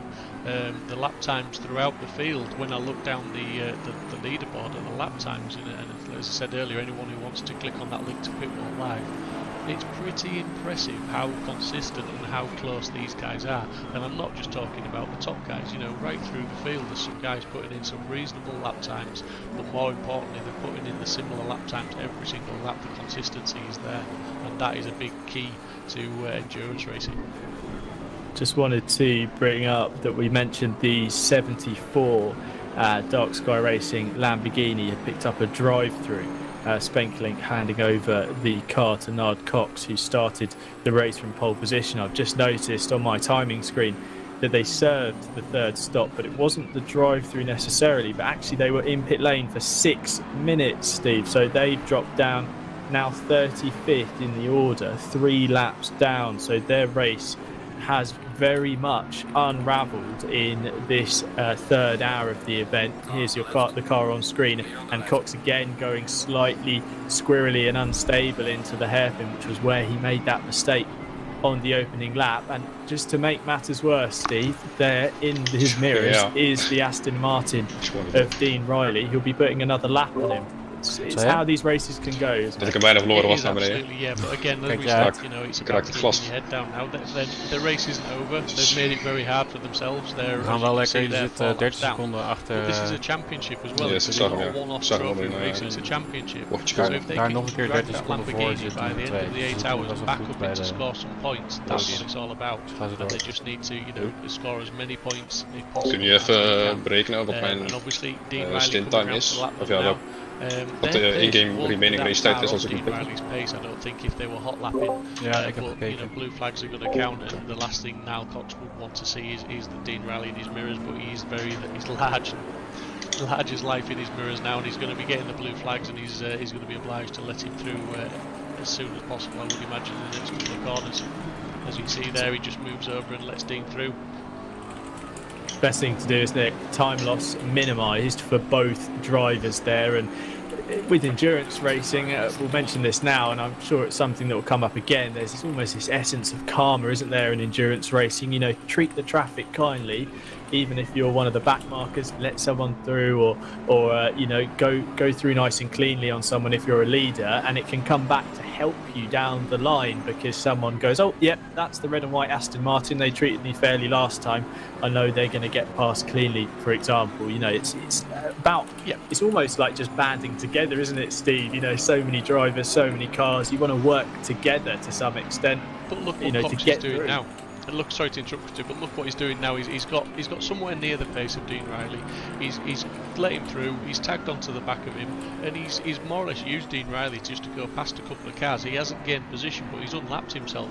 Now and I know, if you end up going a few laps down through whatever reason, and you come back out of position, and you've got a lot more pace than the guys in front of you, quite often the hardest thing on track to do is unlap yourself. Nobody wants to be overtaken, and they just they're not getting the blue flags, so they're a lap up on you, so they don't feel obliged to pass you. It is one of the hardest things to do sometimes, but if Cox can hang on to the back of Dean Riley, the cars are going to get the blue flags, and he's potentially maybe going to be able to use that to his advantage to maybe unlap himself on a few more cars. Well, we have seen the pace Riley's had in the car, and indeed how well Regan Mitchell did in the opening 2 hours of the race this afternoon. And I wonder if Cox really can just latch on to the back of the Sim Sport Solutions Aston Martin and almost use him to open the door. Like you're saying there, Steve, the blue flags will be waving for Mitchell, and as Mitchell goes through and says thank you, here's you're going down another lap, Cox just shuffles through and gets past another car and keeps the fight on, because the pace in this 74 Lamborghini is certainly there. That's no question about it. It just looks like it's been a little bit unlucky in the opening 2 hours, and now it's all about kicking on and making the best of the final 5.5. But the order at the moment as it stands, that is Dean Riley in the SimSport Solutions Aston Martin, leading the way from Clyde Banney in the 15 Odyssey Racing Ferrari. Then there is the 137 with Mikhail Cooper on at the moment. That is the Audi of CSGO Racing. So that's your podium at the moment. And they are being chased down. There's a 12-second gap back to the 301 Bentley of Wesley Yance, who's at the wheel at the moment. So there's some gaps starting to form now between the leaders, but more than likely to change before the checkered flag. Yeah, absolutely. And another driver joining us in the shed this afternoon, Tim, Jonas. Again, if you wanted to do the honours and have a chat with Jonas and see how his race is going, and let's see if we can get some inside information to some of these pit strategies.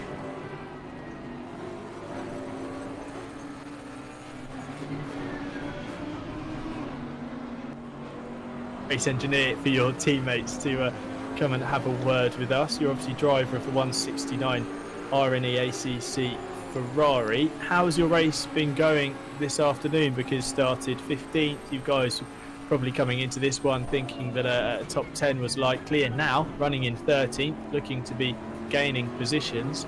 Everything seems to be going to plan. Yeah, absolutely. Thank you for having me here. And yeah, obviously we started the race with Ruben de Koning on the wheel, and he started us off quite nicely there, kept it nice and tidy and clean, and got us a few positions as well as people were making mistakes, and quite consistently put the lap times in. I then was driving the second stint and did some overtakes as well, and got us quite nicely going. And the car was just feeling wonderful, I thought, all the time, and yeah, consistently in the 42s, which I find is quite good for us. On the latest pit stop, the second stop, we put Hulleman in the car. Unfortunately, during his pit stop, he accidentally put into second gear, which disconnected his pit limiter, and that got us a drive-through penalty. So we had to serve that. So we're now down in P13. I think we were around P9, I believe, before the pit stop. But I think we can bounce back from that one. As you say, yeah, just one of those minor errors can cost you a few positions, such as how close the field is, you know. And how are you finding the racing out there? You're in the car for an hour, nice 35 laps. It must be very close, battling away with the grid as tight and as competitive as it is. Yeah, absolutely. I find the grid very close indeed. Even though we're starting to encounter, well, we already on my stint were encountering some left cars, but you know, it wasn't just an easy flyby. You had to first really catch up to them before you were able to pass, and it would always take a few laps because the pace is still pretty equal within the entire field, and that's very nice to see, and that makes racing very enjoyable. We've heard from a couple of drivers, you know, who are joking about it, saying, you know, we're going to have one of our slightly slower drivers in, or, you know, we think we're going to start coming back into this towards the end when, you know, certain drivers in the car. How do you and your teammates compare? Obviously, Robin and Ruben, how do you guys compare in pace? Is there someone who will be doing the job of setting the blistering lap times towards the end of the race to try and gain back any time, or are you guys pretty even in terms of performance? Or is that a question that's going to land you in hot water, Jonas, if you answer that one? Yeah, I mean, yeah, at the very huge likelihood of me sounding very cocky here, I believe I have the best pace out of our team, but only by around a few tenths per lap. Ruben and Robin are both doing very consistently low 43s,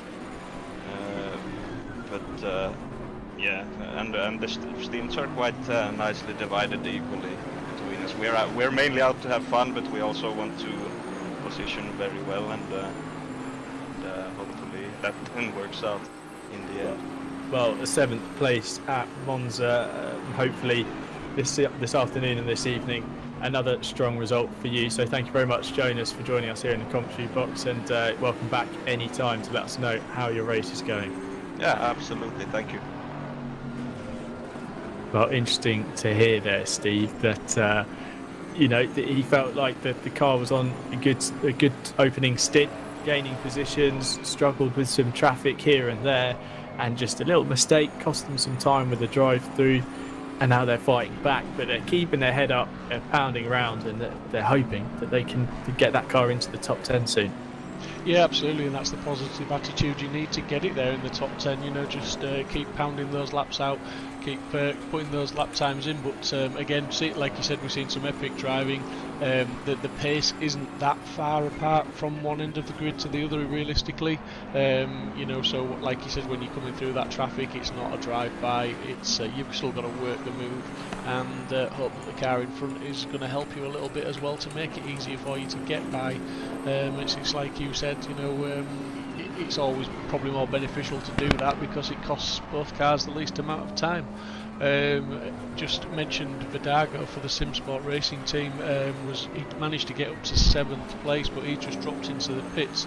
So I'm gonna maybe have a look at Pit Wall Live and just see how many pit stops they've made now, because it'd be interesting to see where they shake out, because he's just come out of the pits at the moment, showing him 14th, but that may change as he goes around this lap and the timings update. But at the moment he's come back out in 14th, so that's a good recovery drive from that team.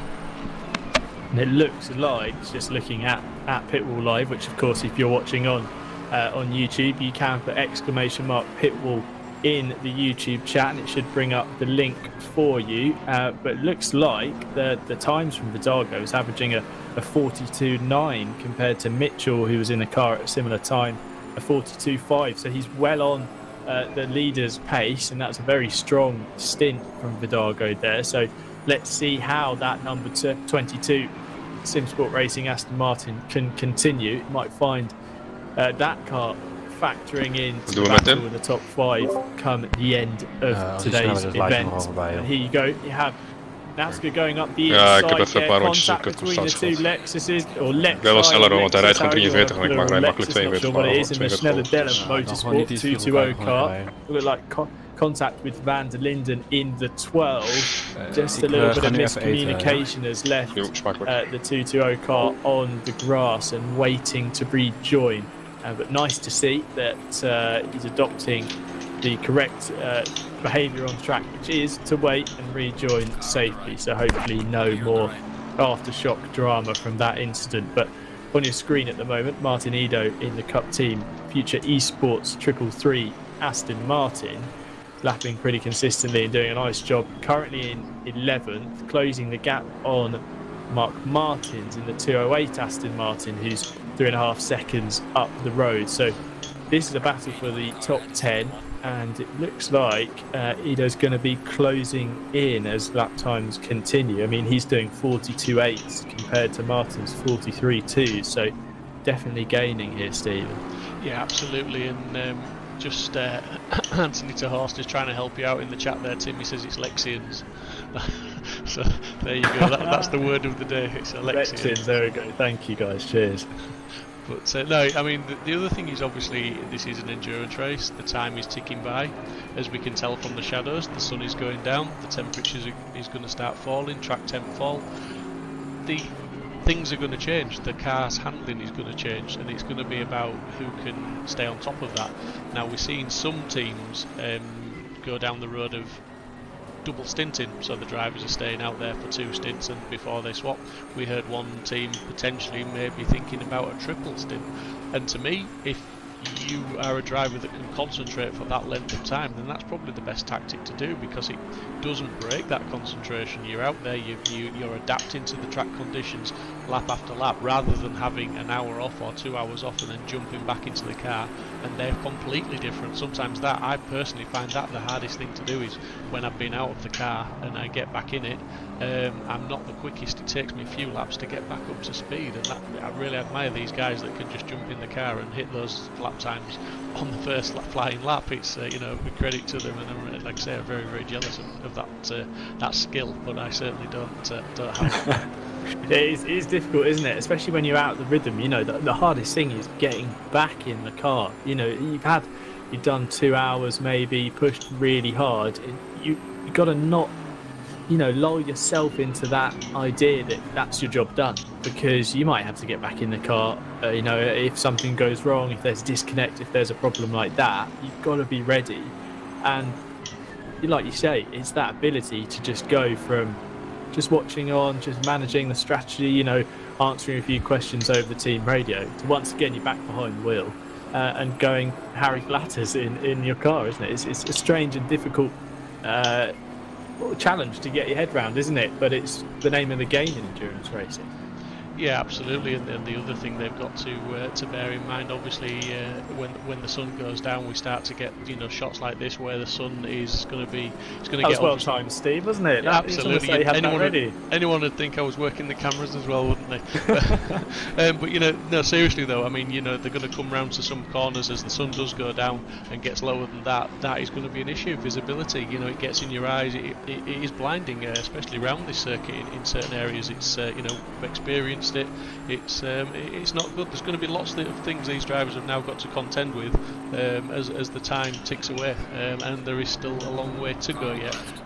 Like I say, we've got the sunset to contend with, we've got the temperature changes to contend with, and obviously we'll have the darkness to contend with, and not to mention it's not going to get any quieter on track. It's going to get busier and busier as they are just constantly lapping cars. It's going to be how many cars a lap are you overtaking. So yeah, concentration levels are going to be through the roof.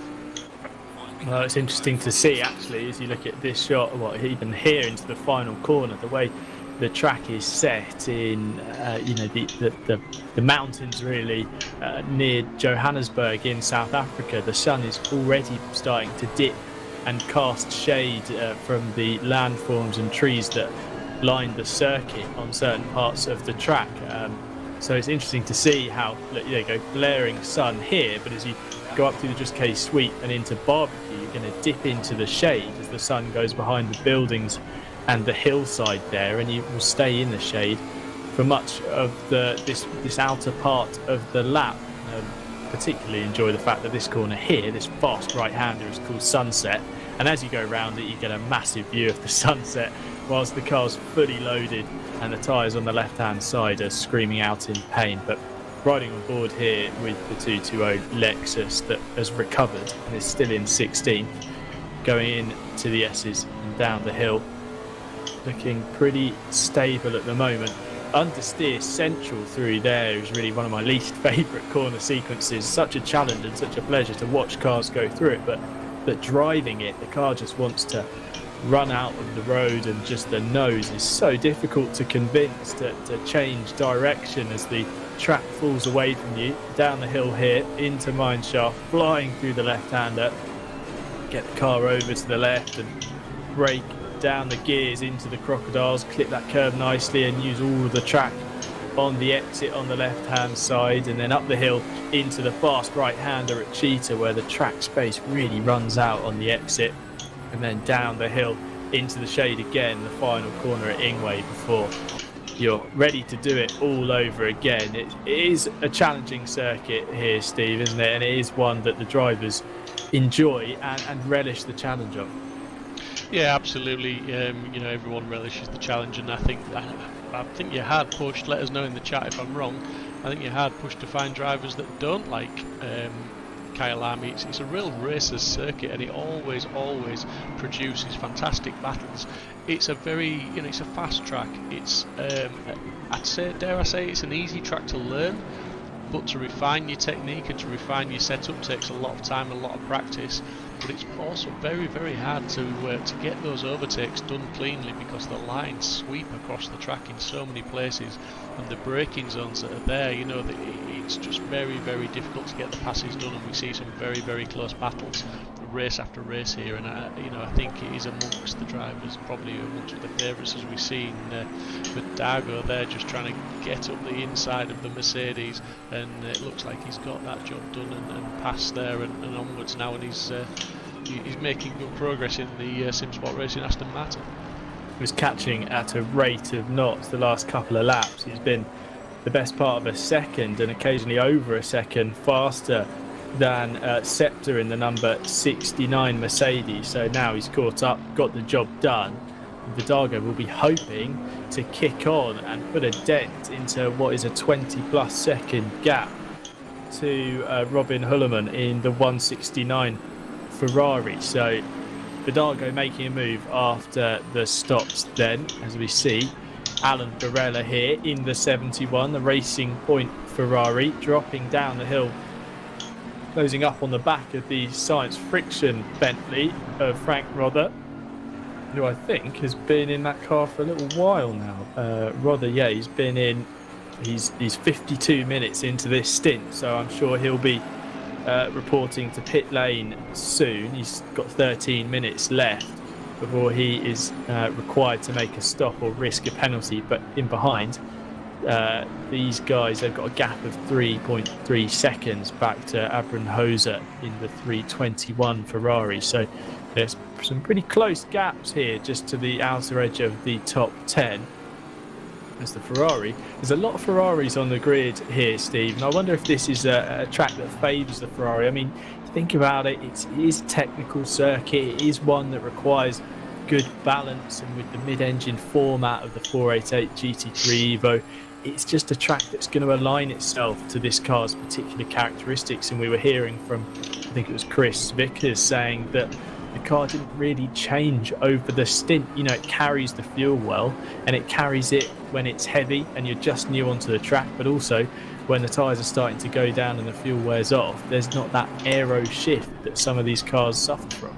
No, absolutely. We talk so much about the different characteristics of all the cars, you know, GT4, GT3. And when you're doing endurance races, I think that can sometimes you know, exaggerate the differences, you know, depending on the rules for stint times and things like that within them. But I think, you know, you speak to different drivers, and it's very much a driver's preference to which car they can make go fast. We've seen Lamborghinis go quick round here.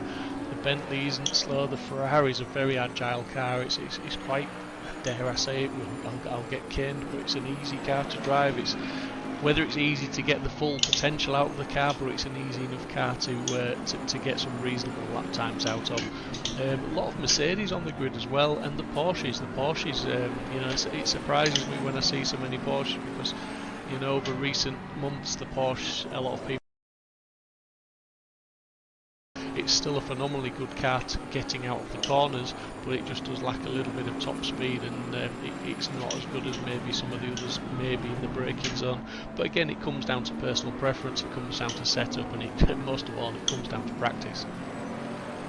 Well, practice does make perfect, but a driver who, well, Barella, not taking the optimum line to his first few corners, and that was allowing Simon Wilkes in the 111 Mercedes to close right up. He is a lap down on those drivers, so he's kind of a bit out of position and scratching his head as to what to do. But here, Ido in the Cup team, Future Esports Aston Martin, has closed up on the back of Mark Martins in the 208.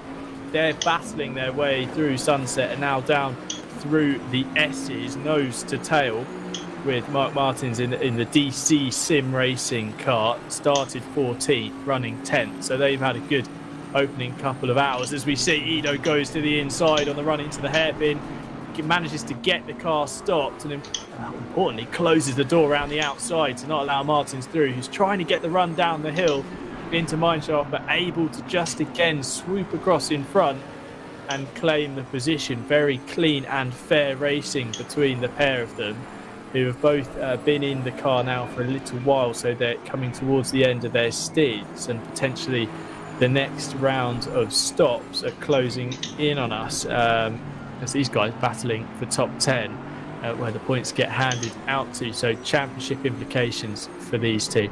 Nice to see some fair racing there, Steve. Yeah, absolutely. Great side by side, and it's down to drivers, obviously. Equally matched cars, Aston Martins. It's great to see. But also Dean Riley, our race leader at the moment, is round about 24-25 seconds to the good at the moment. But if we can just get a shot now, I think maybe we'll see who's hung on to the back of him, as we talked about. He's lost a little bit of ground, but there he is, Mr. Cox, in that Lamborghini. So I did say his pace wasn't that far away from the leaders, and he would try and hang on.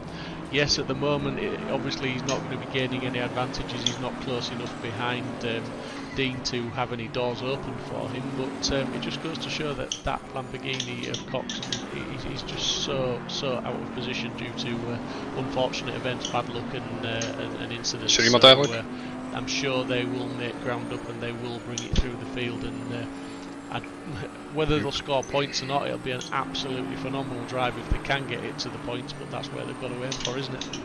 Well, you've got to say that the performance that Nard Cox has been dragging out of that car, considering he's not getting the benefits of the blue flags. You can see already he's been held up behind a couple of Mercedes there as they come up the hill towards the hairpin.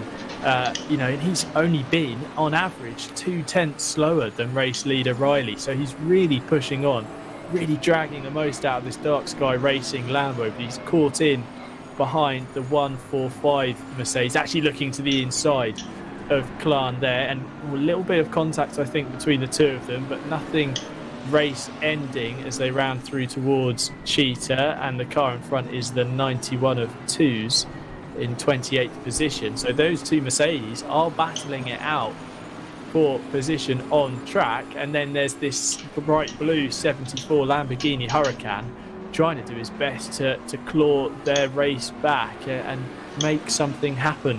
I think he's going to get the job done down the hill here into turn 1 at Crowthorne, or turn 2 really, according to track maps, and does. Almost opens the door, and indeed, for a change of position behind, Clan getting past 2s. That's just a little bit of that race management, isn't it, Steve? You want your team telling you the drivers around you.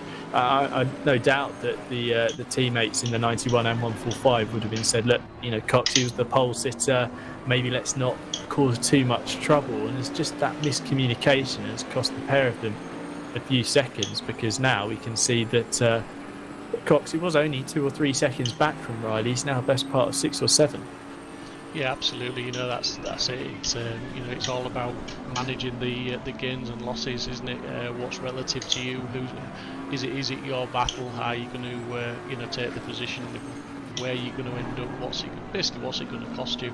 And in that instance there, he would have been better off not defending that position at all, and just maybe easing out of the brakes, off the throttle slightly earlier and onto the brakes, just to defend his position from the car behind, but to let the Lamborghini go through, and he would have got turned in a bit sharper rather than pushing himself wide there and opening the door. But easy to say when you're in a comfortable chair sat in front of computer screens, and not so easy when you're the man behind the wheel. It's a split second decision, and at that moment in time it's the right decision for you.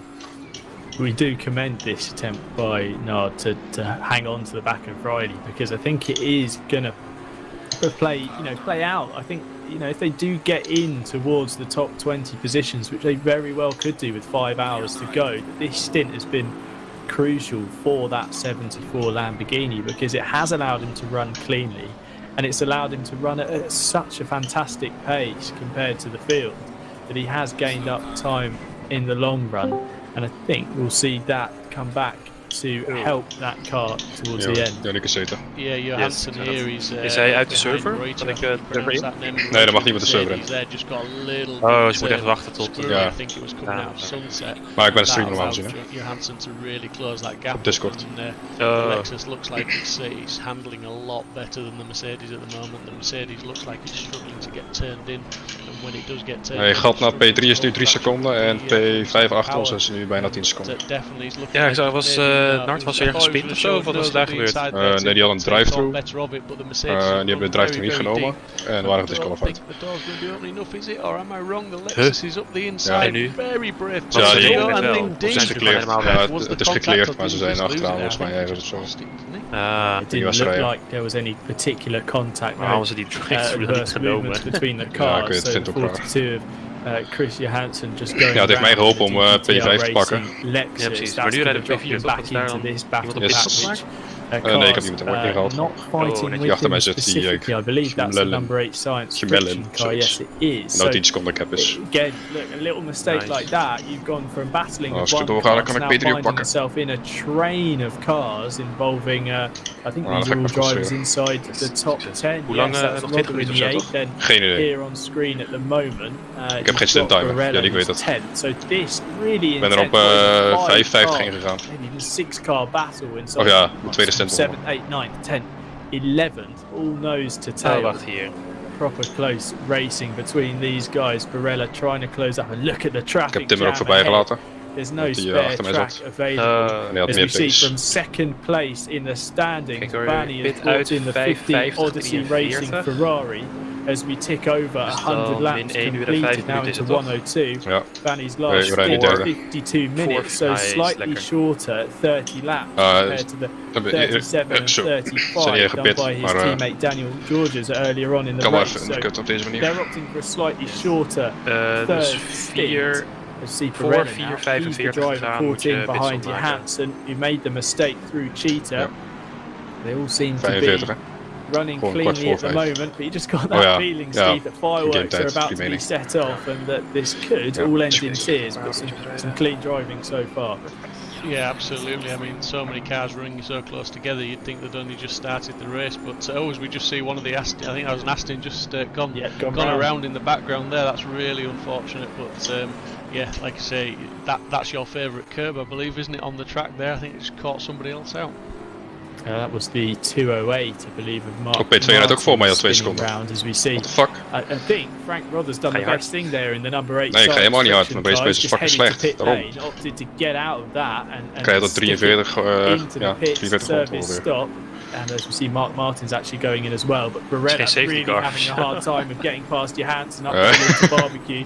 Manages Niet dat ik just to weet. sweep around the outside in the 71 Ferrari, but runs wide over the grass. Tim is ook echt Johansson fucking is snel going aan to het rijden. fight back on the run down in towards Sunset, and Simon Ja, die waren Wilkes is helemaal showing his achter nose. Sorry, that's the Ja, was het daar 169. Geen idee. Mercedes, sorry, Ja, sorry, Klaas is it's een paar keer gespeeld, 69 Mercedes volgens mij. potentially in. Sorry, the timing screen's all jumping around on my paar keer, screen. één keer No, op de that is grid. Simon Wilkes, who is a lap down. So even more of a headache for these drivers. Johansson getting shuffled out wide, the Mercedes getting through. And fortunately for leader Dean Riley, he arrives on the scene after that all seems to have been sorted out, because that could have been very dangerous to come up to a gaggle of 5 cars going nose to tail and side to side.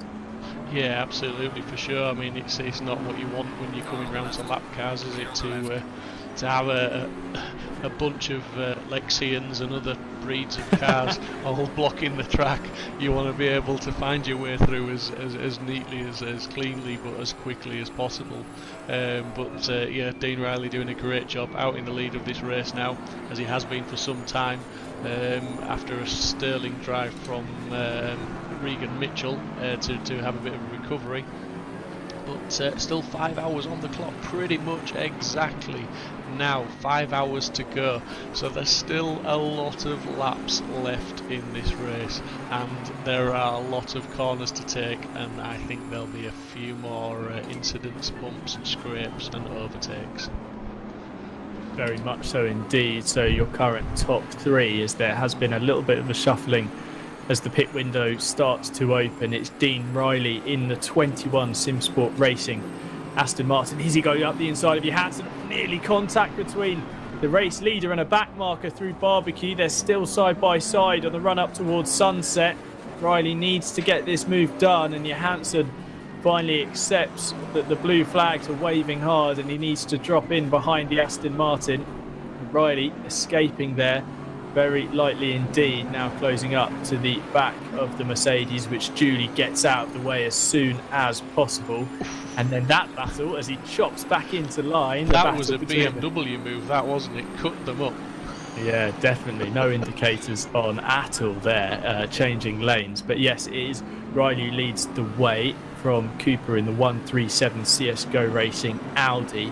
And then it's Jansa in the 301 Team Rocket, the fast Bentley rounds out your podium. But those cars, they're all due to make their, what will be their 4th stops, I believe, shortly. Sorry, 3rd stops.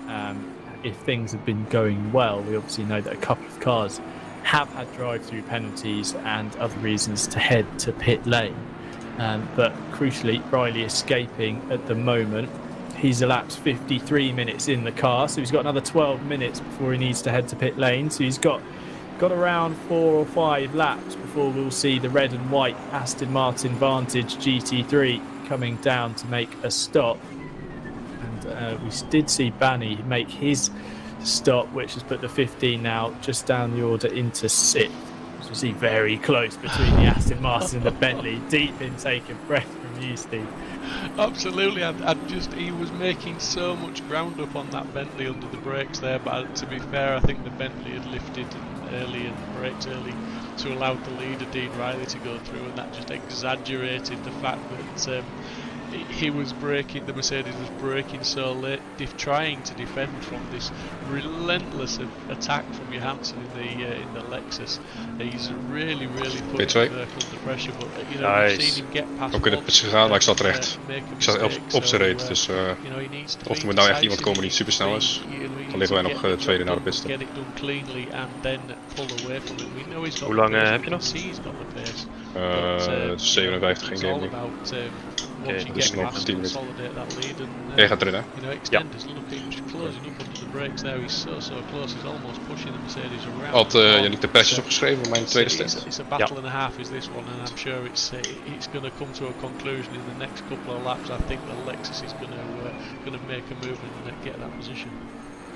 The 610 Motorsport Mercedes then managing just about to hold on to position, but he runs wide. Oh, drops it actually slightly there into the 42 of Johansson, the DGTL Lexus.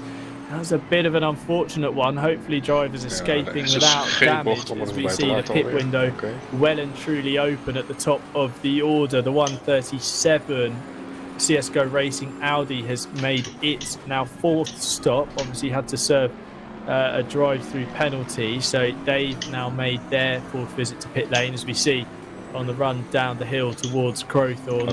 Reuter able to hold off. Johansson's got the mid-corner speed, and on the run up the hill through the sweep and into Barbecue, that Lexus looks like it's trying to line up a move. Mercedes runs in a bit deep, quite understeery over the curb and the grass. That's going to allow the Lexus alongside and even to drag past on the run down towards Sunset.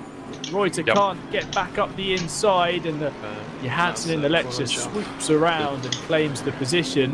Reuter then just holding off to the middle of the road to try and make him aware that he wants to get through. And as the camera pans that around, just about to point that out, Steve, there is Nard Cox still in the 74 Dark Sky Racing Lamborghini and still doing his best to claw back any time. This battle might be costing him de vorige stint waren het. Wat heb je temperatuur opgeschreven? Coming into the race. Nee, hij zei doe er maar +1 klik bij. Ja, oké, ik weet niet wat het was, dus ik denk 606 of 7, 7, 8, 7. Kan dat? Ik zal the next 4 hours, 55 minutes, hot lap like they've never hot lapped before, and try and get that car back up into the points where we know it does belong there. They have got the pace, but as you said earlier on, as we keep going over, it's about traffic management, it's about battling your way through, and Nile Cox for me has got the hardest, well that team has got the hardest job on the track. As we see, he's making a pit stop now, but they've got to lap themselves, which nobody really wants to let you by. As we see, they're having to fight for he's having to fight for every position. He's having to be very aggressive, forceful. 26-7, 26-7, 26-9, 26-8. Is dat voor jouw stint of moet er nog 1 bij? Dat is die van jou, dat is wat jij, dus dat gewoon overal +1. Well, we see the number 321 Ferrari pitting from around 7th place, now dropped down to 9th.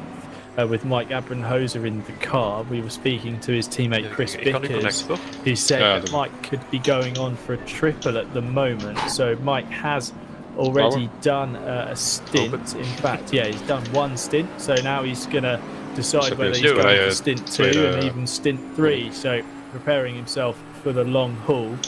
Wat na de pitstop is weten we niet, maar ik zat echt op de kant van 2 en 3 toen al bij de pitting. Aston Martin up to 8. So he's got a little bit of time before his next stop. He's about halfway through this one, so 28 minutes their off sequence is this Sim Sport racing car, I would say, which is going to see them shuffle forwards and then backwards when they make their stop. So we'll have to see how it pans out in the final few minutes. But great to see the pace from Vidago. You know, he's really showing what this car can do. Average lap time of 42.7 in this stint so far. Pretty much bang on to the 1,000th second. Almost.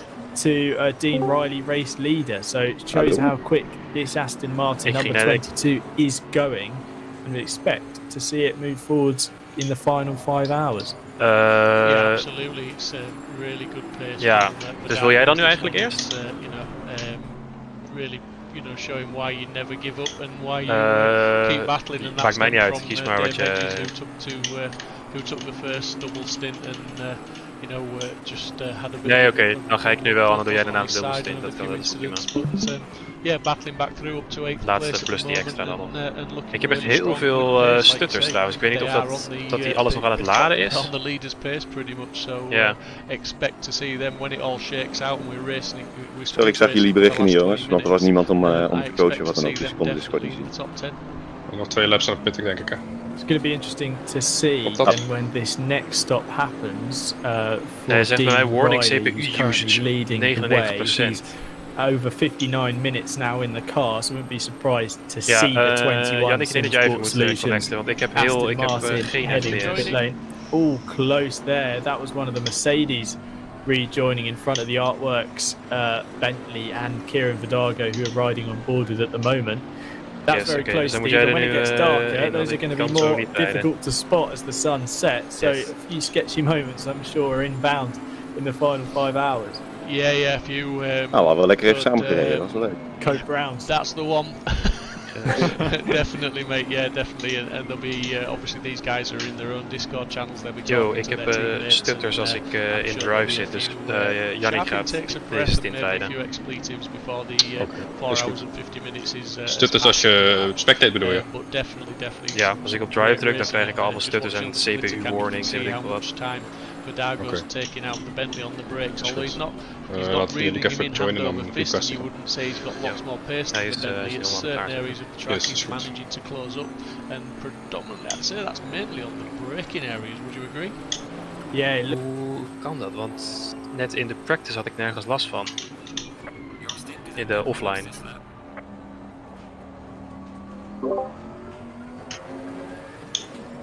Yes, thanks.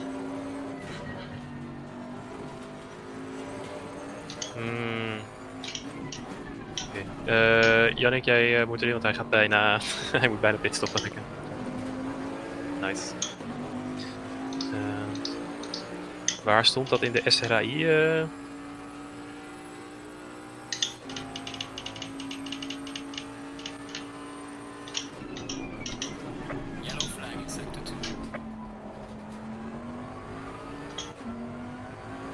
Was Nvidia en Windows probleempje, geloof ik.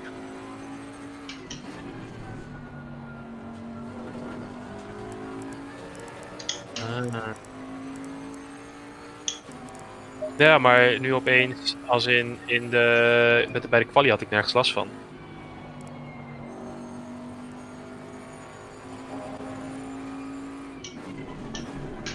Was ik 40 AI uit. Ja, ik ben er al lang uit, ja. Dan even... Hij heeft heel weinig tijd nog. Ik zal even... Jij gaat er nu in, toch? Jannik zit nu in de server, dus je kan hem requesten. Yes, ik zag het.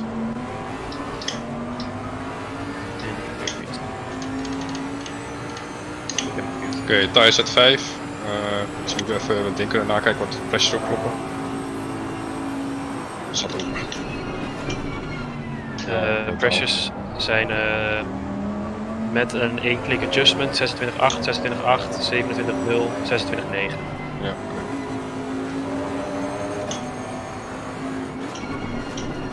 Box this lap. Het is normaal gezien op 45 hè? Nee, je moet voor 45. Nee, ja, ik zag gewoon. Is goed, is voor jullie. Stel er moet iets gaan, dan...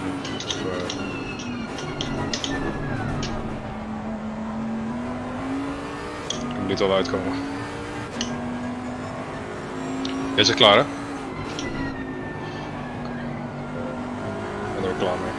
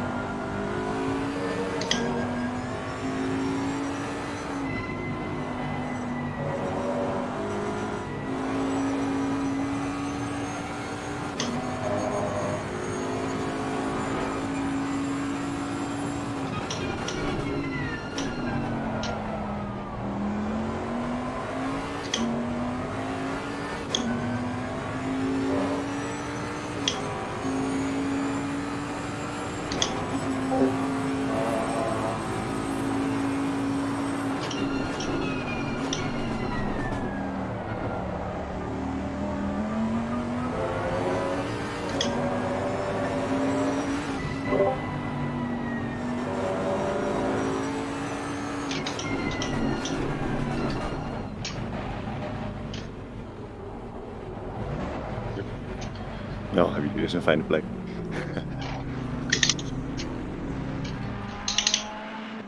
Gaat hij nog? Oh, fucking kut weer.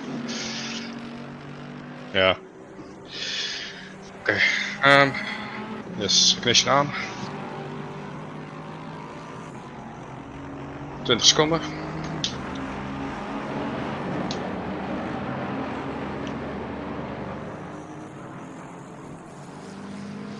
Tien seconden. 5, 4, 3, 2, 1. Het wordt close met P4 die nu de bocht die man had, de glasbocht. Ja, ik kom er net voor.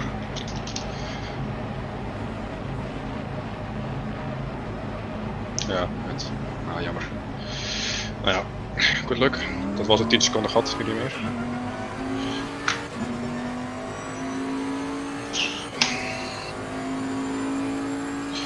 Ja, dat hebben we nog. Succes, ik weet even. Ik vind het dus echt.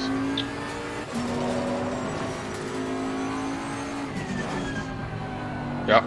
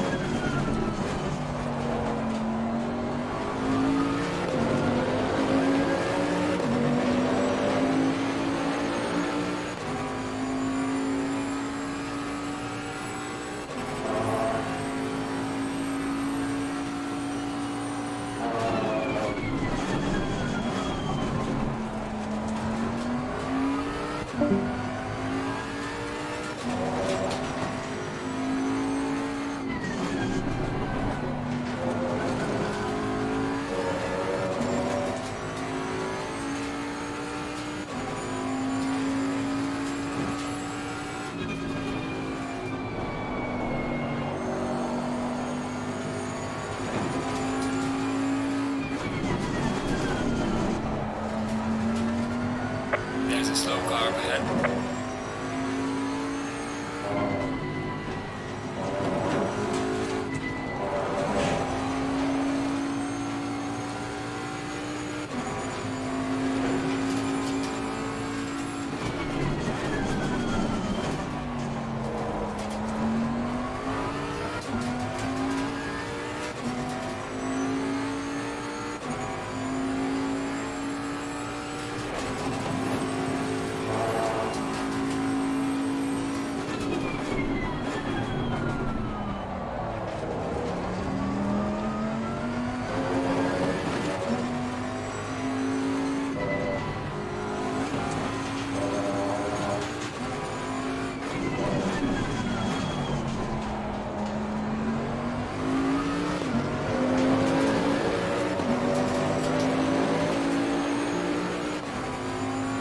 Well done, mate. Personal fastest lap.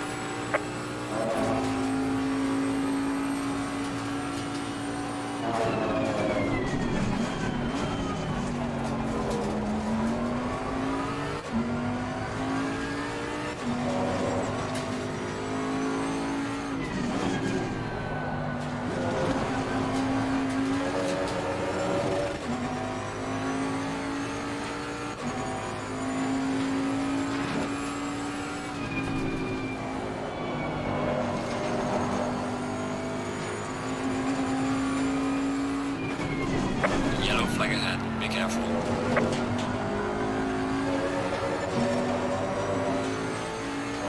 Yellow flag in sector 3.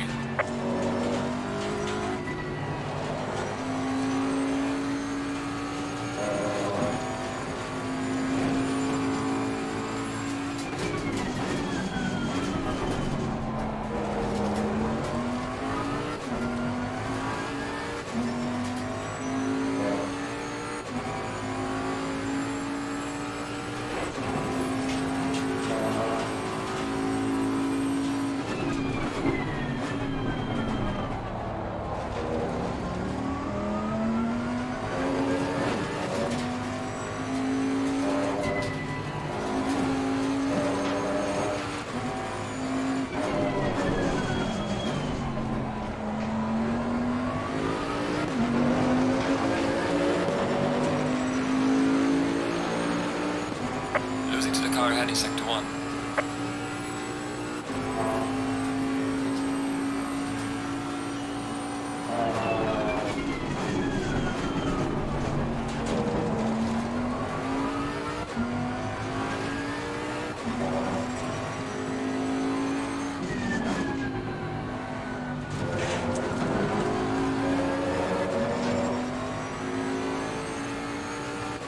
Hey, Yannick, ik ben weg, hè, dus succes nog.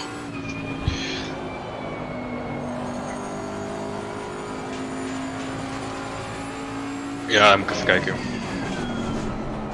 Misschien dat ik zo richting de avond nog kan. Een van de latere stints. Maar ja, ik hou Discord in de gaten. Oké.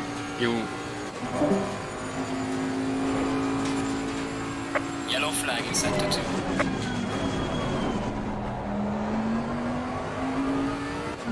Ik ga zo even mijn computer opnieuw opstarten. Om te checken of dat...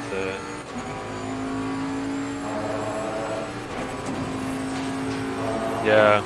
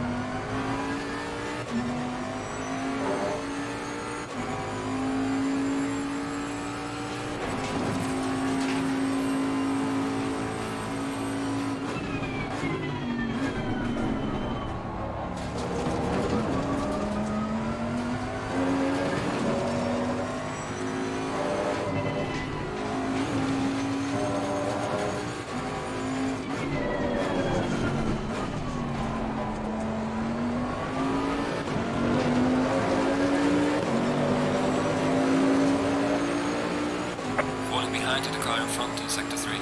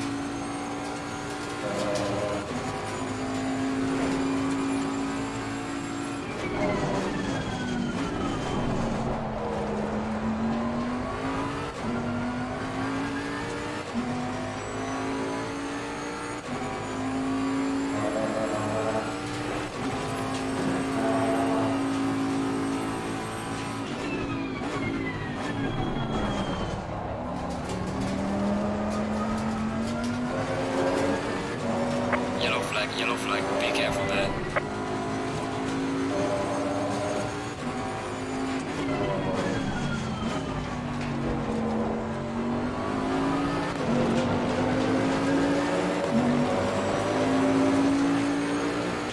Gaining on the car ahead in sector 2.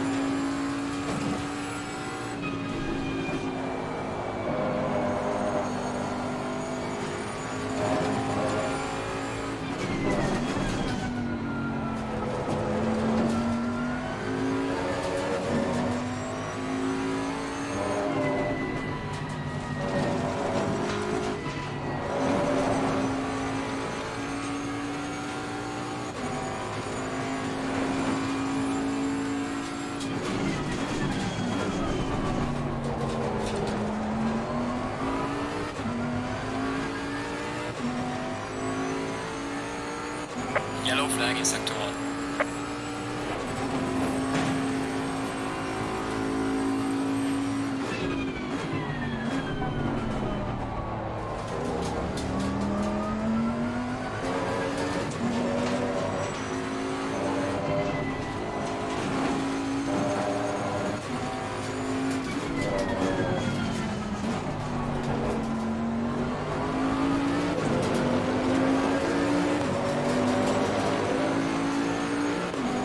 Gaining on the car ahead in sector 2.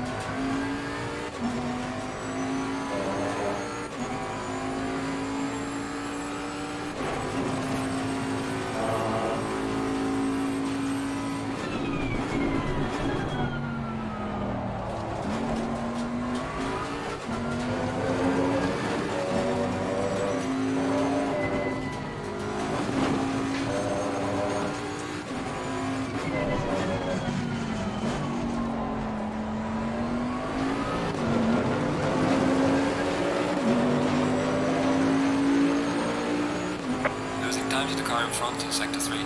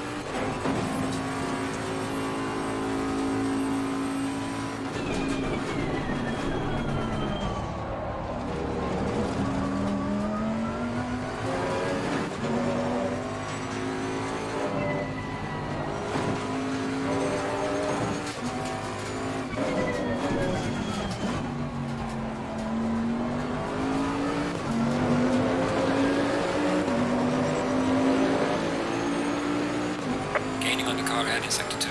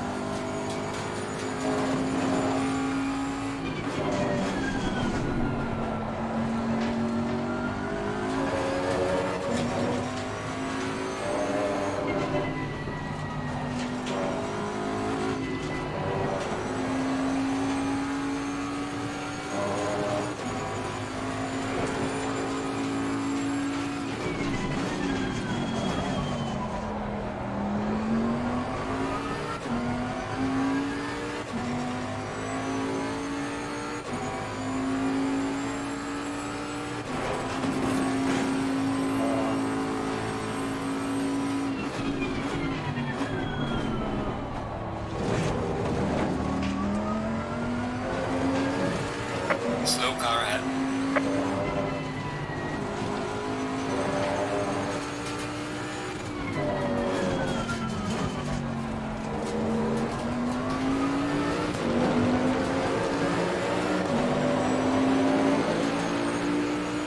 Losing to the car ahead in sector 1.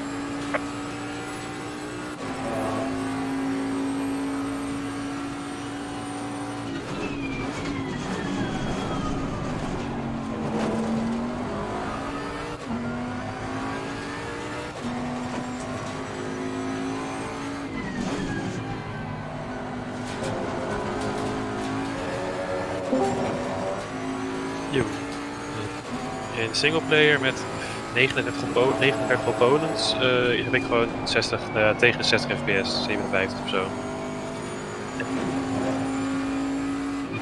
Ja, maar het was, zeg maar, ik kon wel prima rijden, zeg maar. Net was het gewoon echt stutters naar 30 fps of 20 fps, dat was echt niet te doen. Ja, precies. Hoe lang heb je nog? Ik denk. Yellow flag ahead, watch out. Kijk, 4.46 ging je de pins uit. 4.46 te gaan.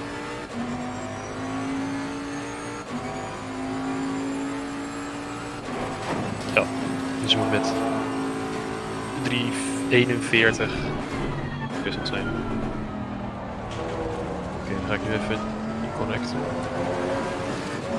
En anders is het misschien dat die dingen moet laden of zo. Dus dan blijf ik gewoon heel even in, 10 minuutjes. Ja, ik heb alles al helemaal op laag staan. Die staat op 90%. Dat is de... Ik weet niet of dat het laagste is.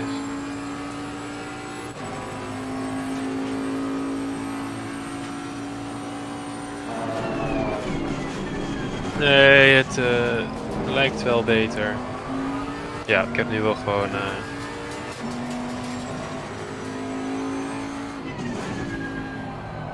Even kijken, ik kan het even proberen. De...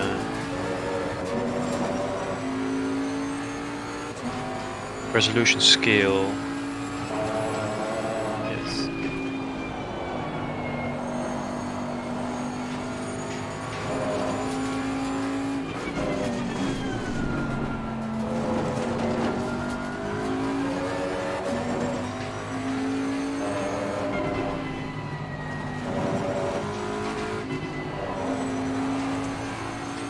What the fuck?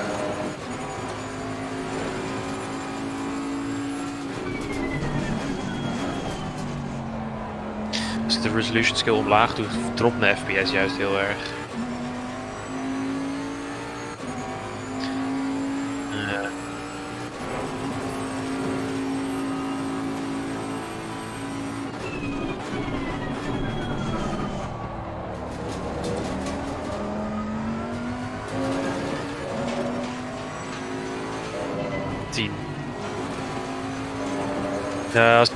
Als ik nu op drive klik, dan als ik nu bij jou meerijd, dan heb ik gewoon 60 fps, 59, 60.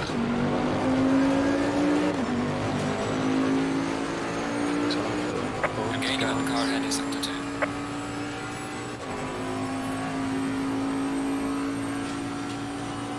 Yes.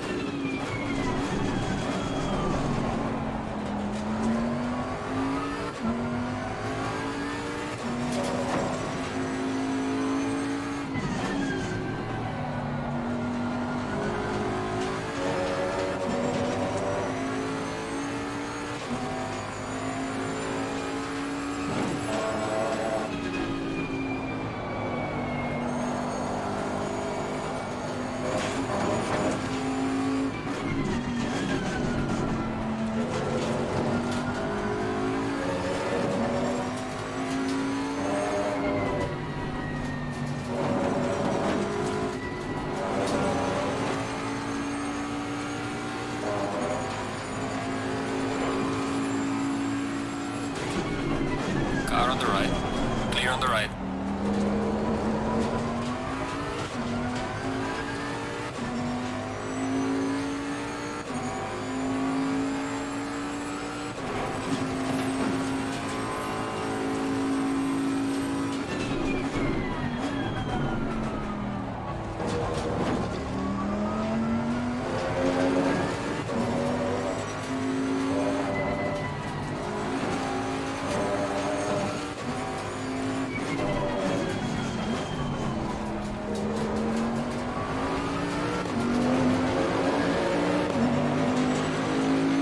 Staan jouw lampen aan?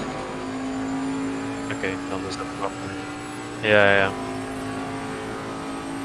Ik heb ook de meatball vlek overal. Oké.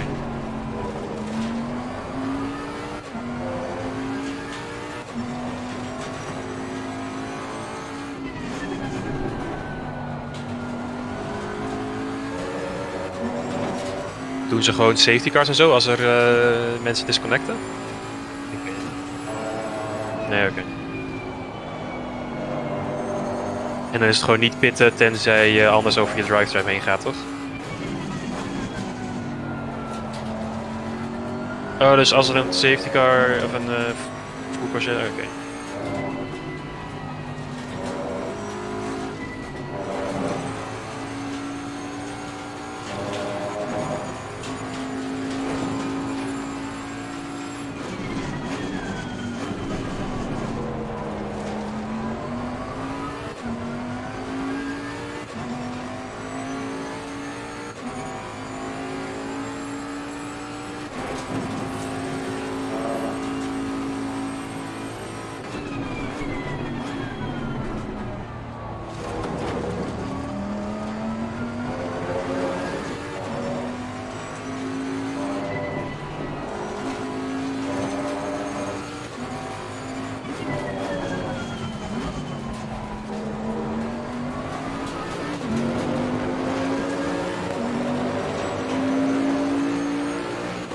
Gaining on the car heading sector 1.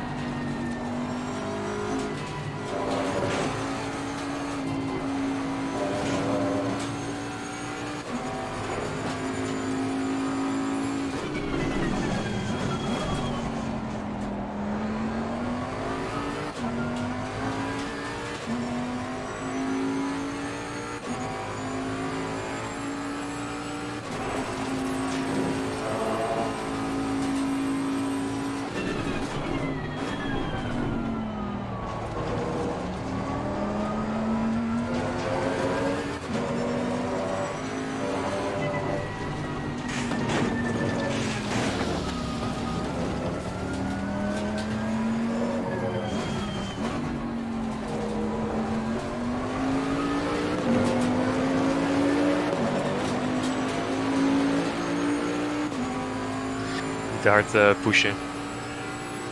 Je hebt toch overal dat je net iets te laat remt of iets te laat instuurt.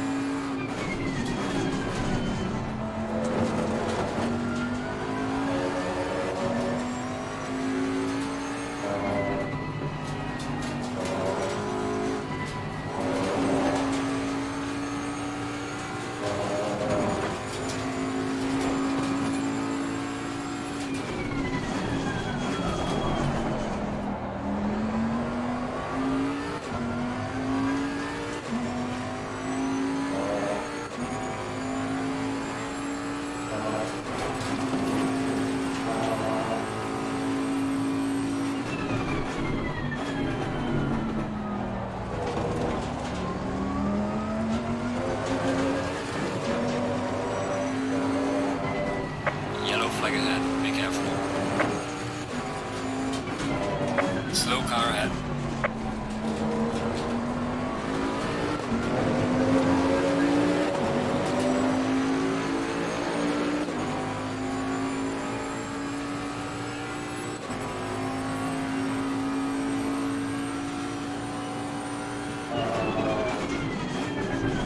Car on the right. Clear on the right.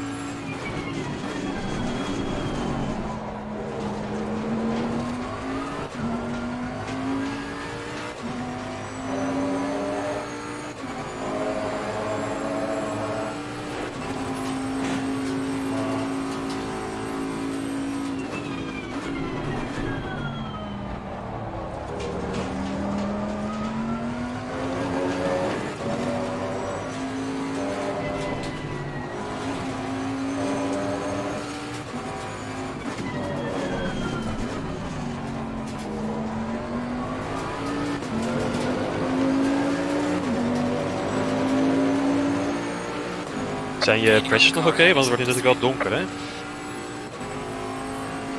Ah, oké.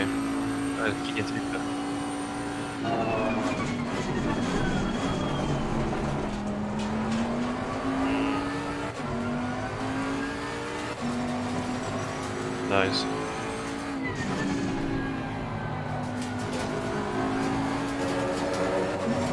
Ja, dat denk ik ook, ja.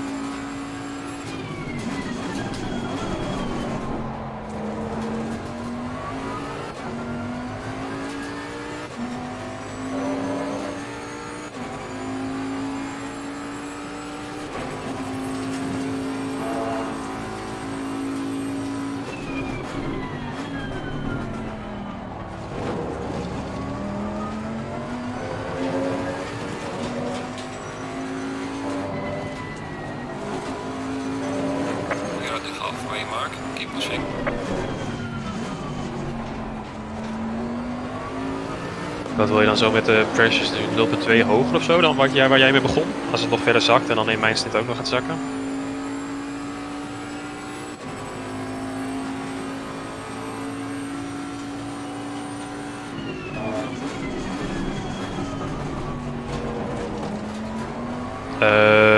Ja, volgens mij had ik alles net 1 klik hoger.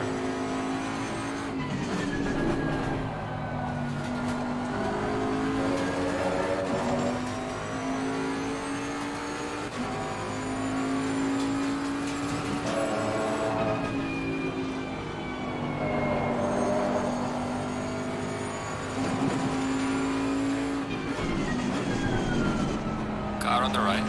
Clear on the right. Lekker.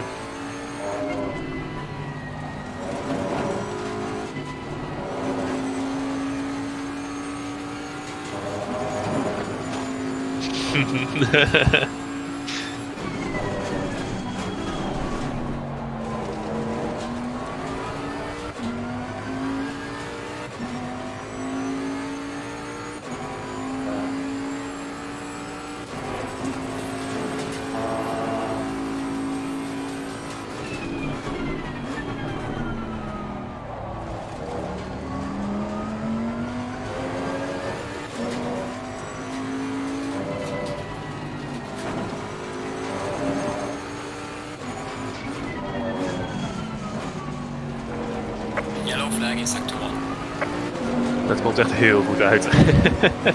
Dat die gast. There's a car leaving the pit lane, watch out.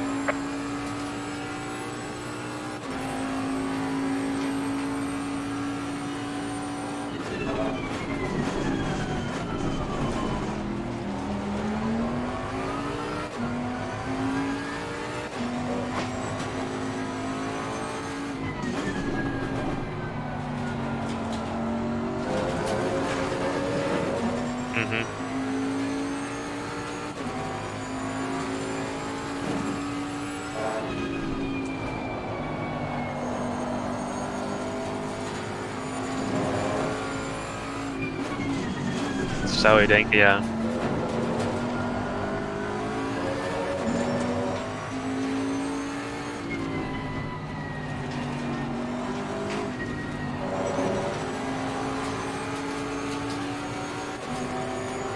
Binnenkant, nice.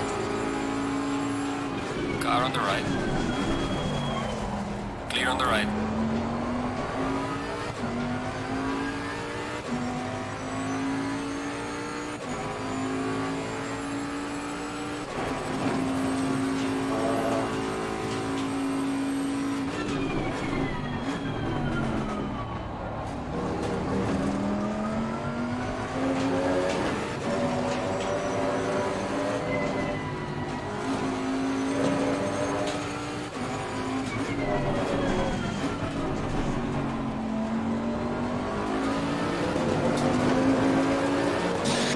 Je hebt nog een kwartiertje.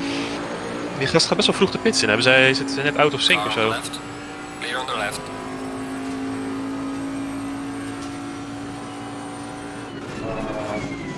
Ja.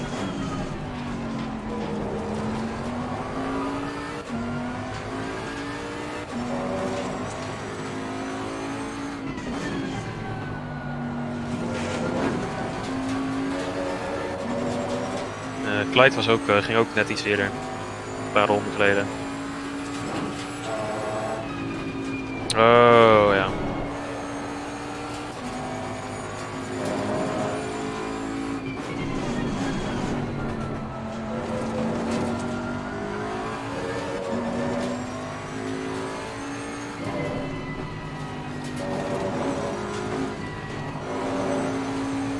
Die gemelen, ja.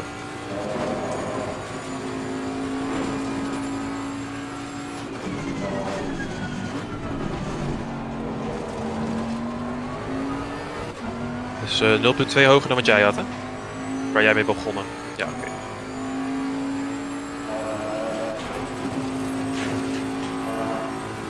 Ja, precies goed.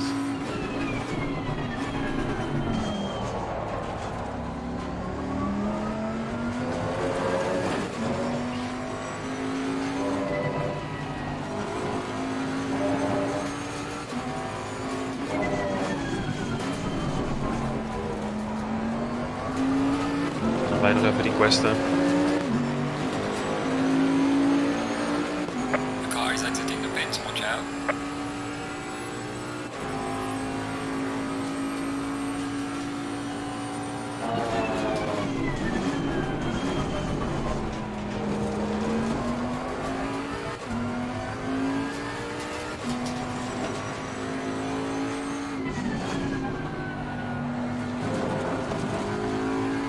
Hoeveel fuel? Iets van 100 liter of zo? Wat hadden we?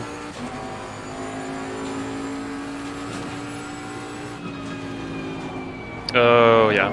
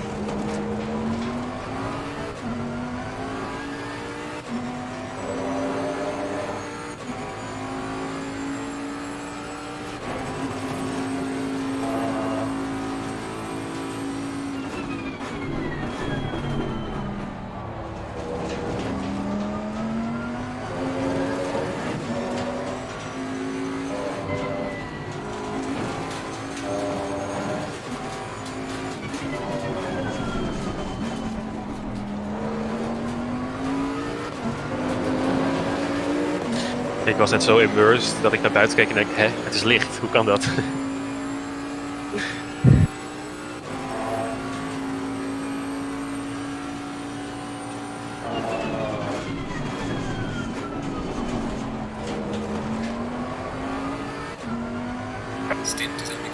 Ja, maar die zaten ook eerst rond onze tijd, toch? Rond ons lap.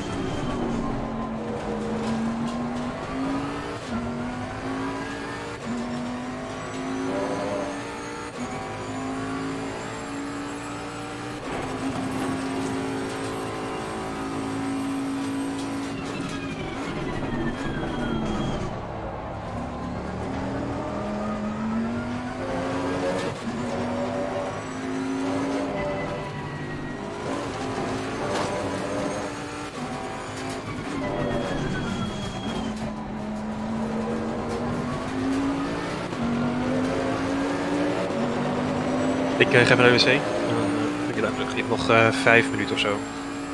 Iets meer.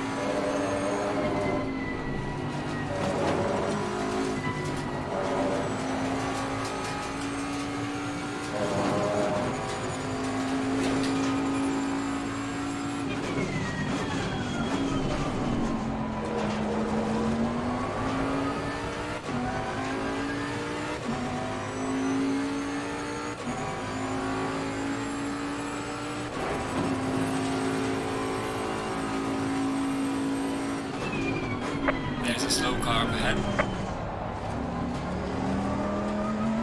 Yellow flag in sector 1.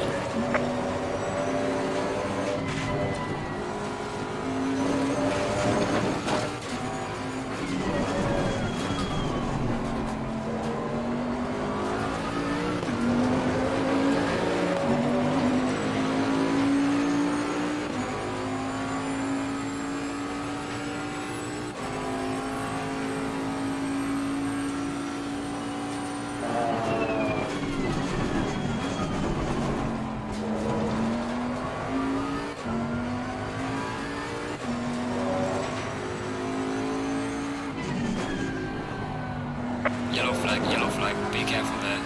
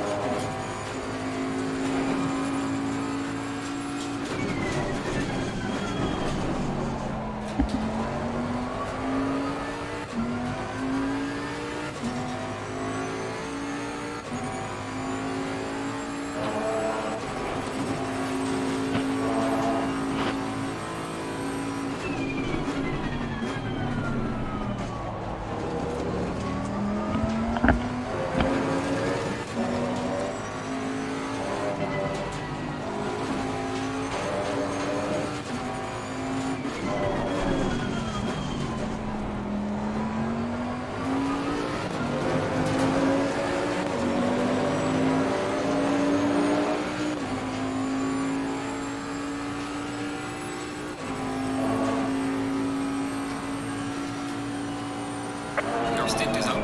Box.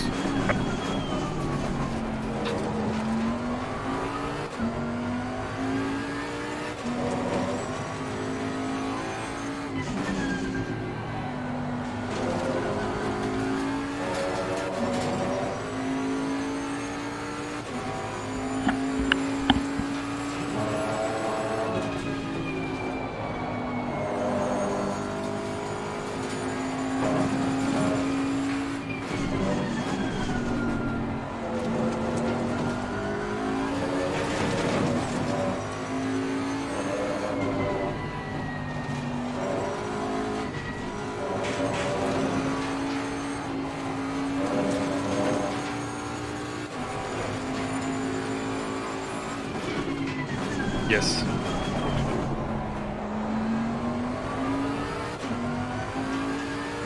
Te hoog.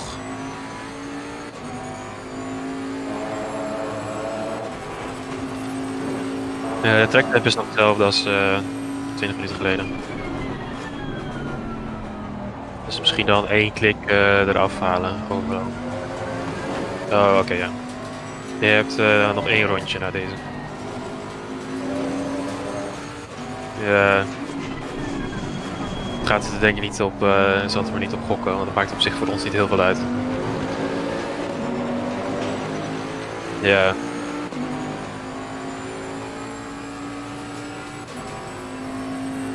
Kijken, 44, 20. 2, nee, dat ga je net niet halen, denk ik.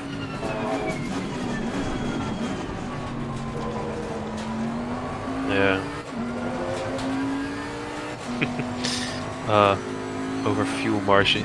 Nou, dat heb je niet. Ik had vanmiddag Formule E. Het ging echt nergens over. Er was. Wil je het nog zien of niet? Zonder spoilers. Oké, ja, het einde. Je weet toch dat ze bij de safety car, dan halen ze steeds energie eraf. Ja, nou, dat ging dus helemaal fokt op en alle teams waren fokt op, behalve 1. Ja, het was echt mooi om te zien. Ja, iedereen op Reddit zat er keihard op te haten, maar ik vond het wel mooi om te zien.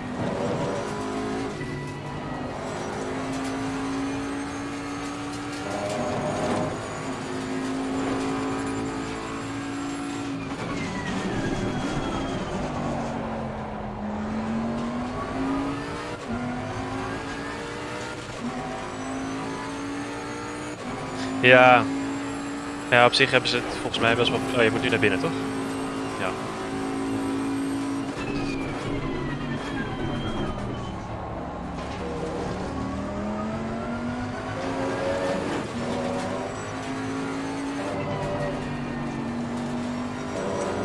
Xbox.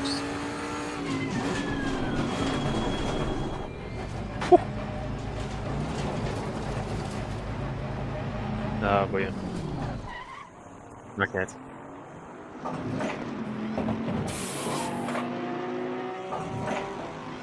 Ja, je moet echt meteen naar links sturen, zo ding. Kan je de knipper uitzetten? En ignition staat aan, toch? Okay. Ja, dat maakt niet uit. Ja. Aftellen.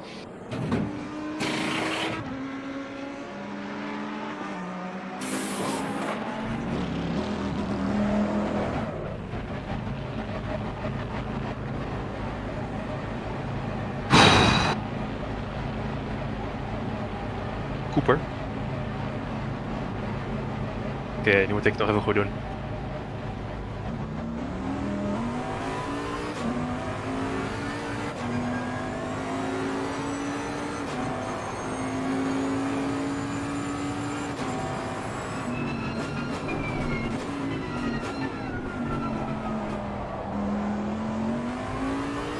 Oké, je moet me even coachen, want ik ben vergeten te cyclen door de dinges, dus ik heb geen achteruitkijkspiegel.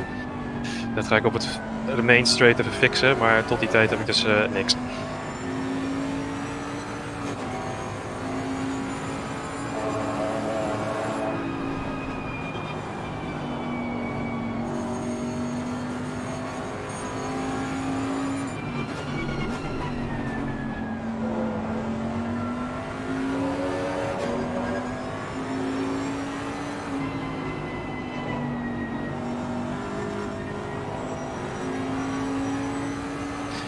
Weet jij de knop? Volgens mij was het F1, toch?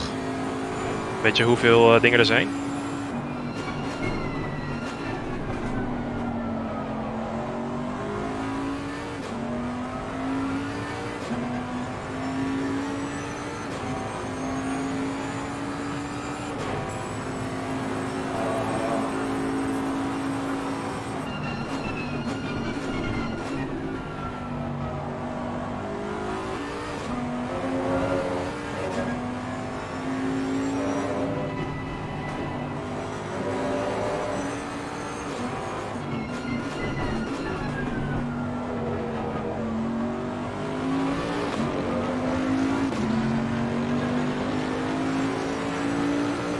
Yes.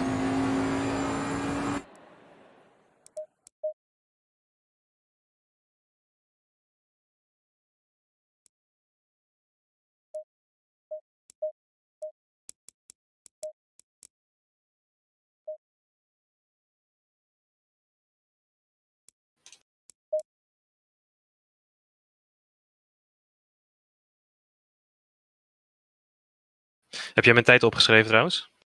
Oké, nice.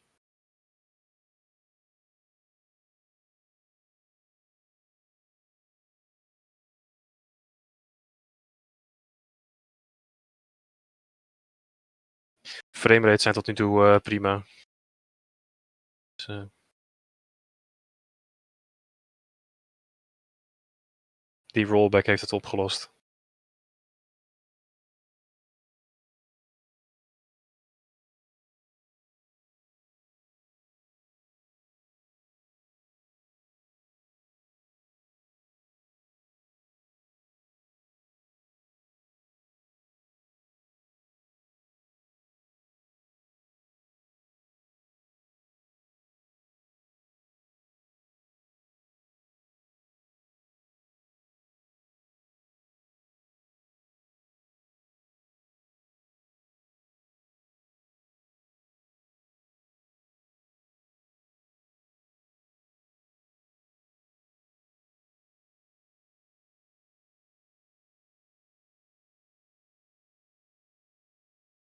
Great LMS Evo.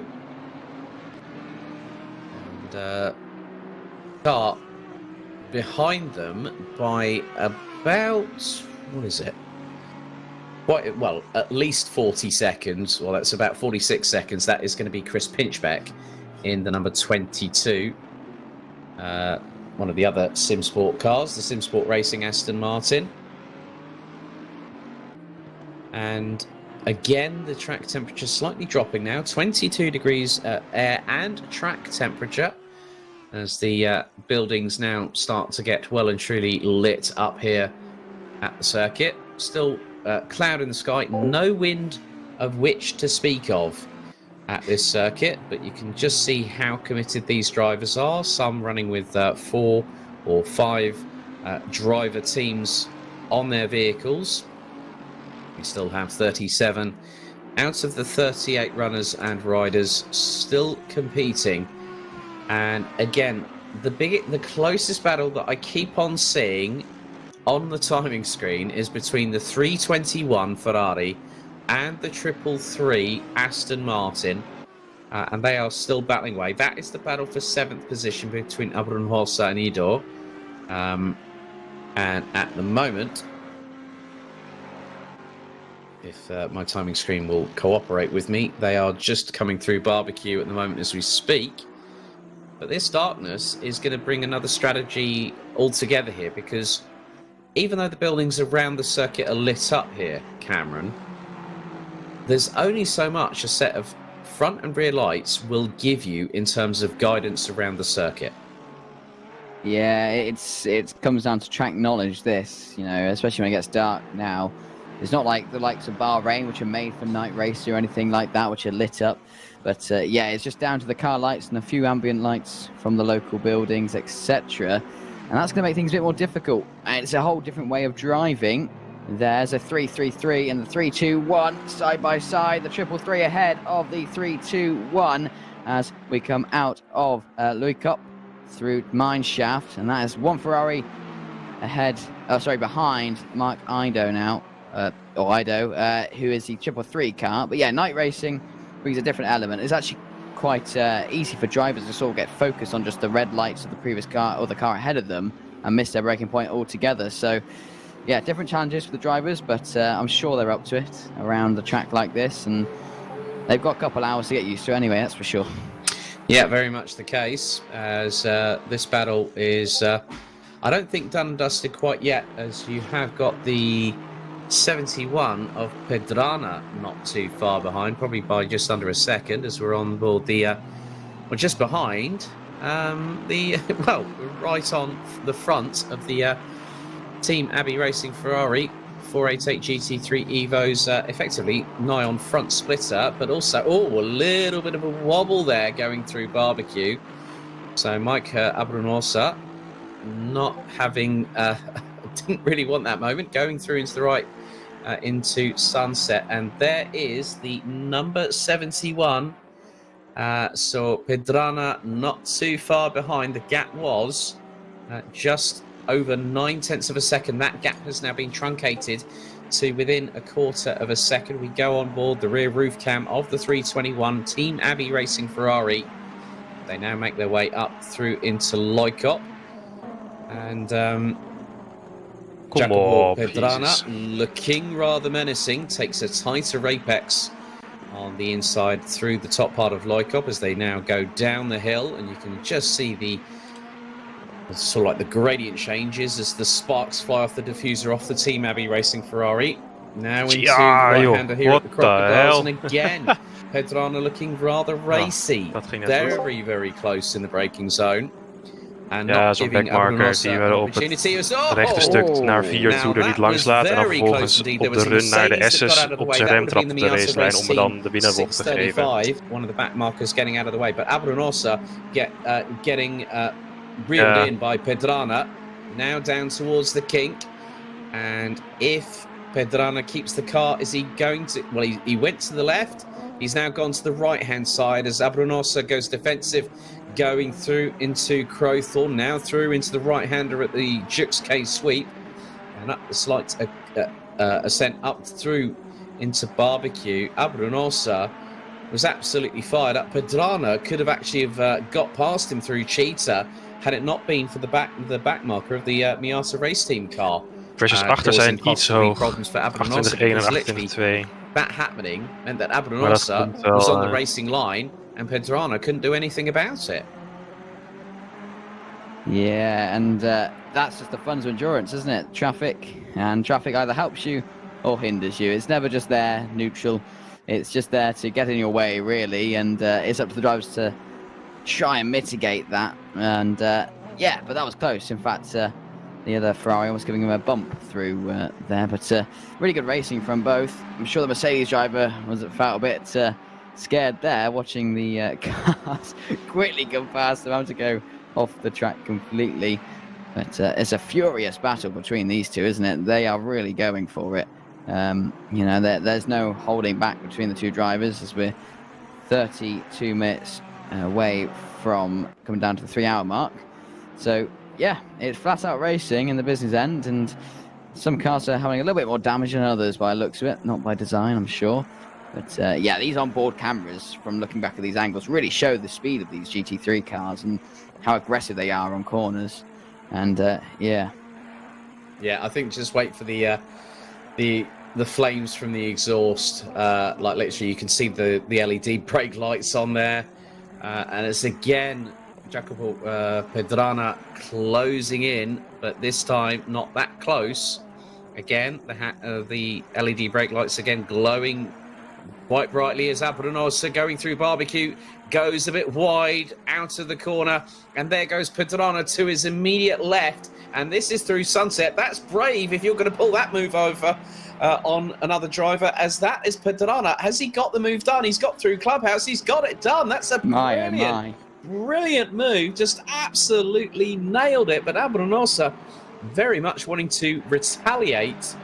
But, I mean, we've seen brilliances from Zimmerman, but then Pedrana just decided, well, if Abranosa runs wide, I've got my opportunity. And it happened coming out of Barbecue. And Pedrana just knew exactly where to place the car in order to put one up the inside of Abranosa and goes, yep, thank you very much. That's 8th place in the bag for us. Yeah, it just looked ever so planted, actually. Like, had all the downforce in the world, it seemed, as well as all the mechanical grip, and just got the job done. That's mental. An absolutely glorious move there from the drivers. And a lot of respect shown as well, because that could have gone very much the wrong way there, but they kept it both on track. And yeah, brilliant work from both drivers. So we're coming up to 3.5 hours. Still a long way to go in this race, as Lasse Aagaard in the number 42 DGTL Racing Lexus going toe-to-toe. That's with the 220 of Schnelle-Delle Motorsport. They've got that's Volker Kohl behind the wheel of that car now. And they are battling away over what is 17th position through into Ingwe. So it's a pair of Lexus cars battling between each other. They now come across the start-finish line. The gap between them was about just under 0.2. It's now just over half a second as they go through the kink and through in towards Crowthorns. You can just see the exhaust tips in those side skirts on the Lexus RCF GT3 glowing bright red as we now go on board with the front splitter of the 42 from DGTL. That's going through barbecue. Now heading into the right-hand sweeper at sunset. Taking a roundabout third gear, about 100. Oh, now there's a moment there for call, and up the inside goes Ulgard. That was literally a textbook how not to negotiate sunset. Ja, iemand was gespind in 4. There's the Pulse Motorsport. Dus ik hoor yellow flag en ik zie zo iemand aan de buitenkant en hij rijdt vol de baan weer op. Dus ik moet soort van remmen om te zorgen dat ik zeg maar niet vol in hem rijd. Maar als je het in 4 remt, dan komt de achterkant rond. Dus het was een soort van balanceren tussen genoeg remmen dat ik genoeg tijd om te reageren en niet te veel remmen dat ik zelf ook moet gaan. Well, we're not exactly in the middle of the night, but we're in the deep of night now. Ja, half seconde. 7:37 p.m. on the server, and it is getting very much to be the case. Very soon, it will be pitch black, apart from the surrounding night lights that are being shown. As Pedrana now on the flashes, as that is Bart Zweerdink that he's just gotten up the inside of from Sim Racing Holland in the 15th place Lexus. So this battle between these two Maranello pedigree thoroughbreds is still raging on. Now, Abrunosa waiting for Pedrana to make a mistake. But the thing was, on that opportunity that Pedrana got last time around Cameron, it looked like he didn't need a second invitation. Yeah, the door was open and just went for it. Essentially, there was no dilly-dabbling about, no negotiating it, just went straight for it and thank you very much sort of thing. You know, not looking for a specific flag to allow them through, just, yeah, really going for it. And that's what we like to see here in these big, long races. We talked about having a lull earlier, and that seems to have gone away. We've got all sorts of battles really going on. And yeah, it's been a brilliant race so far. And Kyalami always knew it was going to throw up a good race, but this is just stellar really around here. And then also that kind of view, seeing the entirety of the track, the cars going around it from our drone cameras. So props again to Steve Proudie, who not only is on commentary duty, but he is also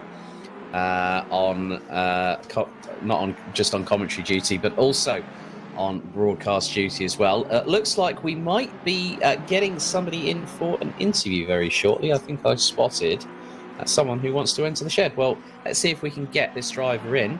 Let's welcome along Garage RIP 101's Oliver Anderson. Oliver, are you with us?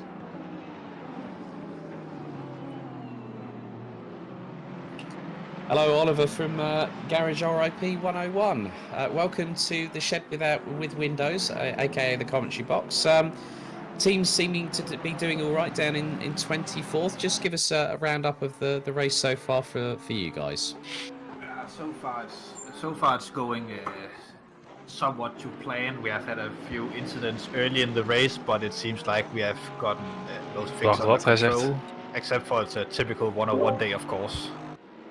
Yeah, I think Stefan Before, what the fuck? He said, look, he said to Chris Hill, he said the commentators need to concentrate 100%. Dat was kut gedaan. You know, like everything. Ze zeggen yellow flag ahead, yellow flag, maar full course yellow. Alleen ze zeggen eerst full course yellow, dan zeg ik, what the fuck, ik heb de timer gemist. Vervolgens zeg ik nog een keer full course yellow, alleen dan staat er aan het einde, be sure to have the pit limiter engage once the timer runs out, en dan gaan ze aftellen. So yeah, I mean, you currently got... Ja, ik had staat gelukkig in het niks, maar ik heb nu opeens een gat van best wel ver naar achter. Dus volgens mij heb ik het hopelijk goed gedaan. Ja, dat is een beetje raar. Top 20 will be like a win for us, with Roman Grosjean's famous words. Before the race we said 25 would be the target position.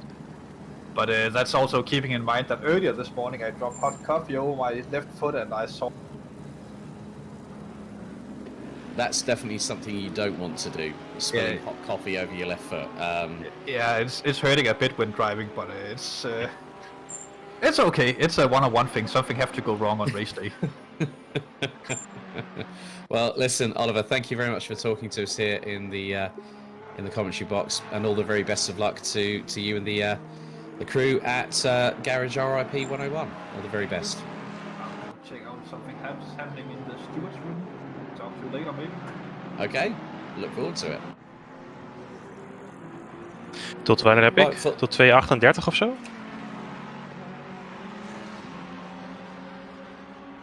Right. So full course yellow has now we've now gone back under from full course yellow to green flag conditions, and it looks like Chris Pinchbeck and also I think ja, we hebben behoorlijk wat gegamed. Iedereen kijkt op de rem. Ik heb nu opeens 8 seconden naar achter in plaats van 4. En degene die nummer 4, die keeper. Pit stop. It was basically a gift. Courtesy of the incident. Ja, maar dat is hun probleem, hè. Zeg maar, wij deden het goed, zij deden het ging allemaal te vroeg. The actual reason for the full course yellow was. So I would imagine that would be a case that a driver has had a disconnect. So yeah. So yeah, it looks like we've had a massive. Yeah, so that would be the case. So at least they can rejoin the server without any issues. And that's something for... Oh, now we've had a McLaren go off the track coming off Mineshaft. That was the 25th place car. That was the 221.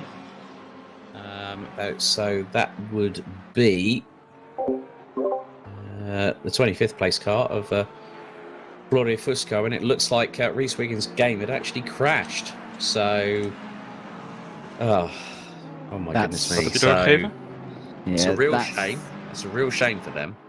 Yeah, that's the issue with sim racing. You can get as involved and as realistic as you can get with graphics and physics, but there's always a limit to that realism, and that is hardware and the game and instabilities like that. But if that's the only issues we have, then it's not too bad, and hopefully we'll be able to get that sorted. It is a shame though, and yeah.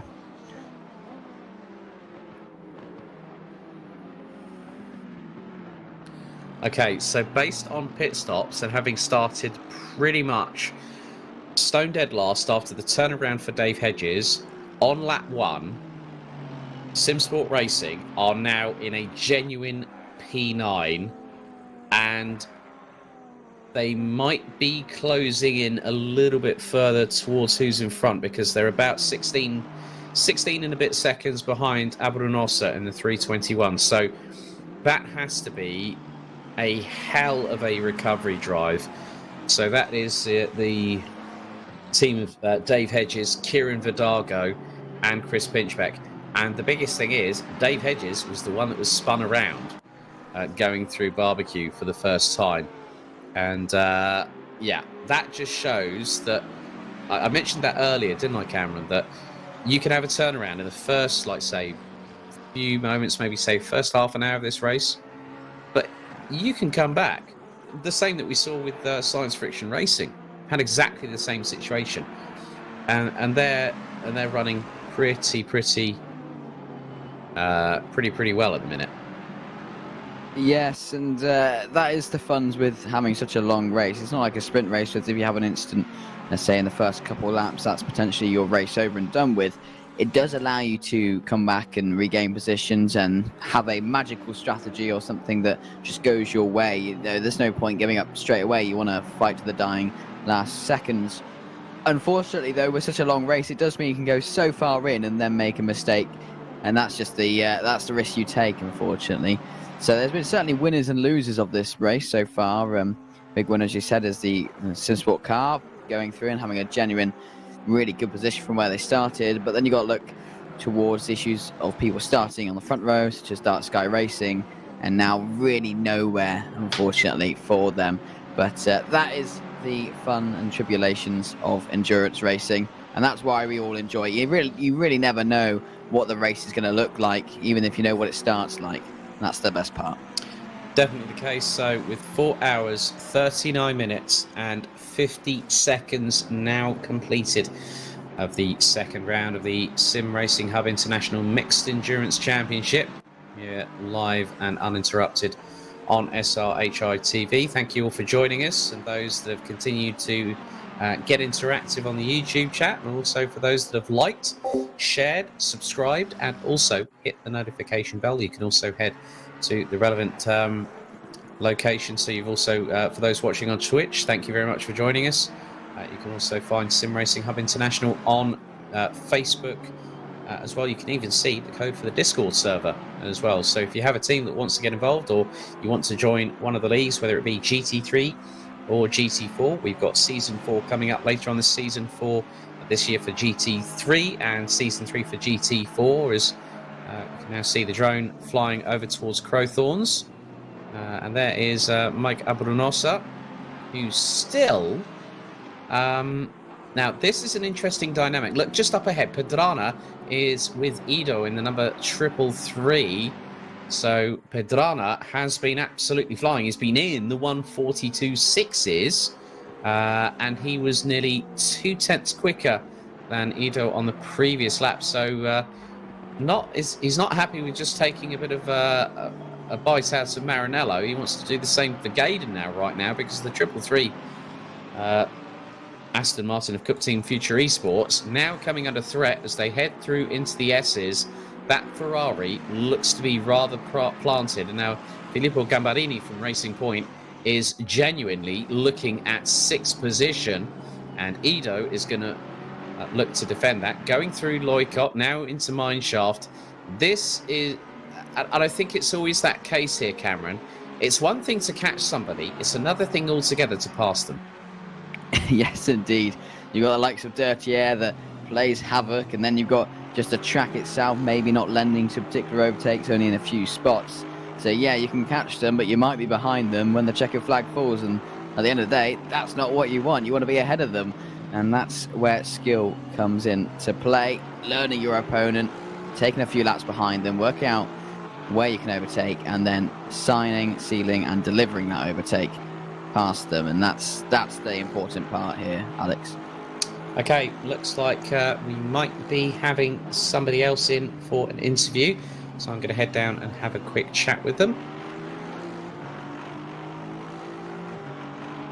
So with us now from the Team Hot Air Balloon Motorsport crew in the Porsche 991, the 911, Pascal Eckstein joins us. Pascal, it's been an up and down race.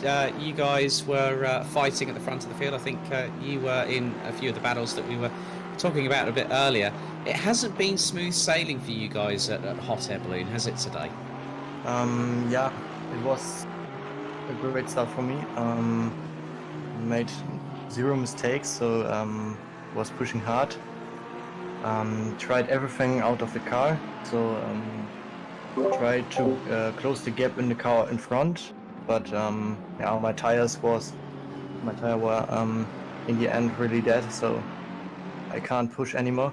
And after this driver change, my team made too much mistakes. Also, what I want to say is that it is a good day, yeah, but we made too much mistakes, and yeah.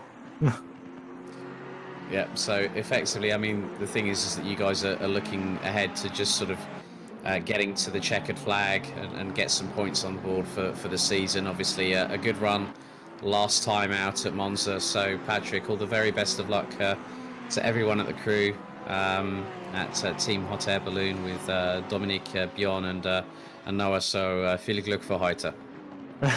Dankeschön. So a big thank you to Pascal there. And there we see Dominic on the road in what is now going to be 15th position, because of all the places I would never have thought that someone could keep it planted around the outside was Bart Zwierdink around the outside of Dominic Gemellan going through the Jux K sweep and then into barbecue. But you could just hear it from Patrick that, you know, he was effectively like their Alan McNish, you know, put in the car first and go out there and just really put the frighteners on, and that's what you want to do in the first stage of an endurance race. But it's about the rest of the team, yeah, he's admitted that, yeah, okay, some of the other drivers, they made a few mistakes. Okay, it's part and parcel of endurance racing, and that's what happens. You know, you can't do anything about it.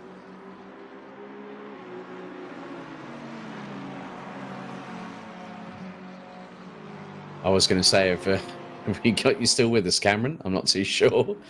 Oh, it's all right. I've muted myself. I've now fixed that. Oh, he's done it. I've done the cardinal sin, First one everybody. of the day. First one of the day. There we go. I was going to say it's a team sport, and that as long as the team keep the morale up and keep each other motivated, then that's what really matters. You know, you're going to have varying levels of ability within teams, even if it's just small parts or significant parts.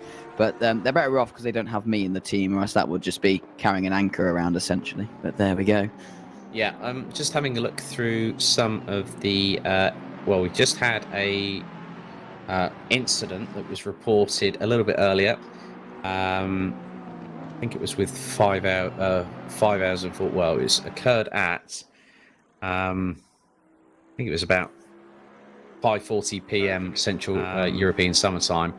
The incident that was reported between Odyssey Racing, Clayton Barney and Dean Riley in the 21 SimSport Solutions car. That incident has been declared as a racing incident by Race Control. So they are looking at things, but now that is Gambarini who's passed Ido, and now Abrunosa fancies a sniff at 7th position. And again, this is getting rather hot and heated, and a little bit further down the order. Just noticed, if we can go picture in picture on this one, you've got 18th and 19th. It's the 2 Lexus cars.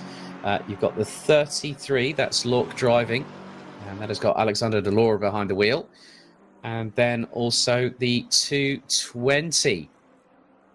So they've now gone as the main part in our picture in picture, so to speak. As you can see in the bottom there, that is the number 71 car, and that is definitely making some inroads, so good for them. And that is Pedrana in the Ferrari. But you can see here that Alexander Delors coming under fire from the 220 from Volker Curl. That battle now is about 0.6 of a second apart between the pair of them. But the good thing about this particular moment in time, Cameron, is the fact that the stewards haven't really had that much to deal with. I mean, the incident reports have been rather stagnant, well, or non-existent, for about the last couple of hours, which actually just goes to show that the drivers are really just getting into their... I think it's Kieran Vidago, I'm going to use his terminology here, getting into the flow, getting into a rhythm, and just making sure that they help to bring the car to the checkered flag, as we've got just over 3 hours. Kom op man, wat ben jij voor teringleier? Yeah, Ga gewoon aan de kant. 4 seconden per ronde langzamer. Actually, that's quite nice for them. But there is a bit of a Ja, zo'n kut Ferrari die 4 seconden per ronde langzamer is, en maar dan terwijl ik op zijn achterbumper zit, zeg maar, Motorsports having to fend off a bit of an attack. er niet langs laat, zeg maar, naar 4 toe. Porsche and the Audi, also the Audi is quite far behind. But sorry, maar ik ga hem nu wel een divebomb in de hairpin bovenop, central to denk the ik. attack here. The 101 car, Volters. We're dribbling around to a couple tenths, but it seems to have backed off a little bit now. But I'm sure the pressure will still be on, as you can see there. The Volters is catching gewoon 1,5 seconde gekost. To the cars ahead. Gordon. And it's just one of those things now, just trying to get the positions in. Obviously, at the start of the race, when all the cars are come together, I see why drivers push, because it's one of the biggest opportunities to gain the most amount of spaces, but you risk quite a lot. But now we are trying to get into the flow of just getting the laps in and getting the times in and just keeping out of the wall and keeping out of the shooting, really, because that's what's going to ruin your race, if anything. Yeah, I've just seen that the 911 car, the hot air balloon motorsport Porsche, has now been handed a drive-through penalty. So from my estimation, I'm sure that the broadcast director will be able to confirm that. That would say to me track limits. So that will be a track limits infringement. So as soon as you get 3 track cuts, the 4th one puts you in the pit lane. And the pit lane here, that would probably be around about a 30 to 40 second drive-through penalty. And that is going to be at snail's pace. So you are going to lose multiple positions. As Chris Pinchbeck now in the 22 SimSport Racing Aston Martin has now pitted. So a good run from them after what had happened earlier on in the race. As, Thomas Walters runs a little bit wide coming out of Ingwe. Malderink in the 720 and Naylor in the 73. Dat is Clyde, That's toch? the two McLarens. Clyde's team in ieder geval. So the 720 will be... Now, to me, the thing now that I've just realised, that car has been in for an incredibly long time.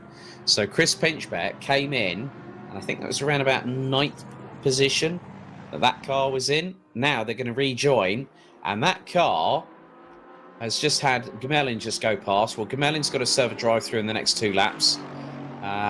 That means that Pinchbeck has now got to do a little bit of work to try and claw in the gaps in front, but obviously won't worry about Gemelin because he's got a drive-through penalty. But then it's all about trying to get your way through the back markers. Ja, die gaat echt, begon goed, maar die is daarna helemaal weggevallen. Garage RIP. Misschien dat hij schade heeft of zo. We need to beat that Honda. Yeah, the sole and leading Honda out of the Hondas, or Honda, if you will, as Chris Pinchbeck fires it through Ik denk dat hij bij verkeersschade heeft opgelopen of zo, want hij was echt, hij kwam redelijk mee en toen op een gegeven moment verloor hij misschien een paar tienden per ronde. Very close to each other. Laatste paar ging hij wel hard naar achter opeens. The number 15 Odyssey racing car, around about 54 seconds behind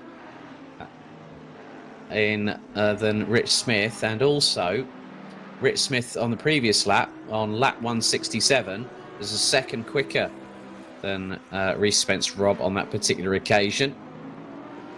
But the good thing is that everyone is still running, and yeah, the 720, which is Rob Malderink, and then you also had another McLaren. That would have been Alex Naylor in the THRC car that has got Vervat, Dafas, Mosley, Pope, and Alex Taylor, who's currently in there at the moment, as now Ido from Cup Team looks to close in on Abrunosa. Now, Ido was in front of Abrunosa at one point, but the Ferrari managed to get past. However, the 333 looking to assert itself and retake a further position as Gemelin from Team Hot Air Balloon Motorsport pits to serve the drive-through penalty, and the timing has just indicated that has been cleared. Yes. So it is. It has been served. It is being served as we speak. But now that battle there is getting rather interesting. Then you've got a battle picture in picture. Alexander Deleur and got the 220 of Volker Kohl still battling away. The two Lexus cars giving themselves they're giving each other something to think about quite significantly here, because they're not giving up. They're completely put to the floor, full send. You know, the drivers are going to start getting tired, and I'm not at all surprised that when you had drivers like Gamat, and that was a bit of that was a moment that Volker Kohl did not need in that Lexus. He was coming like a freight train going through into Crowthorns. Then as soon as he hit the Jux K-sweep, the car decided, I'm not going to turn right. I'm going to go a little bit to the left-hand side. And all that hard work that Volker Kohl has done over the last 5 to 10 laps has quite literally been undone, because that gap has now extended to nearly 2 seconds. Yeah, you're going to be kicking yourself for that one, aren't you? Making a slight mistake like that, ruining any work you've made. Interesting here, the battle between Ido and Ibrahimosa. It wasn't that long ago that we were watching them and commentating over Ibrahimosa and Padrana battling it away. Well, look at the gap between the two Ferraris now. It's around 4 seconds, so it hasn't been great, really, the last part of the stint for the 321 car, as Ido's now gaining and gaining and gaining on the Ferrari, and it seems kind of only a matter of time at this rate that there's going to be a switch of position here. So it's certainly one to keep your eye out for, and see what the Ferrari team will do to defend from the Aston Martin team. Yes, so interesting battles throughout, and it's going well so far, really, this entire race. We've had some brilliant battles, and as I said, here we go then. There's Ido on the side of Eblinosa. It's a bit dark, difficult to tell these days what's going on. The Ferrari's still in front of the Aston Martin, though. That's what matters for the Ferrari driver as we exit the Luke up, head into Mineshaft, then through to the Crocodile section. And it is still Ido behind. 2/10 though separates them. Not a lot of time, not a lot of a buffer if you make any mistakes. We saw earlier, you put the car under pressure, and there's a high chance they might fold and buckle under that, which is well, not great for their race at all. But it's great if you're the one chasing them. That's it's always nice to not have to worry about too much of an overtake. But there we go, out of Ingwe as we head down the pit straight. 2/10, round about 3/10 for them, backing up a little bit. Will there be a move into Crowthorne? The 333 car looks like they will not be on the brakes. Actually losing a bit of time there to the Ferrari driver, Alex. Yeah, it can just go to show that you can try and get one up on your opponent, and then all of a sudden you get something that sort of comes completely out of left field, and you sort of like think, oh, I didn't expect that. That can happen in racing. I've seen that in the multitude of racing for racing categories that I've commentated on since 2017 is all. Now, that was a bit of a moment there for Abrunosa going through into the right-hander, and that nearly caught him out. Remember what we saw with Abrunosa and Pedrana earlier on, going through Sunset, and then, well, coming out of Barbecue and then going through into Sunset, just absolutely nailed it, and then made sure it happened by Clubhouse. So this time, Abrunosa managing to get away, but not by much. Gap just under 0.4 of a second. As they once again come through the exit of Loikop and down through Mineshaft. And this looks even more fearsome going through the night. So let's see if we can get an onboard now with regards to... Let's go on board with Martinido from Cup Team. From a driver's perspective, if we can, and just give you all an understanding of how they are pushing like crazy during the night. So we'll go on a hot lap here, on and rate it as always. Ingwe, we go through, so up to second, up to third, a little bit of a short shift there, up through to fourth gear now, pushing over the best part of over 140 miles an hour. Pushing nearly 240 k's down from fourth into first gear, through into Crowthorne. Tighter apex taken by Ido there in comparison with Abrunosa. Through the Jux K-sweep whilst accelerating up into third. Down a gear into second, through into Barbecue. 115 kilometres an hour indicated on the speedometer. Going through the apex. Now up through the right-hander at Sunset. Down into third gear, he's pushing nearly 180 kilometers an hour as he steers that thing in. Through into the right-hander, or through into the left-hander here at turn 7, Clubhouse. Second gear again, 120 kph. Another mistake there from Abrunosa because he knows that Martinido is behind. Down into turns 8, now into 9 at the S's. Third gear, fully accelerating, but to the floor. Ido looking towards the right-hand side to close in and goes for the send up the inside through into Loikop and the pair clash. And that means that Ido went around, and you know what? That I had a feeling, I knew that Abrunosa, you could tell by going through, like, say, Sunset, coming out of Barbecue, Abrunosa was making the slightest amount of mistakes. And what that gave Ido the opportunity of was a send. And he saw it coming. I sensed it. And all of a sudden, he went right up the inside. That gap was being closed. Abrunosa had every right to close that gap. And Martinido, I just think, went, well, I've got nothing to lose. I'm going to go for it and see what happens. And unfortunately, he rolled snake eyes. Yeah, he sent that first class, didn't he? It didn't work, though. I thought give him that was track 24. Yeah. Wow, yeah. That was, God.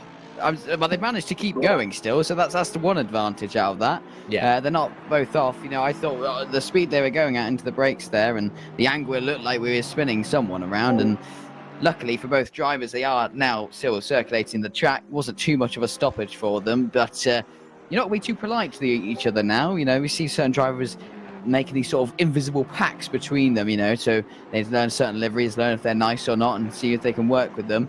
I don't think the relationship between those two cars there is going to be particularly sweet, more sour than anything, and I'm sure they're going to, the Aston Martin were wanting to make a move sooner or later, and we had sooner earlier, so later sooner.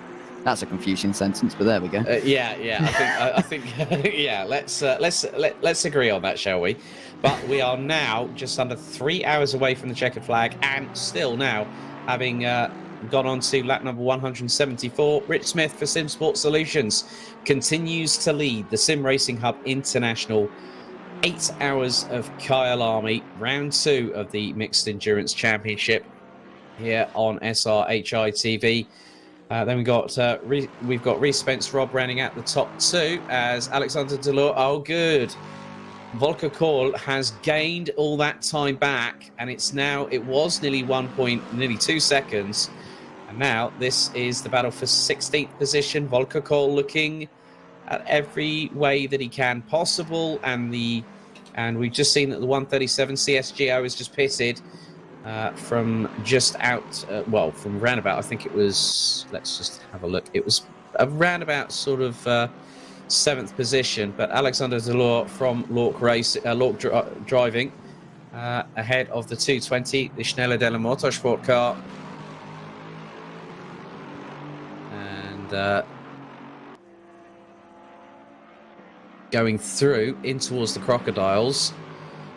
Yeah, Volker Kohl not yet close enough, I think, but give him maybe a couple of laps or so. Simon Zimmerman from Science Friction Racing goes into the pit lane. Start with just over 2 hours and 58 to go on the clock. As there is the move from Volker Kohl up the inside, looking towards Ingwe, but Alexander Delors just literally had that Lexus planted to the asphalt like nobody's business. And looks like they've got an Aston Martin behind them at present, and that is the race leader. That is Rich Smith. So he's got to quickly get past these two.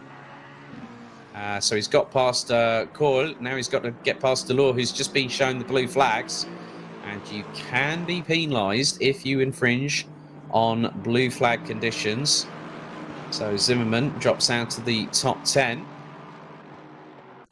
So this is where this could be. We've seen it before. I've seen it before where back marker traffic has decided the outcome of a race where a team has been in front for so long, and now Rich Smith is very shortly, I would imagine, that if Alexander Delors is being closed in on by the Aston Martin, that's happening now. So Rich Smith pulls to the inside, sweeps up to the left.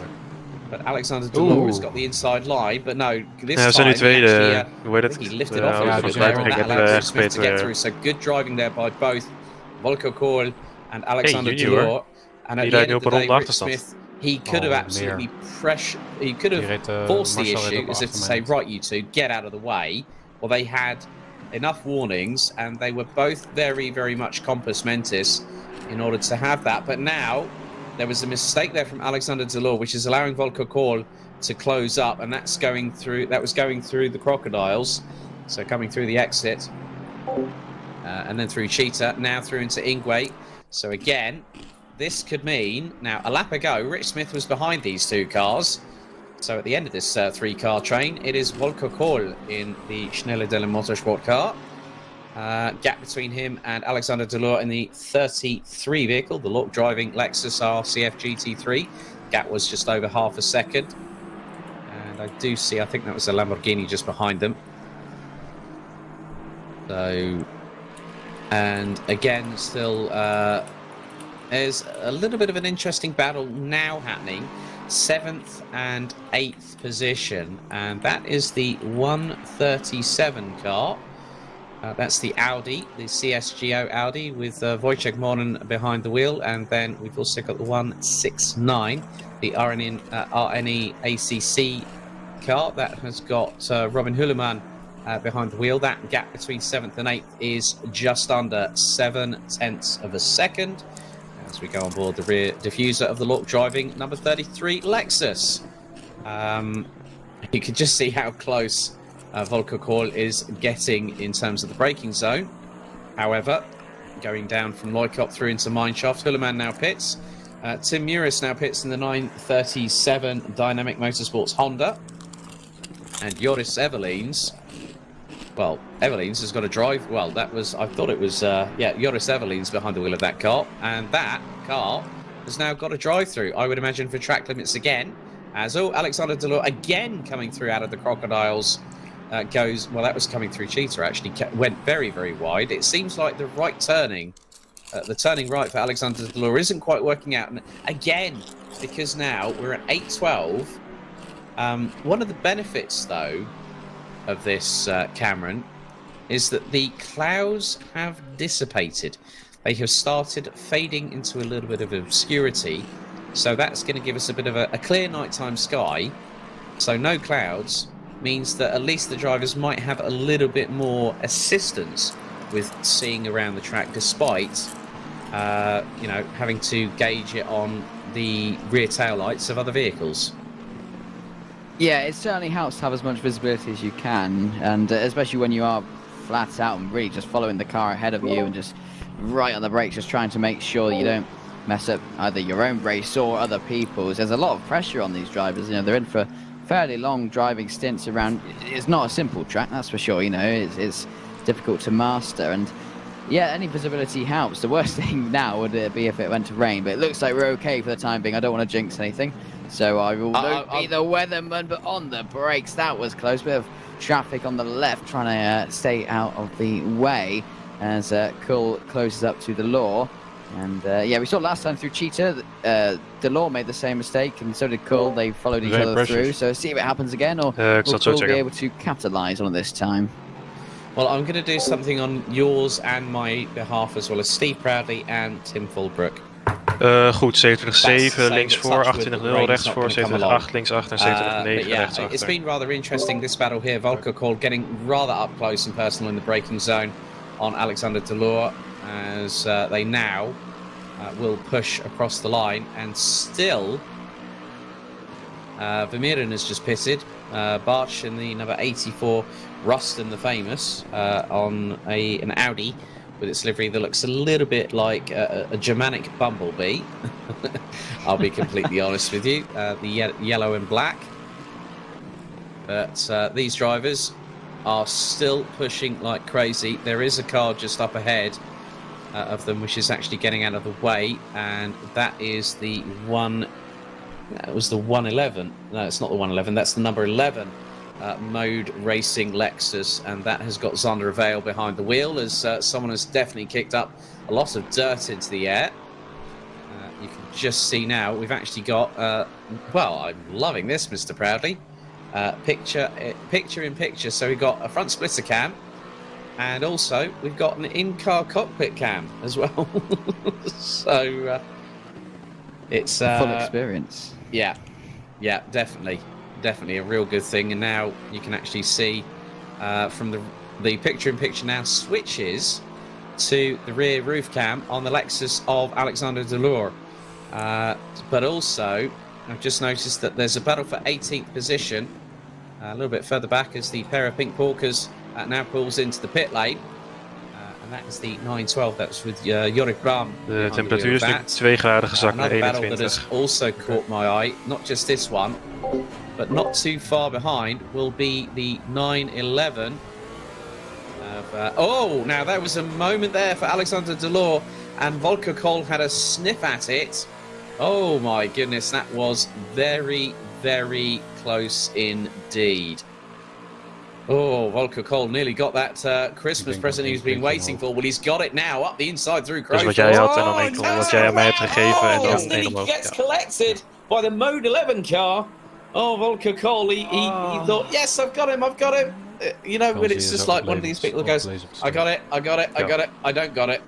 Zo, kan je niet zien, hè? That's heartbreaking. Zeg het zo wel. Als ik het weet. And that's twice in that corner he's done that. He did that on the outside, didn't he, earlier on? Die heeft een hele lage sample rate volgens mij. Side by side, going through Crowthorns, and then gets the perfect opportunity.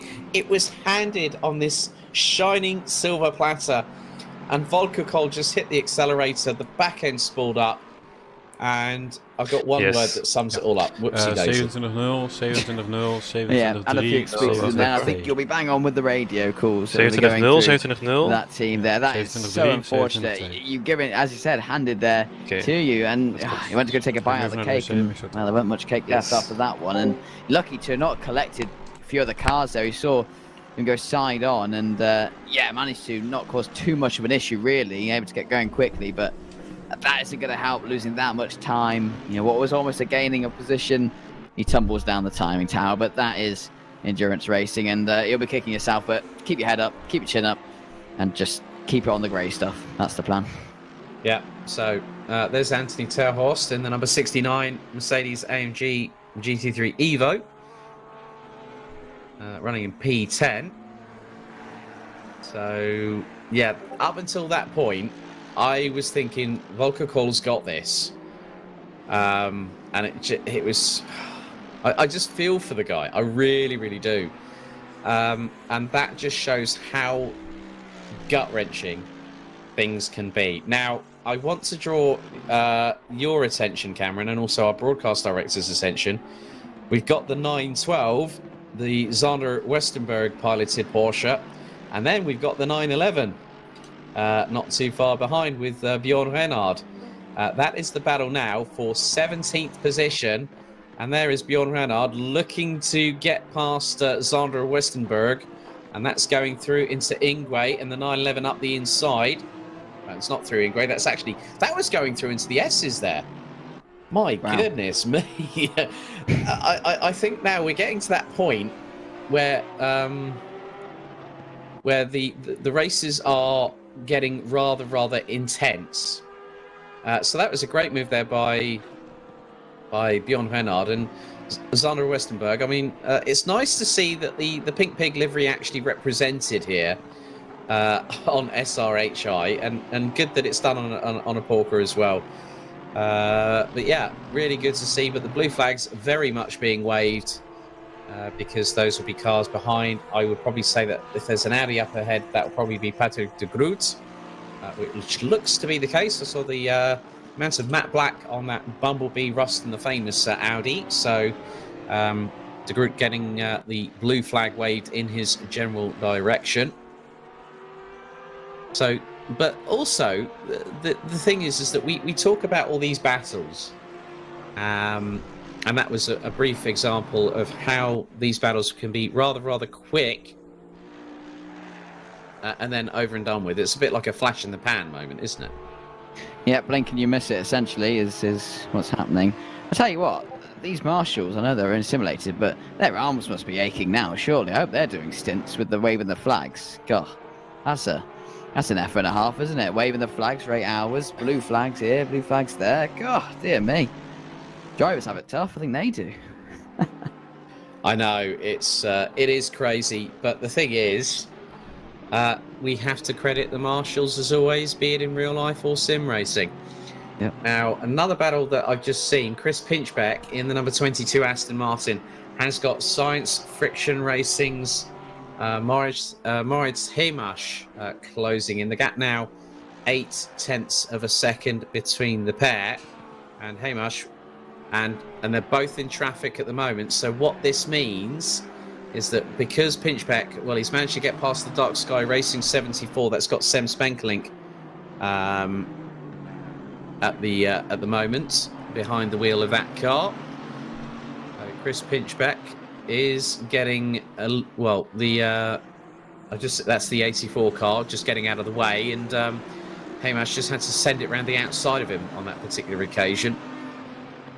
So you can just see that Hemash was about just under 7/10 away from Chris Pinchbeck, and again the back marker traffic is really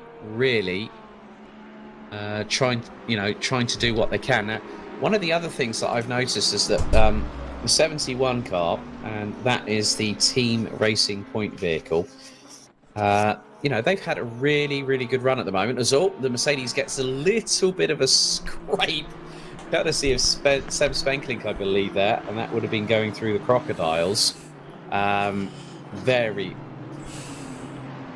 And one of the things that has done is that has actually given an opportunity for Amar to now have another car put in between him, and that is a Mercedes. Very much there, and good to hear from my good buddy, Mr. Martin Neuselings. Hi, Navond. Yeah.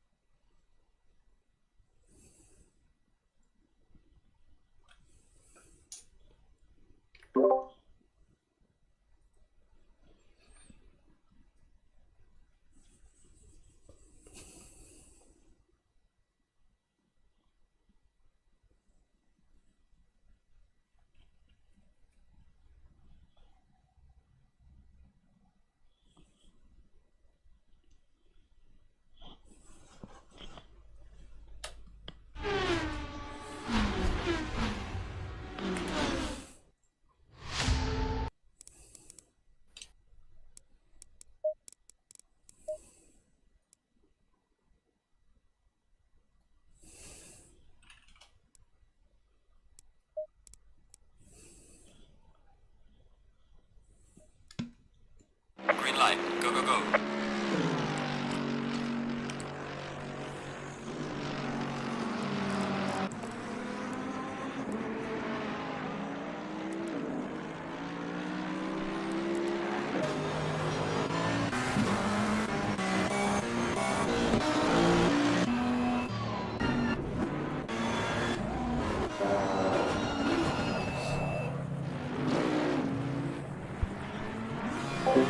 Ik weet niet waar je rijdt, maar kijk uit bij de laatste bocht. Yep, ik zag het. Het ging net goed. Ik hoorde inderdaad yellow flag en sinds de trauma van vorige race ben ik daar heel voorzichtig mee. Er stonden 3 auto's naast elkaar. Er was één gat waar ik net doorheen kon.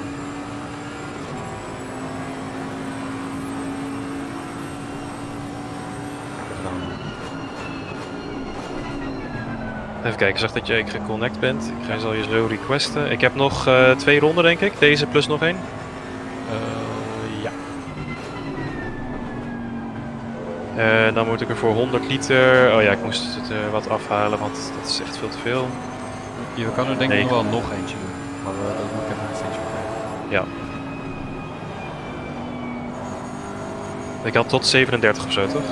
Ja, 36, 45. Ja, dan kan je er zo in doen. Oké.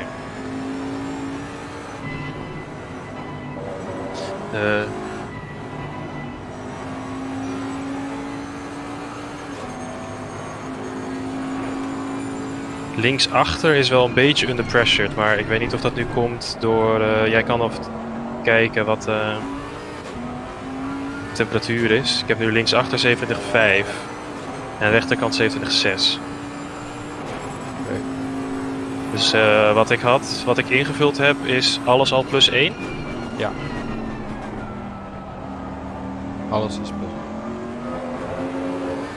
Ik had 27,0, 27,0, 27,4, 27,2. Oké, 27,3 moet dat zijn. Zo.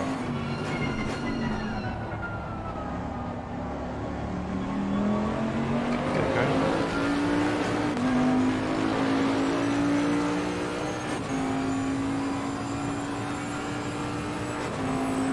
27,4, 27,3 is het dan. Ja.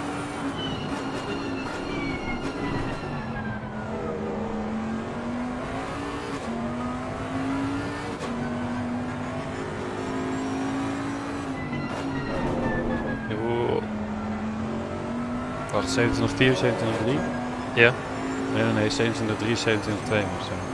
Oh, oké. Wel 27,0 aan de voorkant, toch? Ja. Oké.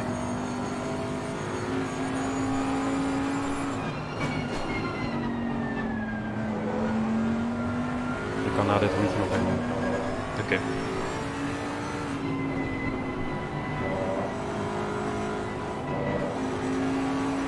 Ja, als die gast zegt pit in, dan heb je nog 5 minuten geloof ik, toch? Ja, die heb ik net gekregen.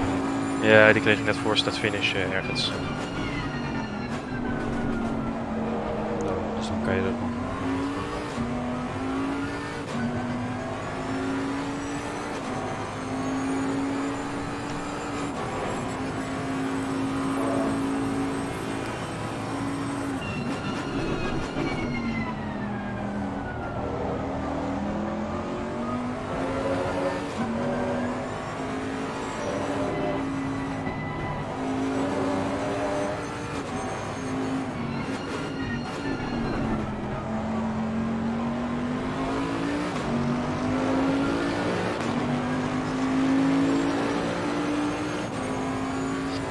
3. 37-2.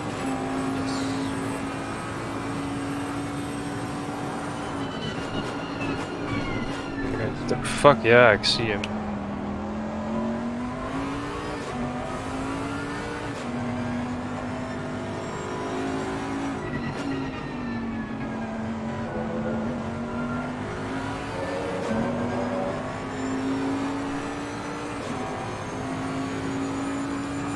Deze ronde naar binnen? Ja. Oké, dan ga ik de junior er nu niet langs laten. Nee.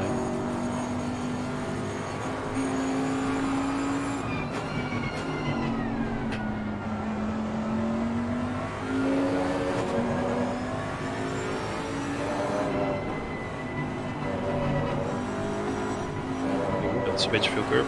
Hoeveel fuel heb je nog? 12. Ik heb 90 erin gedaan. Ja.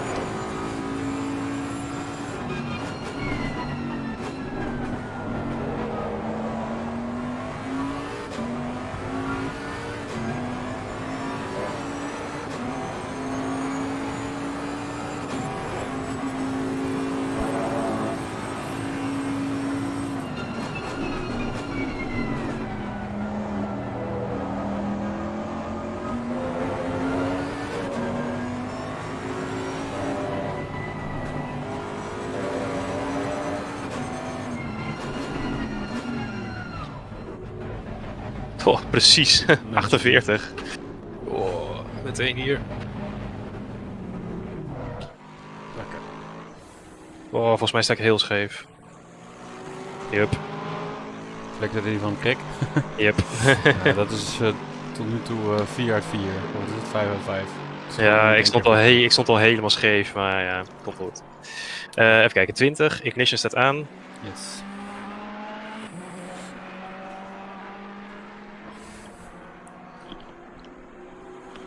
Tien. 5, 4, 3, 2, 1. Go, go, go, go, go. Come on, let's go.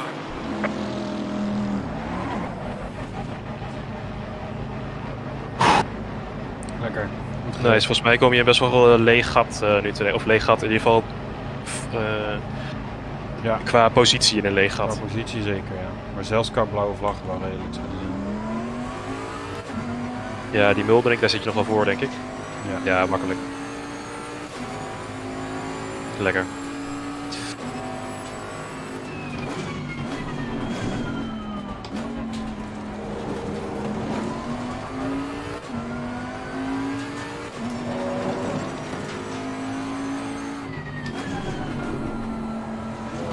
Denk aan de koude banden, niet veel over curbs en zo.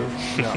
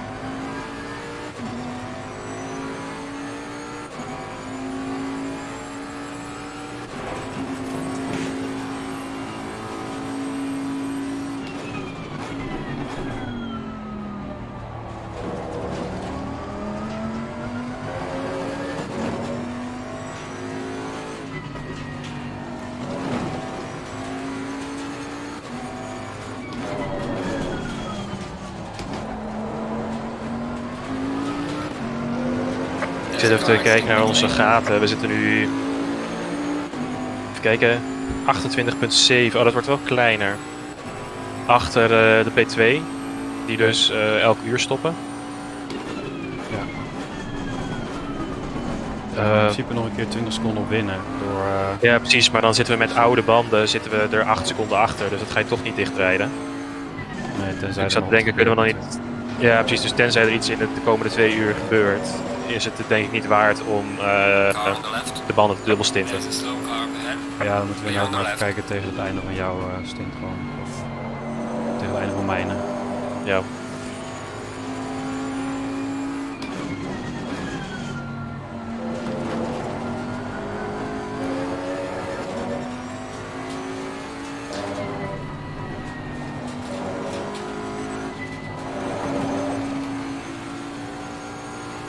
Ik ga zo disconnecten dan. Ja. Armin voor je, die leidt je er vast wel makkelijk langs. Beter wel. En dan is hij een eikel. Jij bent aan het streamen toch? Of gewoon op YouTube? Ja. Oké. Dan ga ik nu disconnecten.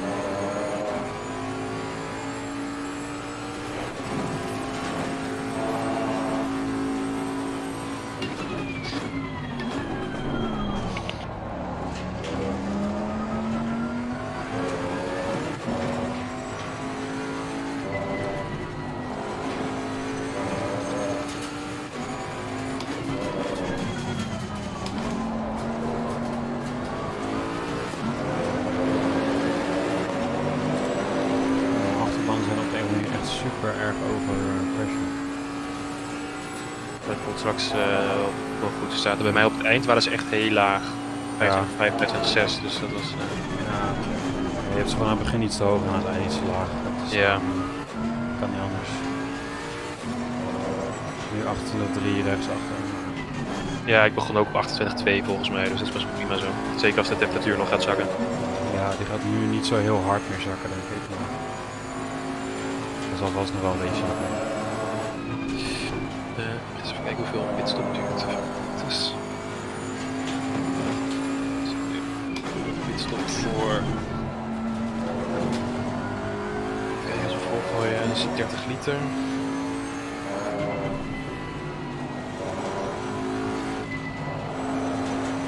Ben je aan het kijken hoeveel tijd het bespaart? Ja, dus een pitstop voor 30 liter kost 9 seconden. Dus je wint inderdaad, als ik dus mijn stint volgooi, dan heb je zeg maar 150 liter nodig ongeveer, 1,5 uur. Ja. Dus je 120 bij de pit, dan moet je nog 30 tanken voor de splash and dash, maar dat kost 9 seconden. Ja. En banden is dus je wint 20 seconden, dus dan komen we alsnog erachter op oude banden. Dus ik denk niet dat het waard is. Nee, oké, maar ja, aan de andere kant, als zij dan bijvoorbeeld net een drive-thru pakken of 1 keer spinnen of zo. Ja, maar met een drive-thru heb je alsnog... Dus het enige is dat ze als spinnen, maar je verliest waarschijnlijk zoveel. Ik denk dat ik echt wel 1,5 seconde per rondje verlies. In het laatste half uur dan. Ja, ik zat net al op 5/16. Dus op zich, als je er dan voor zou komen, zou het wel waard zijn. Maar als je er toch al achter komt, dan is het denk ik niet waard. Ja, dat gaan we niet weten op tijd. Nou, ik kan wel zien als je zeg maar... met een uur, zeg maar, als er nog met een uur te gaan is, dat wij dat laatste uur ook gewoon, of het gewoon doorrijden. Maar ik denk wel dat we voor jou gewoon vol moeten gooien om een optie te houden. Ja, dat is trouwens wel inderdaad als gewoon vol gooien en dan kunnen we, als er een VSC komt, kunnen we daarna nog misschien pitten en zoiets meepakken. Ja, precies. Dan doe je hem gewoon op een ander moment. Ja, dat ik dan doe ik gewoon wel banden swap op het eind. Ja, tenzij er een VSC komt. Ja.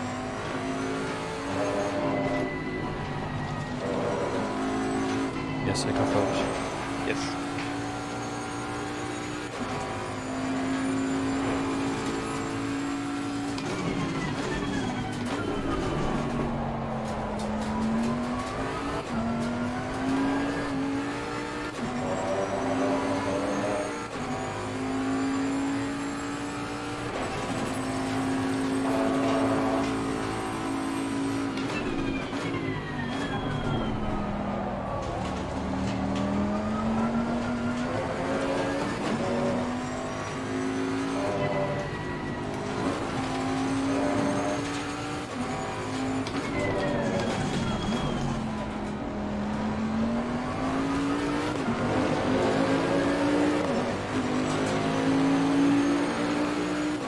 Behind to the car in front in sector 3.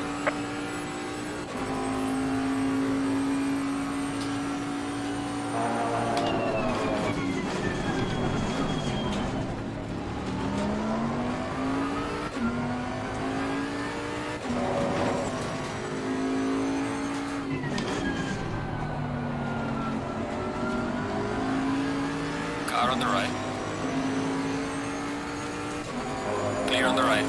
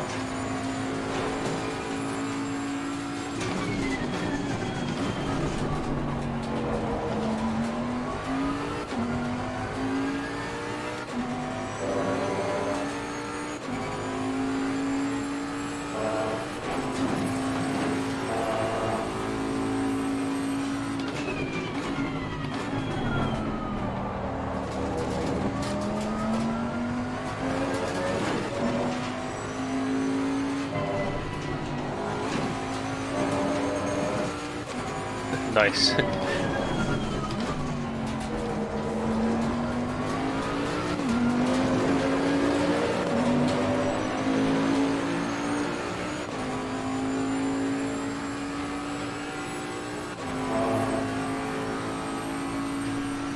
Weet jij nog hoe laat je in de auto ging? Ik dacht iets van 2:37 of zo. Ik ging met 2:37:48, kwam ik de pits. Ietsjes meer, 38 denk ik. Je kan het eventueel terugzien te streamen bij mij. Oh, tuurlijk, nice.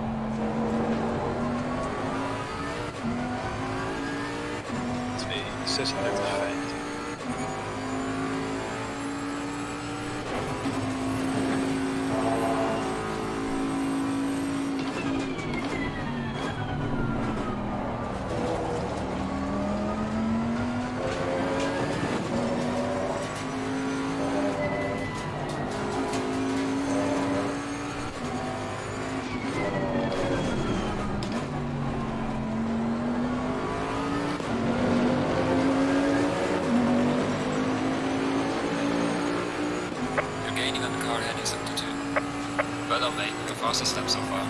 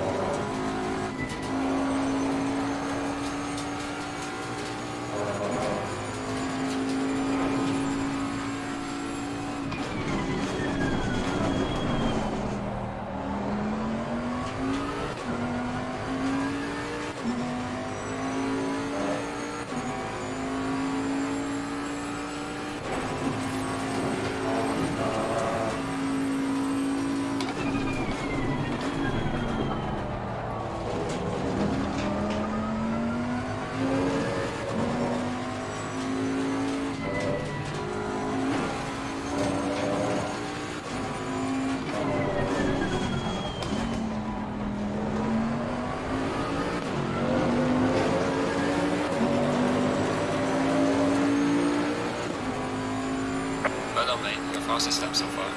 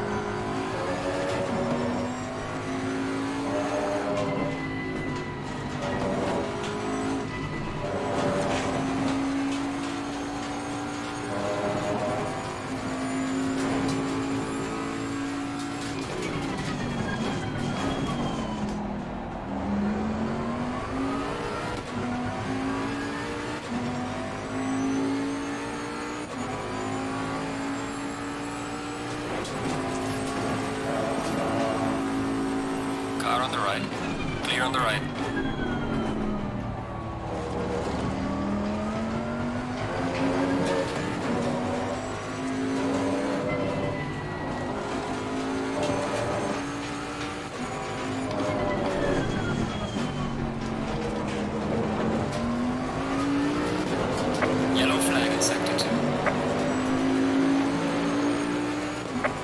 encountered the car in front in sector 3.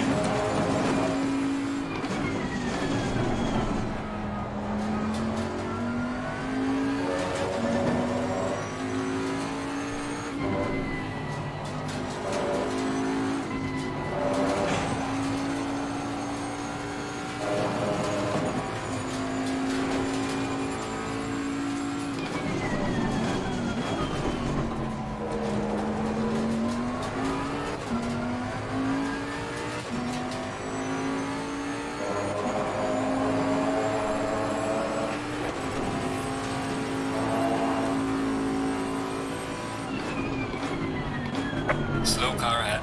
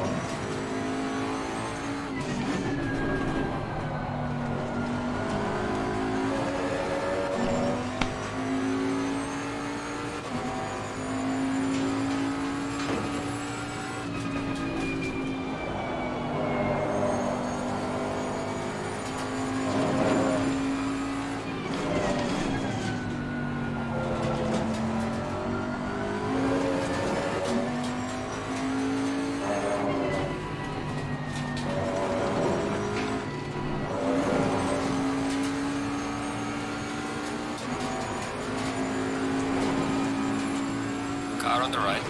Clear on the right.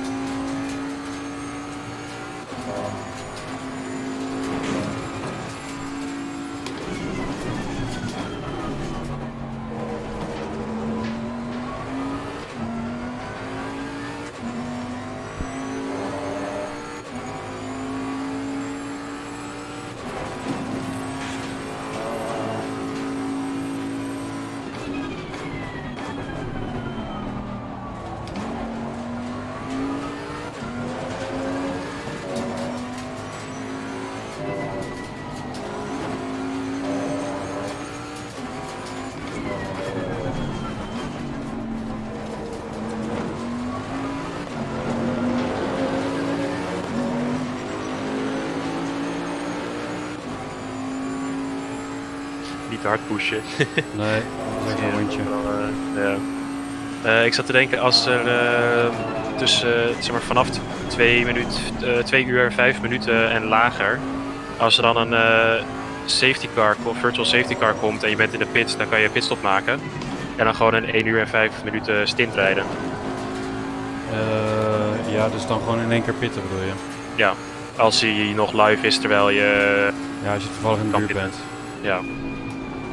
Ik ga zo wat drinken, maar mocht er dan dus met 2 uur en 5, want dan heb je 1 stint van 1 uur en 5 en dan heb je nog een uur stint. Dan heb je nog marge voor die laatste ronde, wat is natuurlijk 8 uur plus 1 ronde. Ja.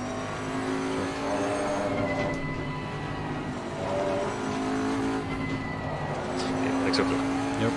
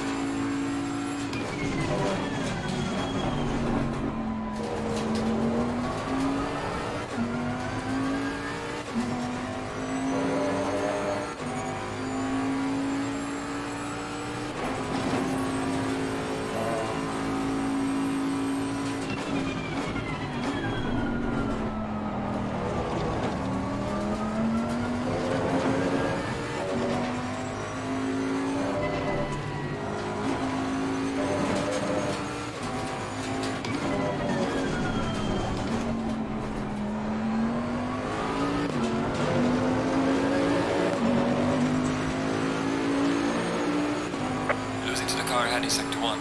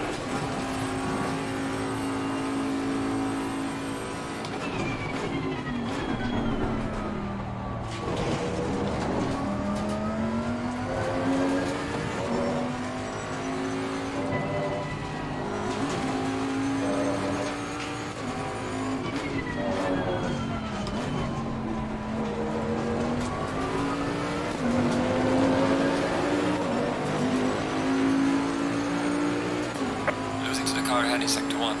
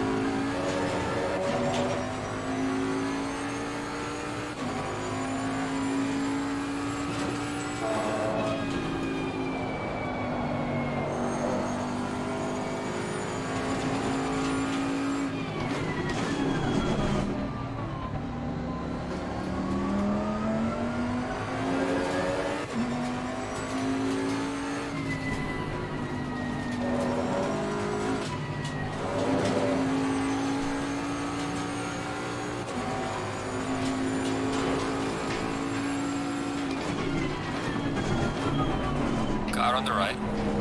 Clear on the right.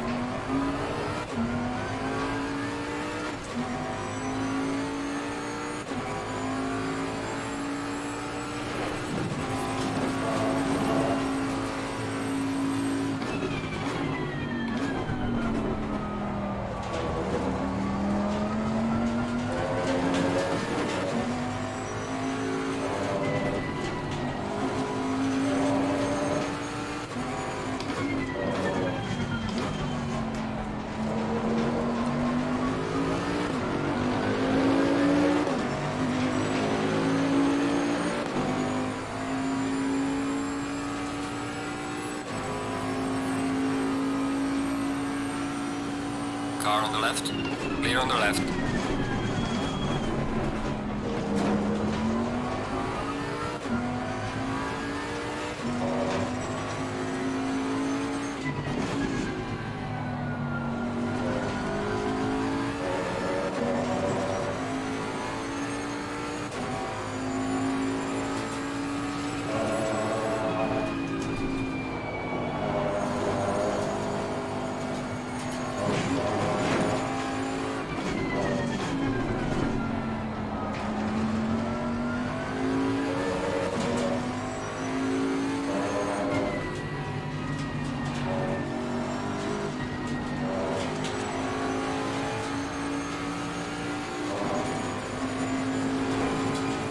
Car on the left. Clear on the left. Car on the right. Clear on the right.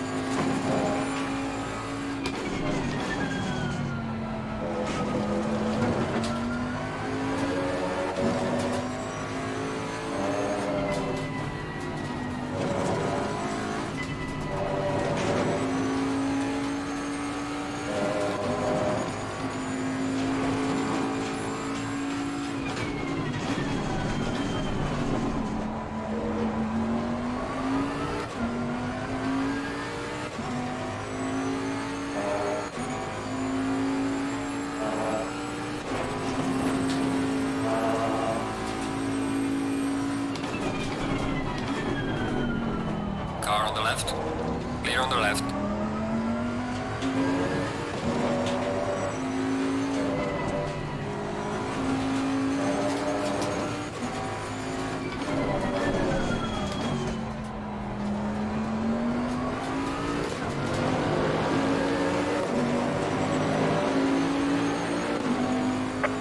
time to the car in front in sector 3.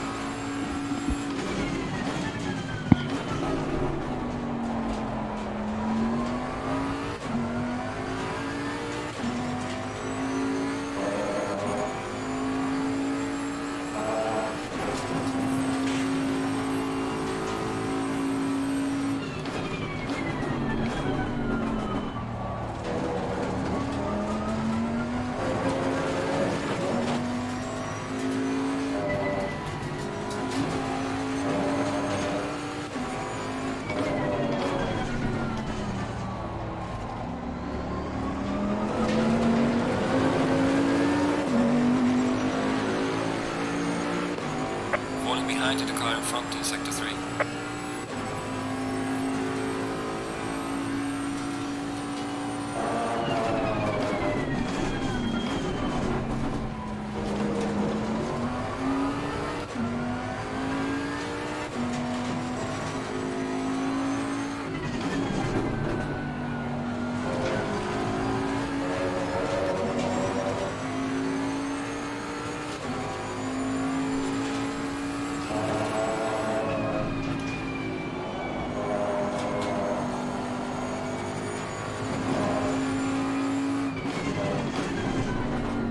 Car on the right.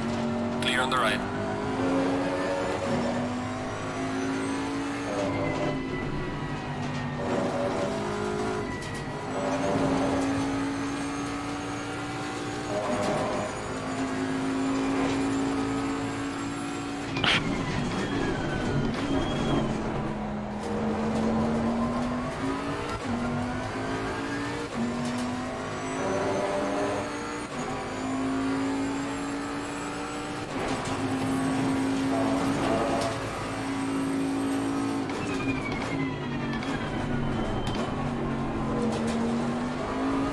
Yellow flag ahead, watch out.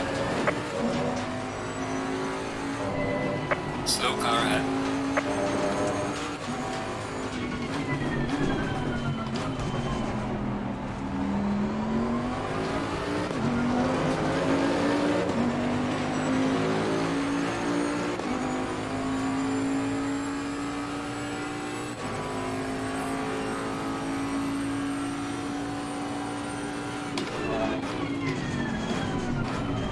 Car on the right. Clear on the right.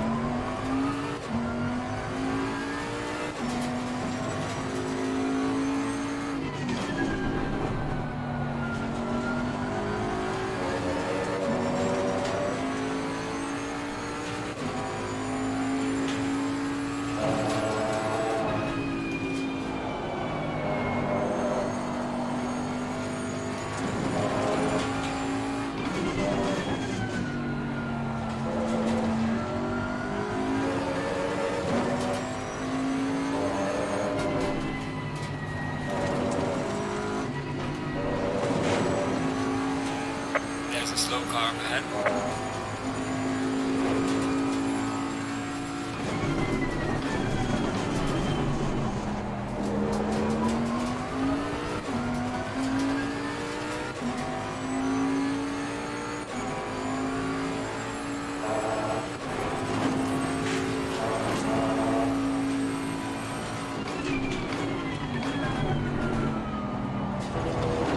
Yellow flag ahead, be careful.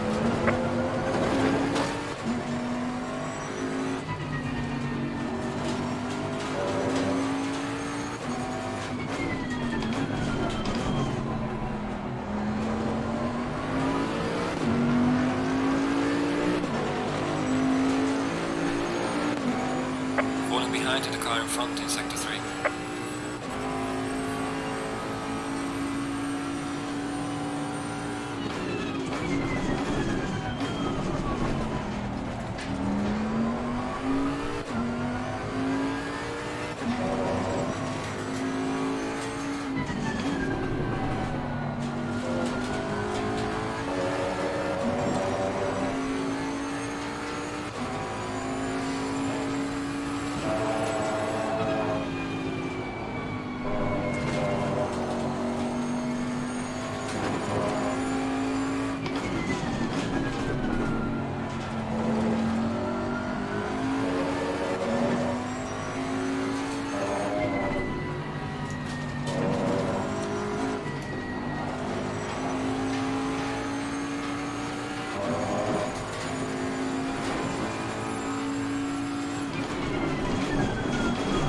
Car on the right.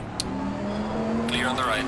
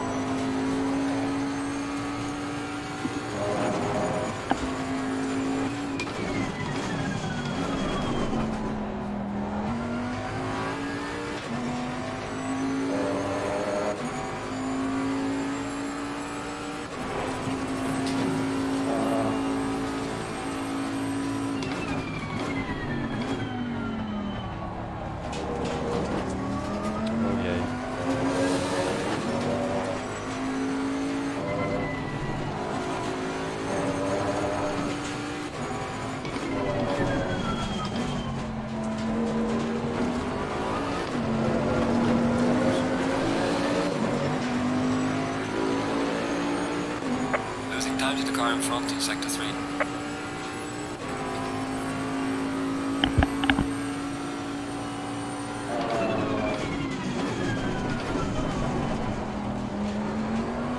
Minuten.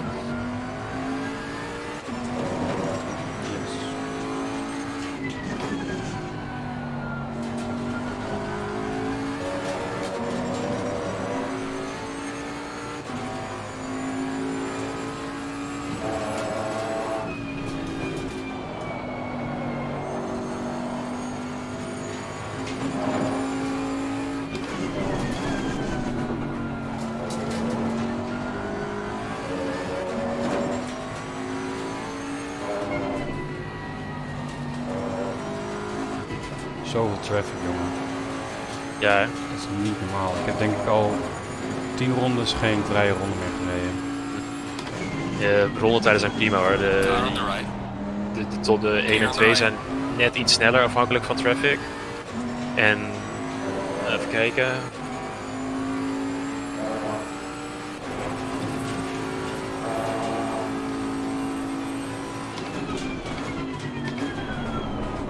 Ja, voor de rest ben je gelijk met gelijk of sneller dan wat achterop rijdt.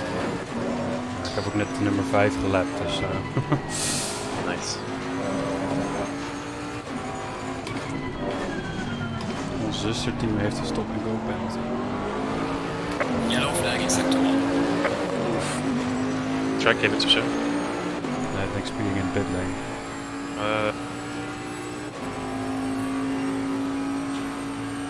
There's a slow car ahead. Car on the right. Het is zo irritant. Laat dan zien wat je Clear gaat on the right. doen.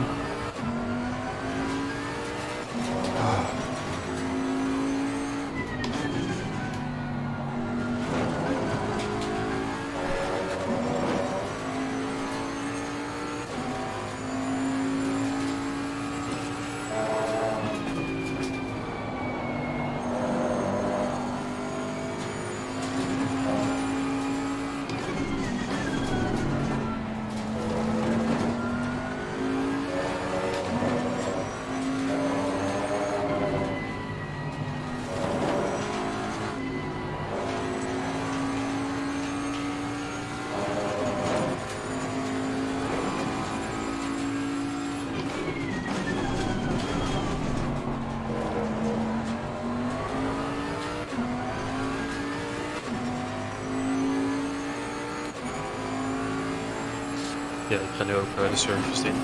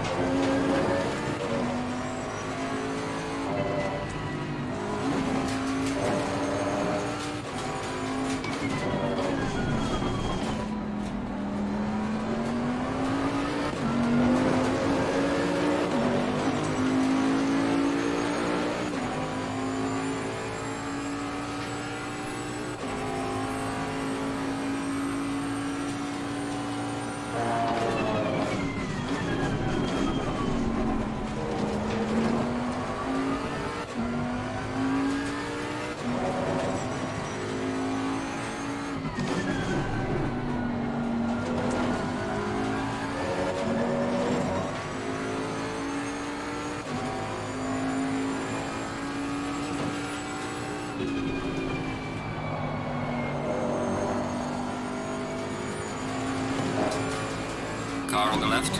Clear on the left.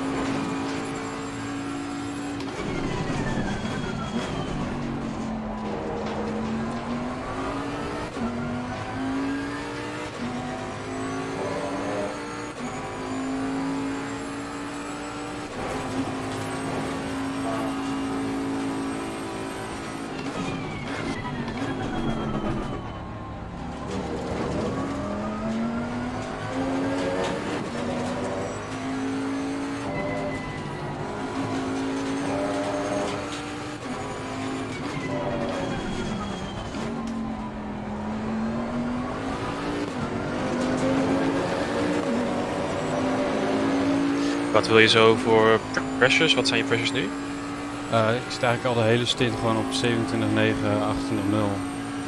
Behalve linksaf is ietsje minder, maar verder eigenlijk alles gewoon. Dus ik denk eigenlijk dat gewoon hetzelfde erin moet. Want... Ja. Prima. Yellow flag. Ik weet niet of het nog echt kouder is geworden ook de laatste tijd. 1 graad ook. Lekker. Even een mooi driftje om hem omheen te zetten.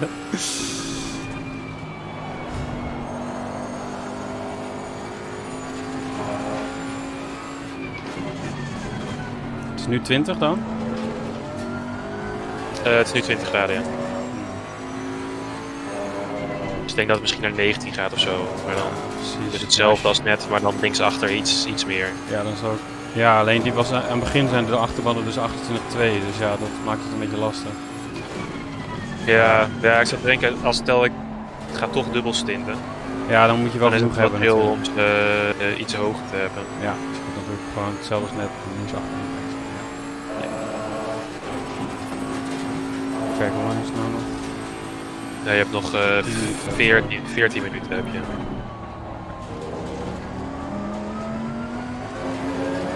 Maar ik zou denken, als je het nu alvast instelt, mocht er een VSC komen, dan kunnen we al meteen de pitstop doen. Ja.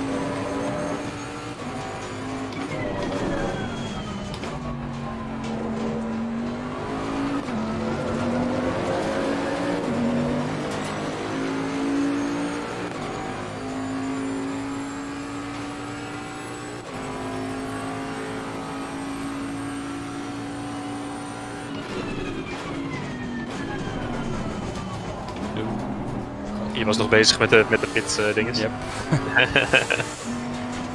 Ik had eentje terug te schakelen.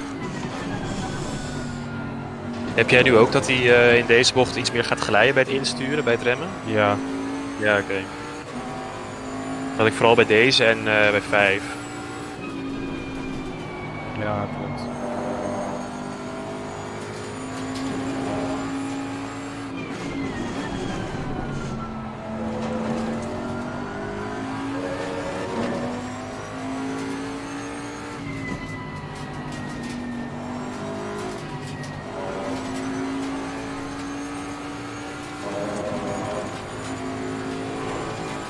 Het is wel gek, want je hebt echt in bepaalde bochten waar je tijd verliest en in andere eigenlijk echt helemaal niks. Ja, ik heb altijd dat ik in bocht 1 op de een of andere manier een tiende win. Ja, ik ook. Dat is altijd, later in de stint win je gewoon altijd een tiende. Dat is echt heel apart. Maar dat had ik met de audio ook precies hetzelfde. Ik denk dat het gewoon komt dat je lichter wordt of zo. Ja, dat zou wel kunnen, ja.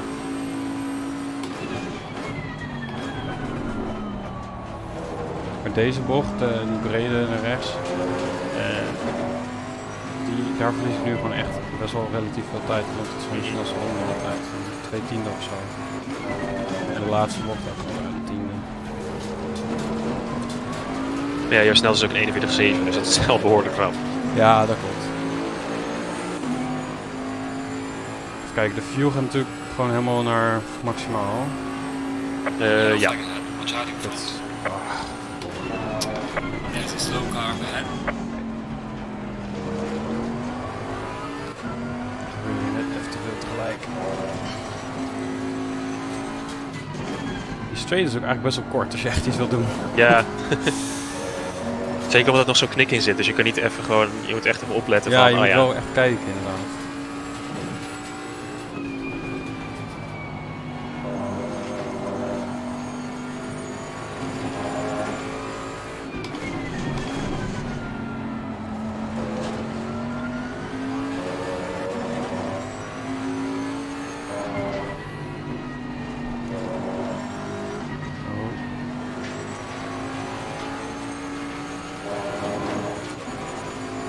Pas op, er komt zo een full course yellow. Dus als je 5, ik kan nog door, 4, ik kan door. Wat doen mensen? Oh, gaat dan nu al stilstaan? 2, oké, opletten. 1. En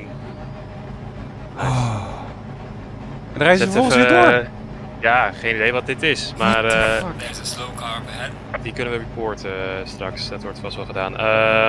Zet even mij op request mij alvast. Mocht die zo meteen bij de pit zijn, dan kunnen we vast de pitstop doen. Dan zal de pressures en zo goed staan. Ja, fuel. die zijn dus verneukt nu omdat ik een foutje maakte. Oh. Maar dat komt heel goed. 27, 027, ja. 327, 3. Oké, ja, de vorige keer was hij best wel snel, dus ik denk dat we het niet halen. Ja, daar komt hij al, dus we kunnen gewoon doorrijden dan.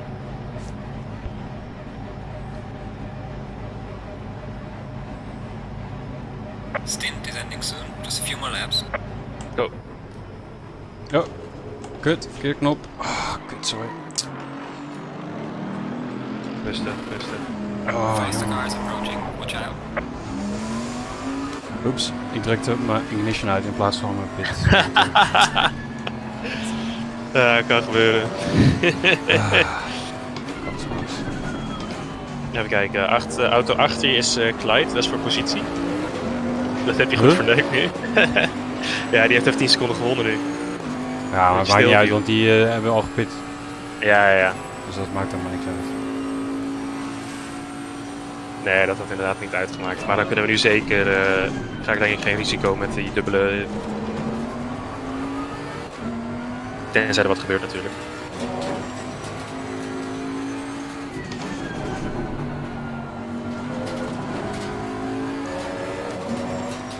Oh, ik was echt te veel tegelijk aan het doen. Ik was echt een beetje gedesoriënteerd. Het blijft irritant met die pit instellen, want het zou gewoon moeten kunnen, maar ik verlies altijd gewoon wel een seconde of 5 door het instellen van de pitstop. Gewoon door dat je er fouten van gaat maken.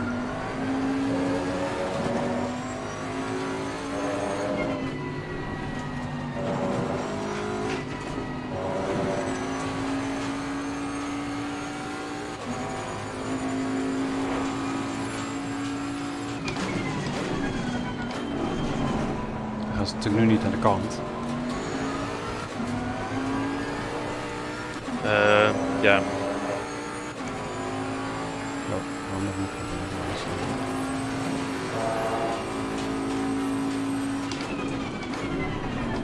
Als je heel erg wordt opgehouden, zou je ook gewoon nu naar binnen kunnen. Nou, dan wordt het wel relatief heel ongunstig voor jou als je nog door moet, hè? Als ik moet dubbelstinten bedoel je? Ja. Ja, dat is waar.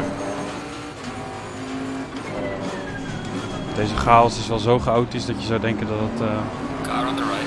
allemaal in Clear on the right. Ja, of dat er één van iemand een fout maakt en je dan er ook bij zit. Ja, ik zal wel opletten. Ja, die gast doet dit wat chill.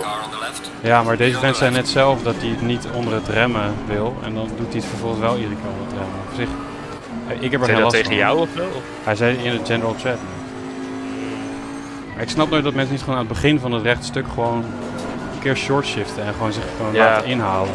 Dat is gewoon veel logischer. Maar ja.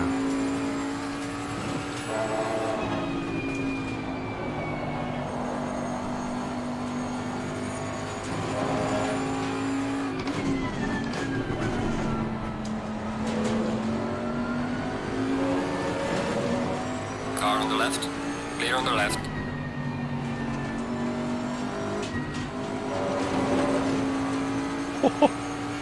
Daar knalde je lekker van de curb af. Oh, veel wel mee hoor.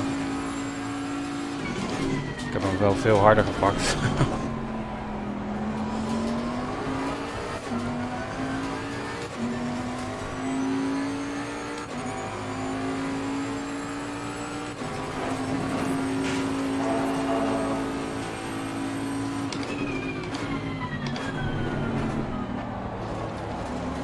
Voor je is gevecht voor P4. Met de leider ertussen, die is nu net er voorbij. Yes. Even oppassen. Oh, hij gaat naar binnen. Oh nee, wacht, dat was de leider. Ja. Gaan wij dan nu aan de... Oh nee, wij zijn gelapt. Ja, we zijn net gelapt helaas. Door die fout van met de ignition. Ja, kan gebeuren. Ja, het is dezelfde knop, maar dan aan de linkerkant in plaats van de rechterkant. Oh.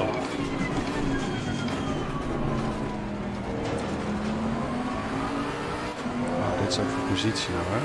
Oh, oké.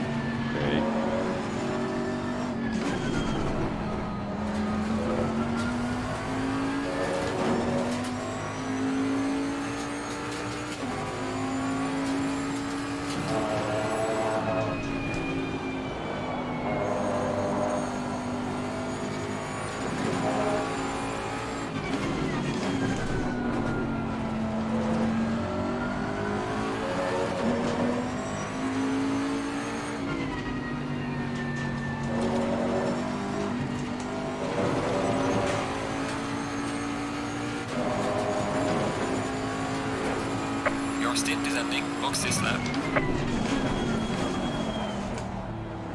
Netjes.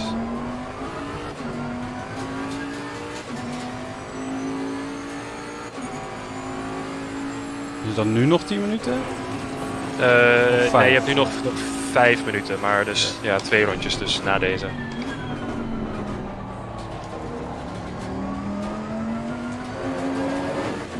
Niet veel tijd verliezen met Clyde. Ik denk niet dat hij echt een aanval gaat plaatsen hoor. Ja, hij rijdt wel verse banden natuurlijk. Dat is wel zo. Maar als hij echt al zo dicht achter me zit, dan ga ik wel gewoon poetsen. Ben je er klaar voor? Ja, ik zou gewoon rijden. En als hij echt gaat aanvallen en je zou gewoon niet verdedigen. Nee, oké, maar ingehaald worden kost je alsnog altijd 12 seconden. Maar, ja, hij zit wel ver achter. Ja, hij wil niet heel veel. Nee, daarom. Ik denk niet dat hij zo snel genoeg is dat hij echt makkelijk een aanval kan doen. Nee, ik denk dat hij op mijn bumper zit aan het einde van het rondje. Ja, wel als je zo rijdt.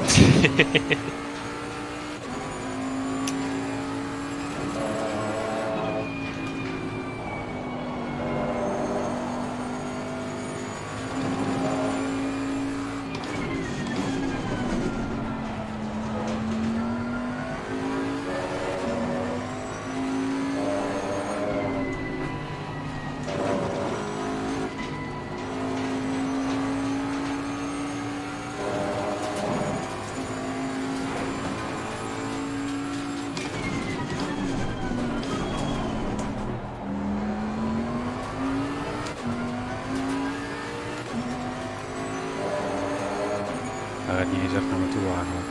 Nee.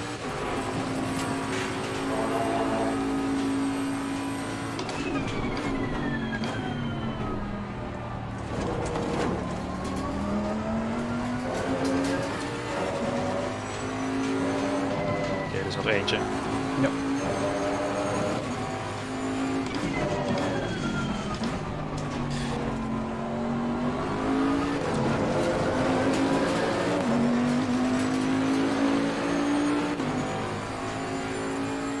Is dat goed, hè?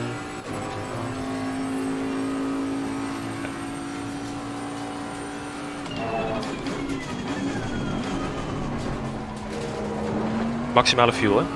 Ja. Oké.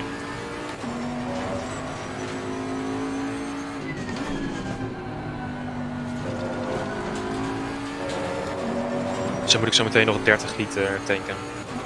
Ja, minder zelfs denk ik. Oké. Want we gebruiken 95 voor 1 uur en 5 minuten, dus...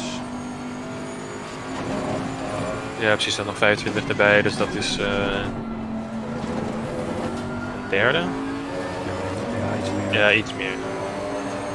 Dus je moet 135 hebben, dus 15 liter erin of zo. Ja, zeg maar 45, 47, ja 45 ongeveer. Nee, wacht. 25. Ja. En dan dat is al vrij ruim. Ja, het is plus 1 ronde, hè, dus misschien dat ja, net... daarom. Ik neem gewoon 30, denk ik. Maakt ook niet heel veel uit, denk ik.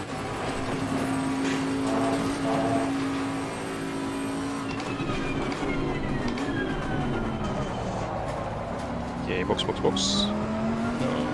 Dit wel net goed gedaan. Ja, chill. Clear on the left. Box.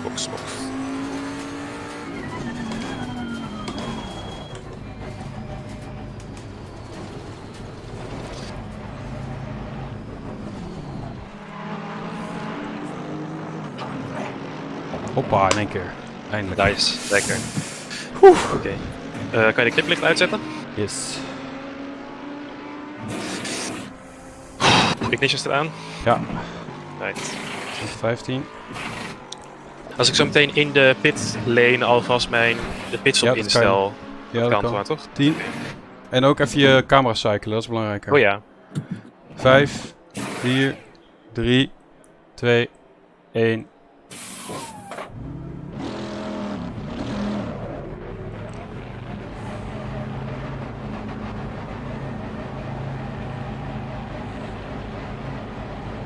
In principe laat je dan banden nu aanstaan en die kun je er gewoon heel snel uitklikken. Ja, precies. Ja.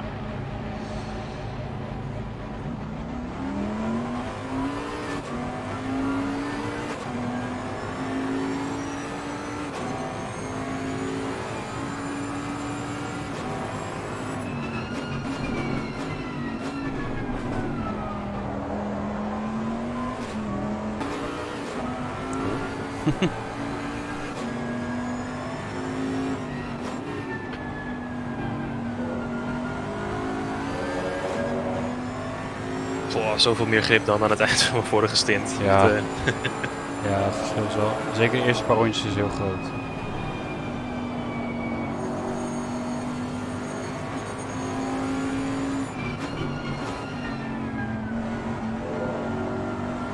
Kun je zien wat het gat naar P4 is? Ah, die was ik net aan het lappen. Dus ik denk dat die nu... halve ronde of zo. Ja, een halve ronde achter ons zit.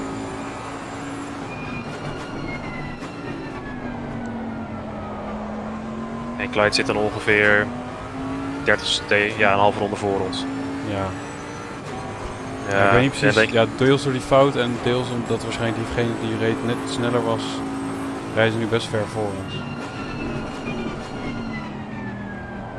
Ja, zij zitten alweer veel dichter bij hun volgende pitstop. Ja, over een half uur toch? Ja.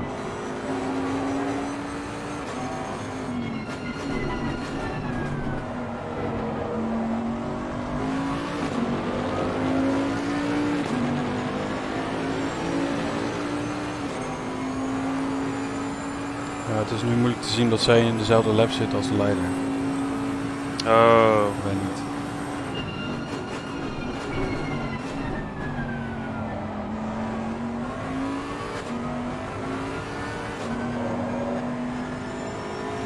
Hier zit 20 seconden achter ons.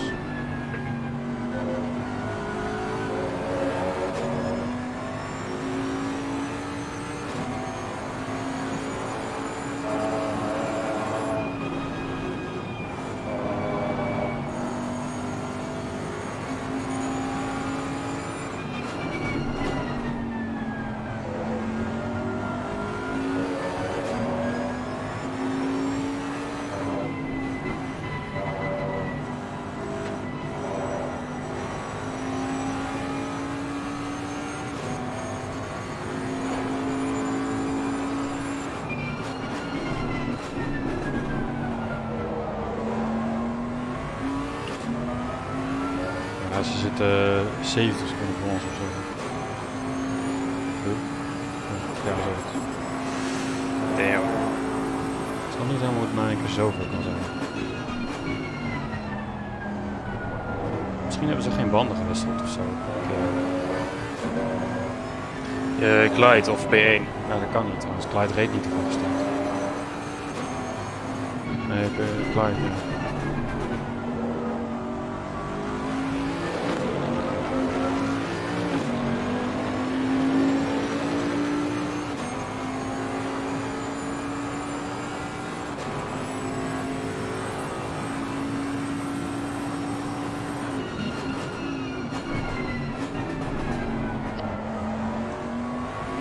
.27.3 had je erachterin gedaan, toch?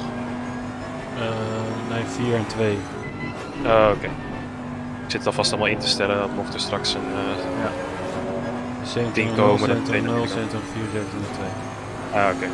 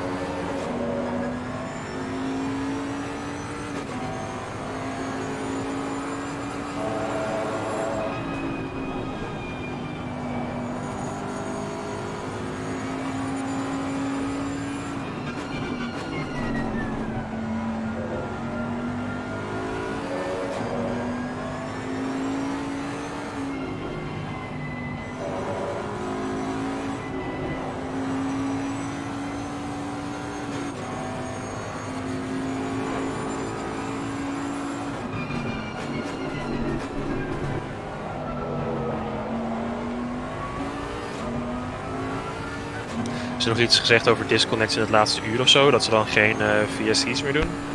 Nee.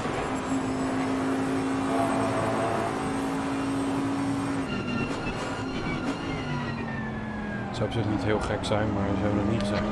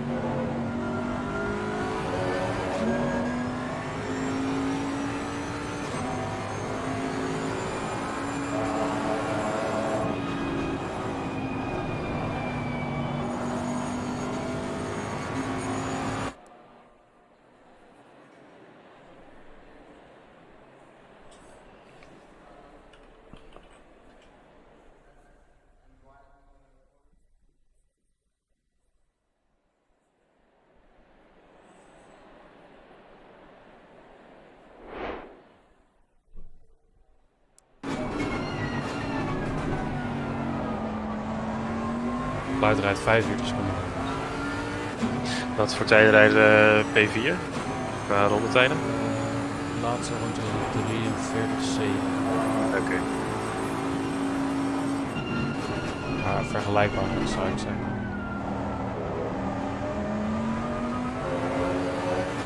Oh, ze zitten trouwens 46 seconden achter ons.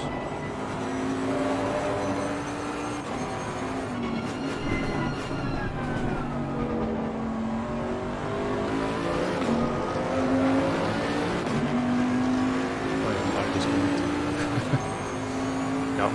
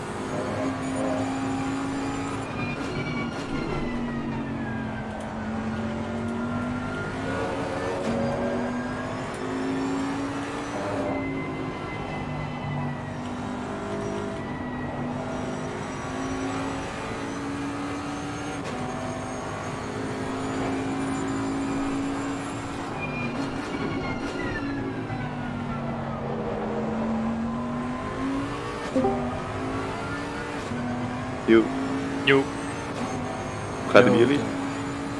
Ja, prima. Oké, nou mooi zo. P3 is stevig in handen, zeg maar. Lekker hoor. Moet jij zo nog in niet? Nee. Nu gaat Daan in principe 1,5 stint. We hebben net gewisseld. 12 minuten geleden. En we kijken nog even of we banden wisselen of niet. Lekker bezig wel. Ja, Hoeveel voorsprong hebben jullie op 4? Ding is te hard. Wat zei je? Hoeveel voorsprong hebben jullie op nummer 4? 50 seconden. En op nummer 2 hoeveel achter? Ook voor ongeveer 50 seconden. Ja, gewoon doorrijden dus. Ja, gewoon doorrijden inderdaad. Was wel een beetje stom bij die full course yellow net. Toen die voorbij was, toen dacht ik mijn pit limiter eraf te drukken, maar in plaats daarvan drukte ik de ignition uit. Dan mag je dus weer tot stilstand komen en zo. Dat is net ja. Drama. Maar ja. Uiteindelijk heeft het niet zoveel uitgemaakt. Nee, op zich niet. Nee. Ik denk niet dat het anders wel spannend zou worden voor P2. Ja, bij ons ging die buiten gewoon lekker. Wat zei je? Ja, bij ons buiten gewoon lekker. Ja, we waren echt weer op weg naar een P10. Zeker. Ja, dat zat er ook niet in, maar... Jawel, Tim. Alles ging fout door iets wat buiten onze schuld gebeurde. Ja, is dat zo? Ja, Tim's computer crashte, daar konden we niks aan doen. Ja. Voor de rest hebben we geen enkele fout gemaakt. Die stop en go 30, dat was ook niet jullie fout zeker. Nou ja, we kunnen wel even door alle drama's heen lopen. Chronologische volgorde. Hadden we dat voor het einde van de race? Dat is wel mooi, die stop Ja, go alleen 30. Want ik had een 2 uur stint. En Klaas die wil wat zeggen denk ik. Oh.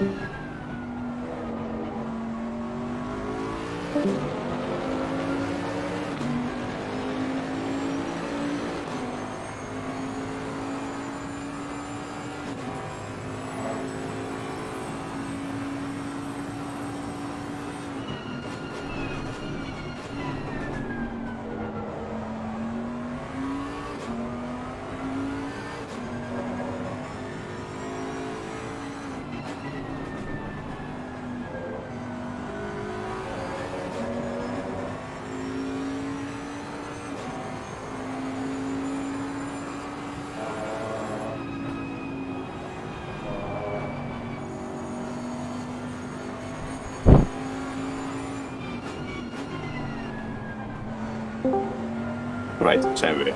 Ja. Ja, het begon allemaal heel goed natuurlijk. Nou ja, eerst hadden we het... Ik ben nu ook een knopje op de bingo. Of waarschijnlijk, straks. Wat? Wat voor bingo? Ja, op de incidenten bingo. Oh. Ja, die penalty die krijgen we straks waarschijnlijk ook nog wel. Oh, heeft Klaas iemand afgepunt? Ja. Nou ja, dat is dan het laatste ding. Praat jij er maar bij. Ik ga wel even Klaas wegzetten. Ja, is goed.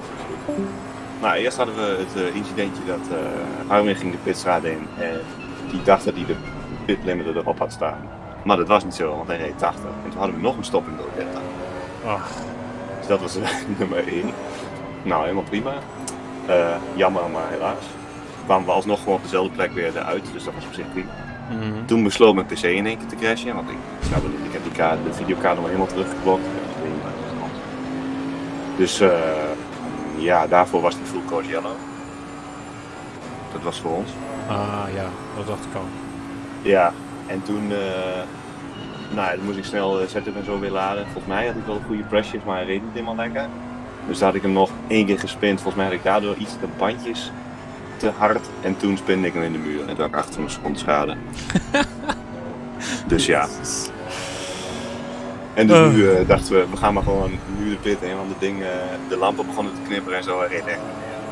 Dus nou moeten we straks waarschijnlijk een drive-thru gaan doen om het te halen. Als we het al op de benzine halen. Dat is ja, oké.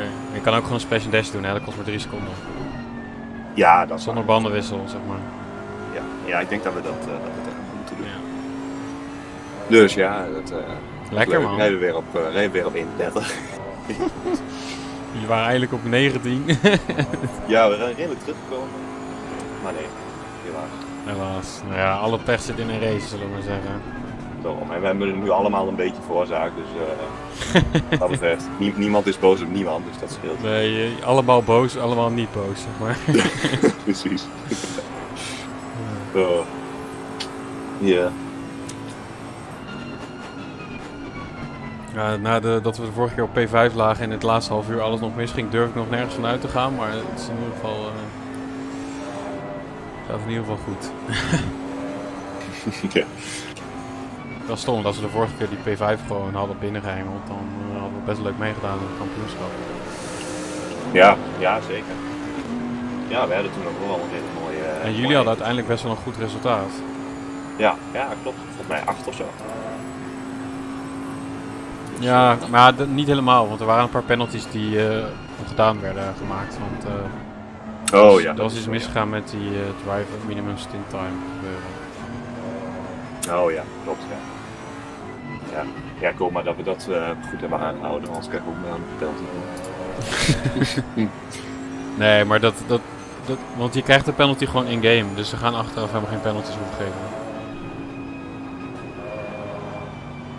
Je krijgt nog steeds gewoon een drive-thru, ook al zie je de timer niet. Hij telt hem achter en telt hij hem wel gewoon goed. Zeg maar. Oké, dan hebben we het wel goed gedaan. Ja. Dat is ook waardoor toen Sam en Nart en zo gedisqualified werden, want die kregen die penalty, snapten niet waarvoor. Toen vroegen ze om hem te laten verwijderen en toen waren ze daarmee bezig en toen waren ze te laat. Ja, die waren in één keer gedisqualified, ja. Maar ze hebben er dus nog een tweede keer een drive-thru voor gehad ook nog. Ja, kijk, het is wel lullig, maar... Want het is best wel natuurlijk echt een heel lullige fout. Maar ja, eerlijk is eerlijk, iedereen heeft met hetzelfde bijltje te maken. Dus ja. Hoewel, niet iedereen schijnt het probleem te hebben trouwens. Maar... Oké. Vreemd. Maar wij hebben het gewoon iedere keer gedaan door gewoon op te schrijven in de Discord welke tijd we de pit uitrijden. En dan kun je het best wel goed bijhouden. Ja, oké. Nou ja. Ja, we hebben het niet echt bijgehouden, geloof ik. Maar je had natuurlijk via die Race Logic kunnen zien, geloof ik. Oh ja, dat heb ik niet eens naar gekeken. Die zie ik ook niet in de Bentley, dus... Oh, je zit niet zo ver. Die zit bijna buiten beeld. Maar... Oké. Nou ja. Nou, nee, ik ben benieuwd. Jullie hebben een mooi resultaat als je zo binnenrijdt. Ja, we gaan proberen. Yes. Nou, succes nog. Graag even. Thanks. Ja. Tot later. Doei.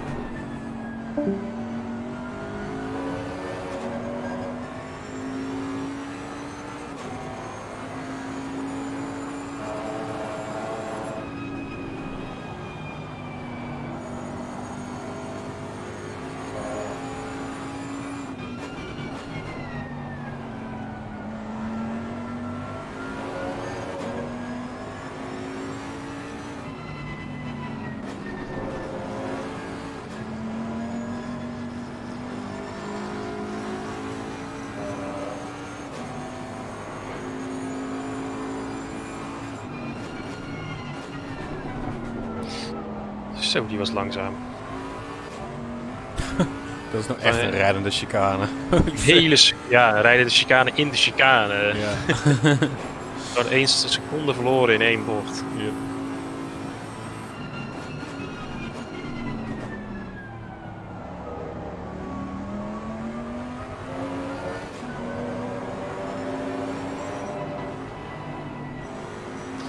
We proberen mijn banden een beetje te sparen. Niet rustig op het gas overal. Ietsjes eerder remmen, dat je niet de bocht in glijdt. Ja, dat is wel slim inderdaad. Dat is eigenlijk misschien sowieso wel beter. Ja.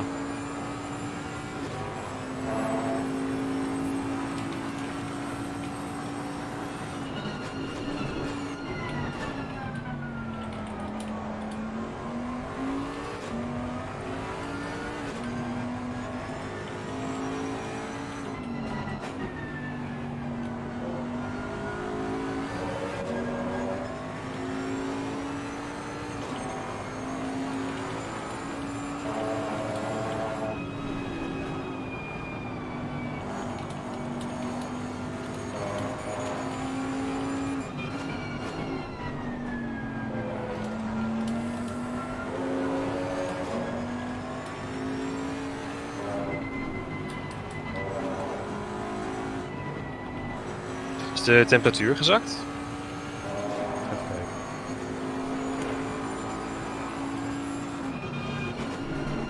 Ja, 19 is nu. Ja, mijn voorbanden zijn ietsjes, ja, het zijn 0,1 lager dan het zou moeten. Maar wat verliezen niet 7 of zo. Ja, het zijn dus 27,6. Dan moet ik gewoon even wat meer vragen van de ballen.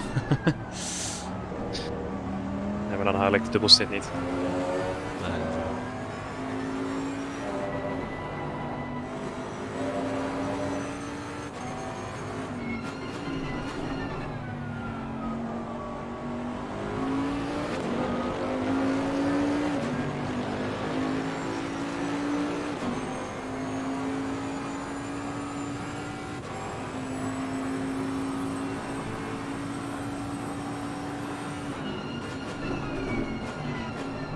Hij rijdt wel consequent sneller dan Clyde trouwens. Nice.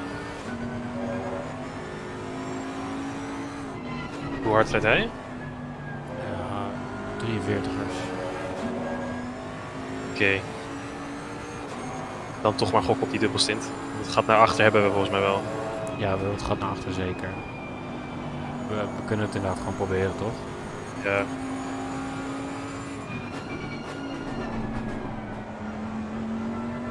Maar ik zou het gewoon wel zo laat mogelijk doen. Zodat je Ja, kans zeker, hebt zeker. om het, Ik kijk zo even als het nog 1 uur te gaan is, of 1 uur en 2 minuten. Hoeveel, of 1 uur. Hoeveel brandstof ik heb, dan weet ik precies hoeveel ik moet bijgooien.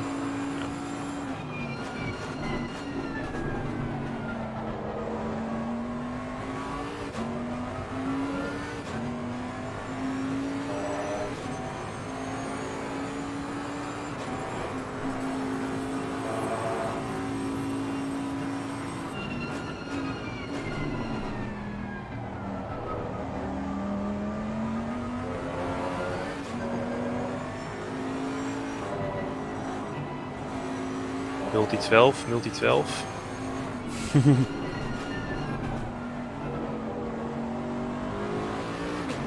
Hoeveel liter heb je nu nog? 82, 81,9. We hebben nog 98,8 nodig ongeveer. Je hebt waarschijnlijk maar 17, 20. Dat is al met een ronde extra trouwens. Maar ik breng het zo meteen nog wel een keer. Ja. 20 liter sowieso.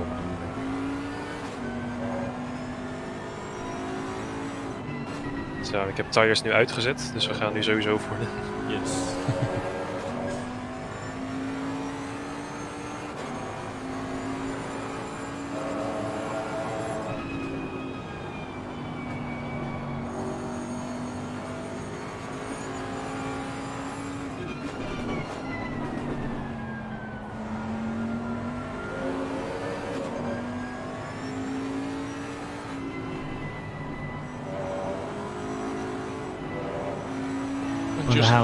Just for Chris Hill, that's what 500 hamster power feels like.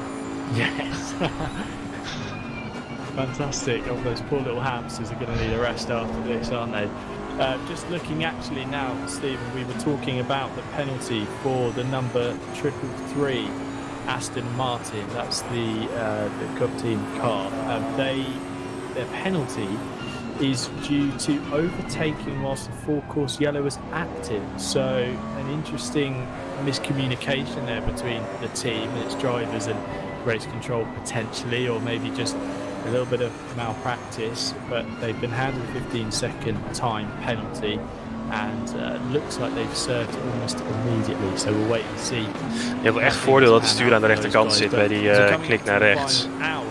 Dat je die curb echt super goed kan zien, ook als je vlak achter een andere auto rijdt. Ja, klopt. Je kan hem echt gewoon precies er langs liggen. So strap in, because we're getting ready for the final stops and the final visits to pit lane. And if you visit the pit lane more than once, it's probably because something's gone wrong. So let's keep an eye out on who makes their way to their garage to greet their mechanics. Looking at the timing screens at the moment, race leader Regan Mitchell in the 21 SimSport Solutions Aston Martin is about half an hour into a stint, so he's going to be well into the final hour before he needs to make his final stop.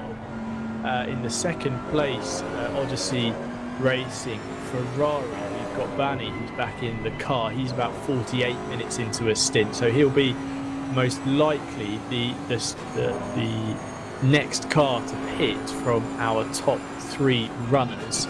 And I think once we see him in the stop, that might trigger a round of visits to the pit lane.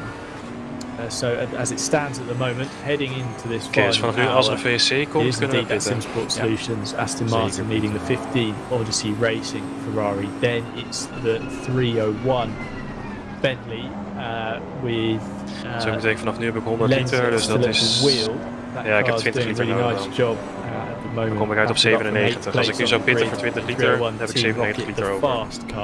97 liter in de tank, dat is genoeg. They are your top 3 into this final hour. And plenty of people still watching, plenty of people zou ik er voor zeker 25 van maken? The horse enjoyed that on board.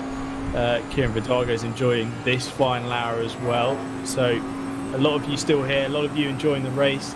And if you haven't already, please do like the stream and subscribe to Sim Racing Hub International TV YouTube channel, and stay tuned for all the racing action that's still to come across this endurance season. Plenty of hours, plenty of laps, plenty of potentially Steve and myself, Alex and Cameron chatting away over some race cars, but that's maybe something you don't want to think too much about, but the racing indeed is something to enjoy. Turn the car volume back up. Yeah, yes. Should we just leave Steve now? Do you reckon anyone will notice? No, just kidding. Anyway, so yeah, things looking like they're going to start playing out. We're going to see the final rolls of the dice, potentially the final executions of pit lane strategy from the leading teams. The top 5 separated by all the best part of 2 laps now. So really, once that SimSport Solutions car had opened up the gap, and it made a stop around about an hour and a half ago, that came back out in the lead, Steve, and that really was almost game done and settled there. Yeah, absolutely. I mean, like we keep saying, sort of feel like we're talking about them a bit too much now, but we're not watching them that much. They are out in the lead, but they're doing what they need to do. They're just bringing it home. I won't say steady away, because they're anything but steady, as Regan is putting in those relatively quick laps. He's slowed down a little bit. His last lap was a 43.3, but you know, it's still, that was only about 5/10, half a second off what the second place man did, and that be Banny. But yeah, they're just doing what they need to do, and it's up to everybody else to really try and chase them. But I think with an hour to go now, unless something catastrophic happens, then I think, you know, it's said it before, it's theirs to lose. The interesting thing now is the other teams behind. We know that there's a few guys a little bit close. It'll be interesting to see what happens with pit strategies now.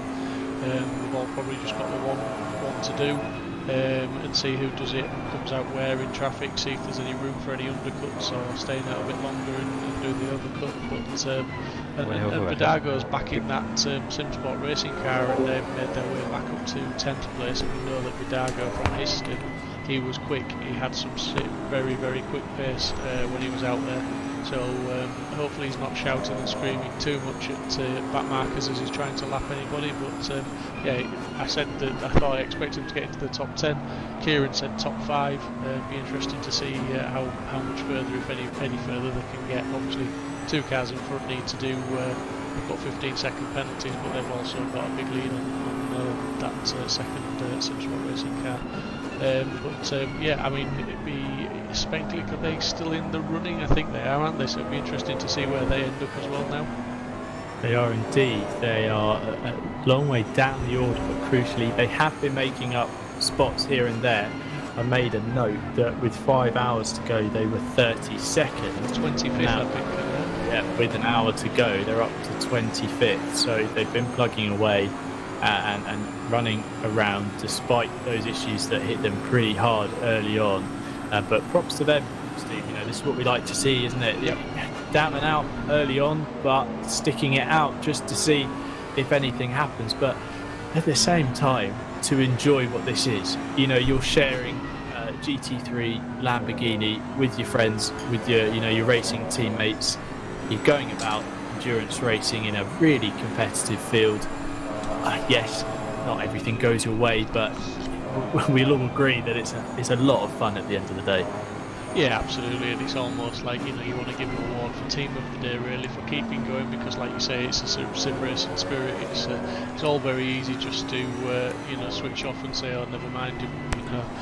But it's I always think that's disrespectful to everybody else that you're racing with, because everybody's put the time in, everyone's put the practice in, and you just want to get out, get the experience, because no matter how many of these events you've done, every single one is an experience. You know, something can be thrown up to change your strategies. Things change, things happen, and it's always a learning curve with these things. And you know, if you've got the opportunity to carry on, I think you're always better to carry on, because you know we're always learning, aren't we? We're always trying to improve. So as we now are into the final hour of racing here in the Sim Racing Hub International, 8 hours of Kyalami. It seems to have absolutely flown by, but let's give you a little run through the top 10. Leading the way, as they have been for quite a while now, is the number 21 Sim Sport Solutions Aston Martin. They're followed by the Odyssey Racing Ferrari, best part of a lap back, 82 seconds back. Then at the moment it's the 301 Team Rocket, the fast Bentley heads Bentley 3-4 with the 969 Artworks Bentley, which has fought its way through the order up to 4th place. Then in 5th at the moment we have well, things have changed around a little bit, but it was the Cup Team future esports car, Matteo Mazzoffi, running around in the 333 Aston Martin at the moment, with 6 with Barella in the 71 Racing Point Ferrari, which is just making its way out of the pit lane. Then we have the 169 Ferrari, which I believe is the RNE ACC car, with Ruben de Koning on board at the moment, ahead of the 321 of Chris Vickers and the Team Abbey Racing. We spoke to Chris, he was looking forward to getting back in the car and enjoying this final run to the flag. Then in 9th place is the 208 DC Sim Racing Aston Martin with Mark Ham at the wheel. And rounding out your top 10, Kieran Vidago in the Sim Sport Racing number 22 Aston Martin. Those are your top 10 drivers at the moment, and we'll see how things change as these final stops are playing out. Indeed should have been the final stop from the 71 Ferrari. Gambarini now taking over the wheel of that car, with direct competitors in the 333 Cup Team future esports cars still to serve their extra 15 seconds for an incident earlier on. But here, my favourite livery, as I've mentioned a few times, Steve, the Artworks Bentley heading back out onto the track. And this has been was a bit of an awkward rejoin actually after the pit stop. I believe that is the 333 Aston Martin swooping around the outside, so that is a position on track. Every right to do so. There's not a lap between them. There's 4 seconds as it was across the line, as that gap will update as this lap continues and they go through the timing sectors. But this 969 Bentley has been an example of sometimes the best performances are just about getting your head down and not making a show of it. Yeah, absolutely, and this is what the Artworks team does so well. I personally saw them at Monza, and they had a very, again, almost a quiet day at Monza, where basically at the end of the race they were up there, and you almost were forgiven for thinking, how did they get there? But that's what a good race team will do. They'll just go about their business quietly. They'll keep plugging away, doing the laps, taking the positions when they can get. As we see, 6th place Gambarini has got a drive-through again. I'm guessing that's for track limits, but yeah, unfortunately in 55 minutes to go with the drive-through penalty, and potentially also another pit stop to make, that's going to curtail the top 10 for them. I would imagine that will push them out of the top 10.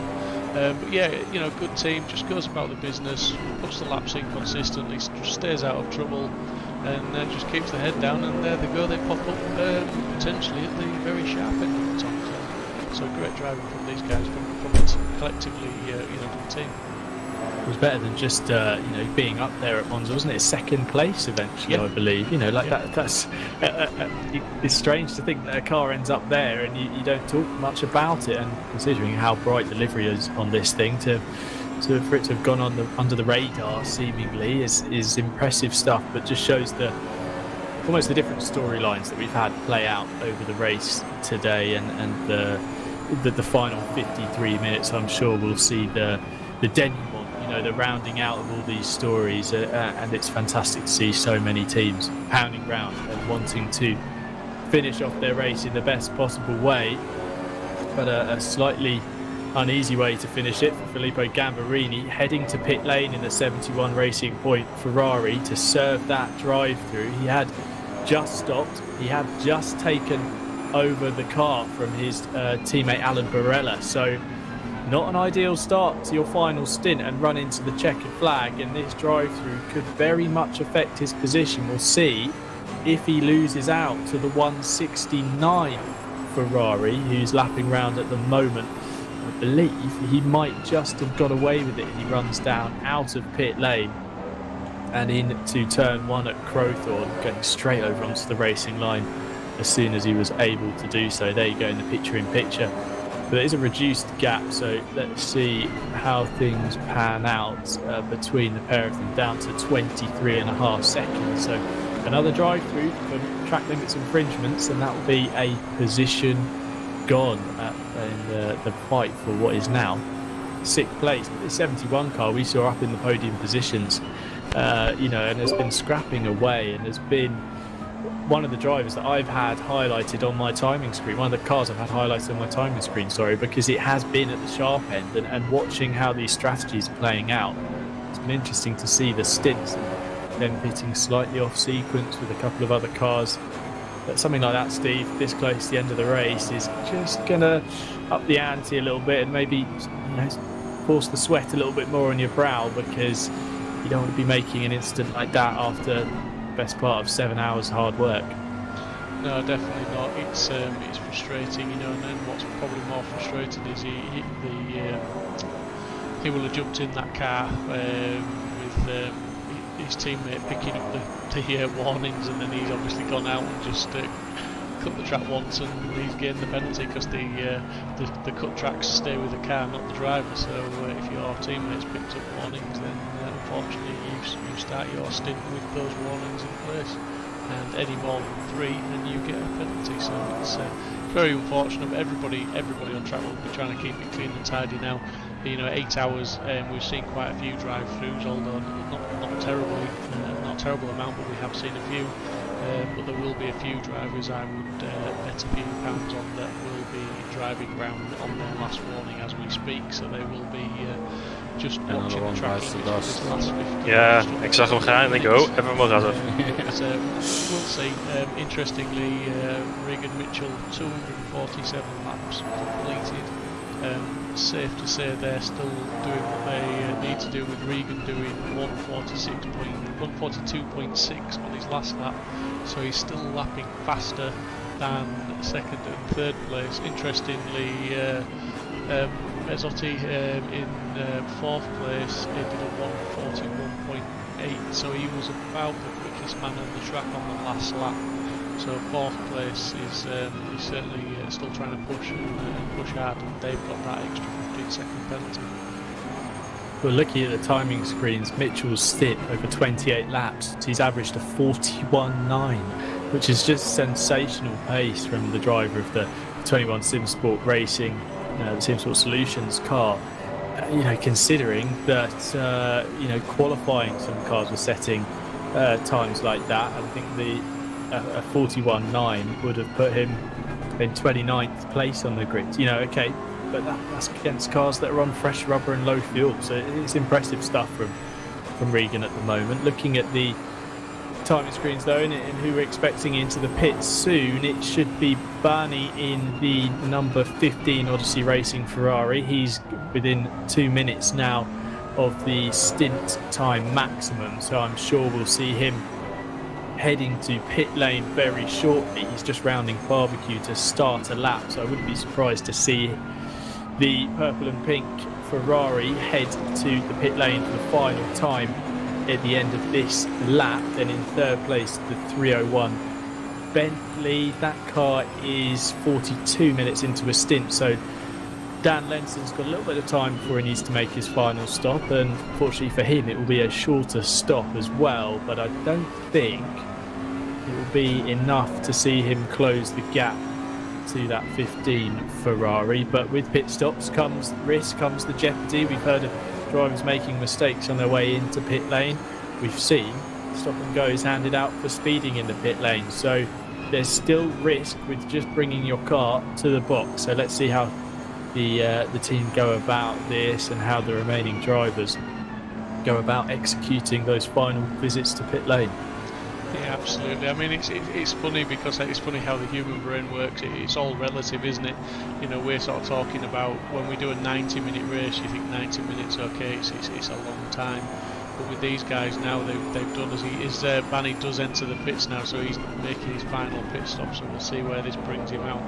But yeah, I mean, the drivers have, the teams have been here racing now for over 7 maakt hours. Koeg achter me, die gaat volgens mij een stuk harder, of niet? Last 50 minutes is just only 50 minutes to go. Whereas normally, we would be thinking it's still a fair chunk of time. So it's it's all. Volgens mij is dat die Audi die eerst op P4 reed. So they'll hopefully concentration levels won't drop and they'll still stay focused and bring it over the best positions possible because this is the point now where hij zit nog 6 seconden van degene op P14 af, dus je kan hem wel langs laten. Hij schakelt niet, oops. Dat was niet de bedoeling, maar ik wilde het wel doen, maar niet op die manier. Het was precies wat ik wilde doen, maar dan short shift in plaats van niet overreffen. Ja, mijn rechter, mijn upshift ding, het knopje zit net, de print is net iets anders, dus hij komt aan de linkerkant is hij echt perfect en aan de rechterkant zit hij soms, het klikje zit net te laag, dus dan moet je klikken, dus moet even dat dingetje een klein beetje buigen, dat hij hem iets eerder pakt. Change of driver as well, Barney out of the car, it's now Reece Spence, Rob going to the end, 46 minutes and 40 seconds remaining for this car. And for every car, actually, I should say, but in terms of his achter ons. Oh ja, we zijn so Daan Benson now taking up the battle in second place in that 301. He's due to stop. Zit Glijt erin of niet? He's got, interestingly enough, Steve, he's got another 20 minutes max before he needs die was wel snel, geloof ik. So he could be pitting well within the final half hour.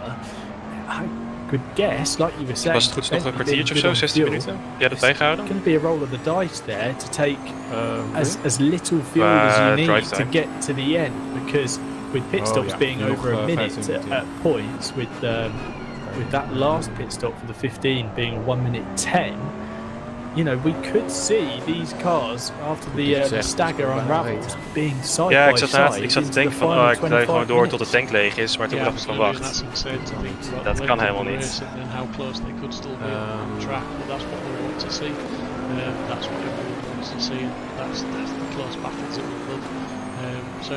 Oef, die hoppen heeft iets met de pit limiter gedaan.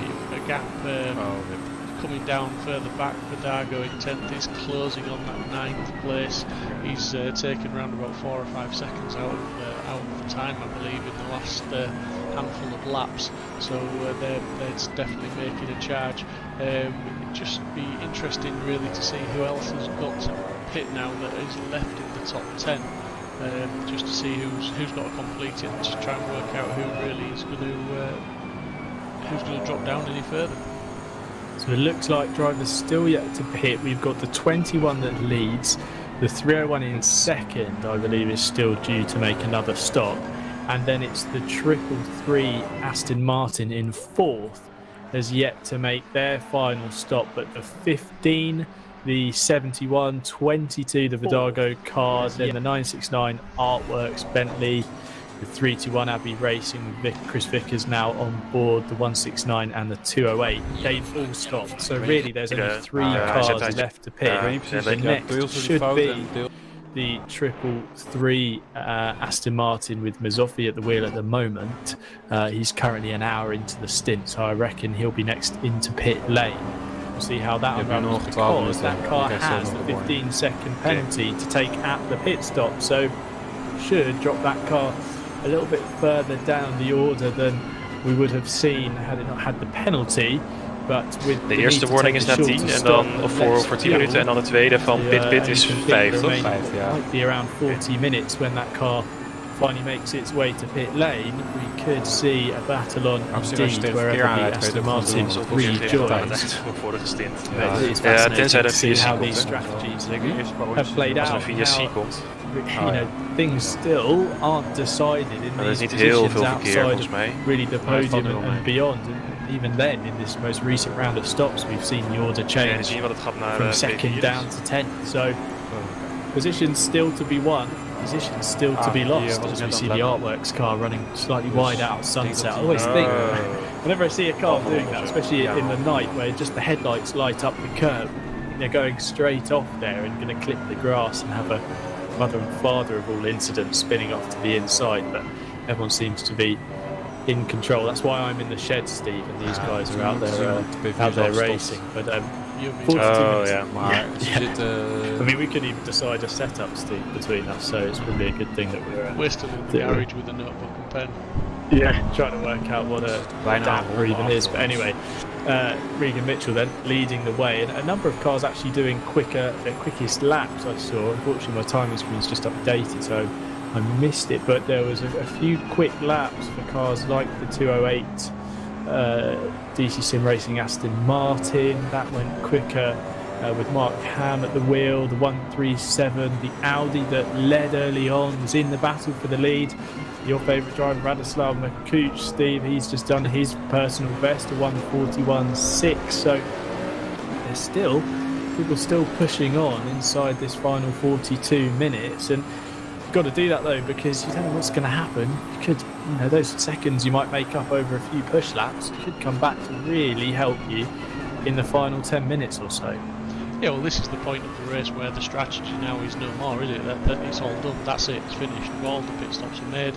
You've just got to get that right foot planted and touch that middle pedal, the brake pedal as little as possible. You want to be going as quick as you can around these laps now, and really, like you said, we see a shower of sparks there. But we do. The guys need to really be pushing now and bring it home. Not pushing so hard that they start making silly mistakes and costing themselves time, but just they need to be putting in the fastest, most consistent laps they can at this moment in time.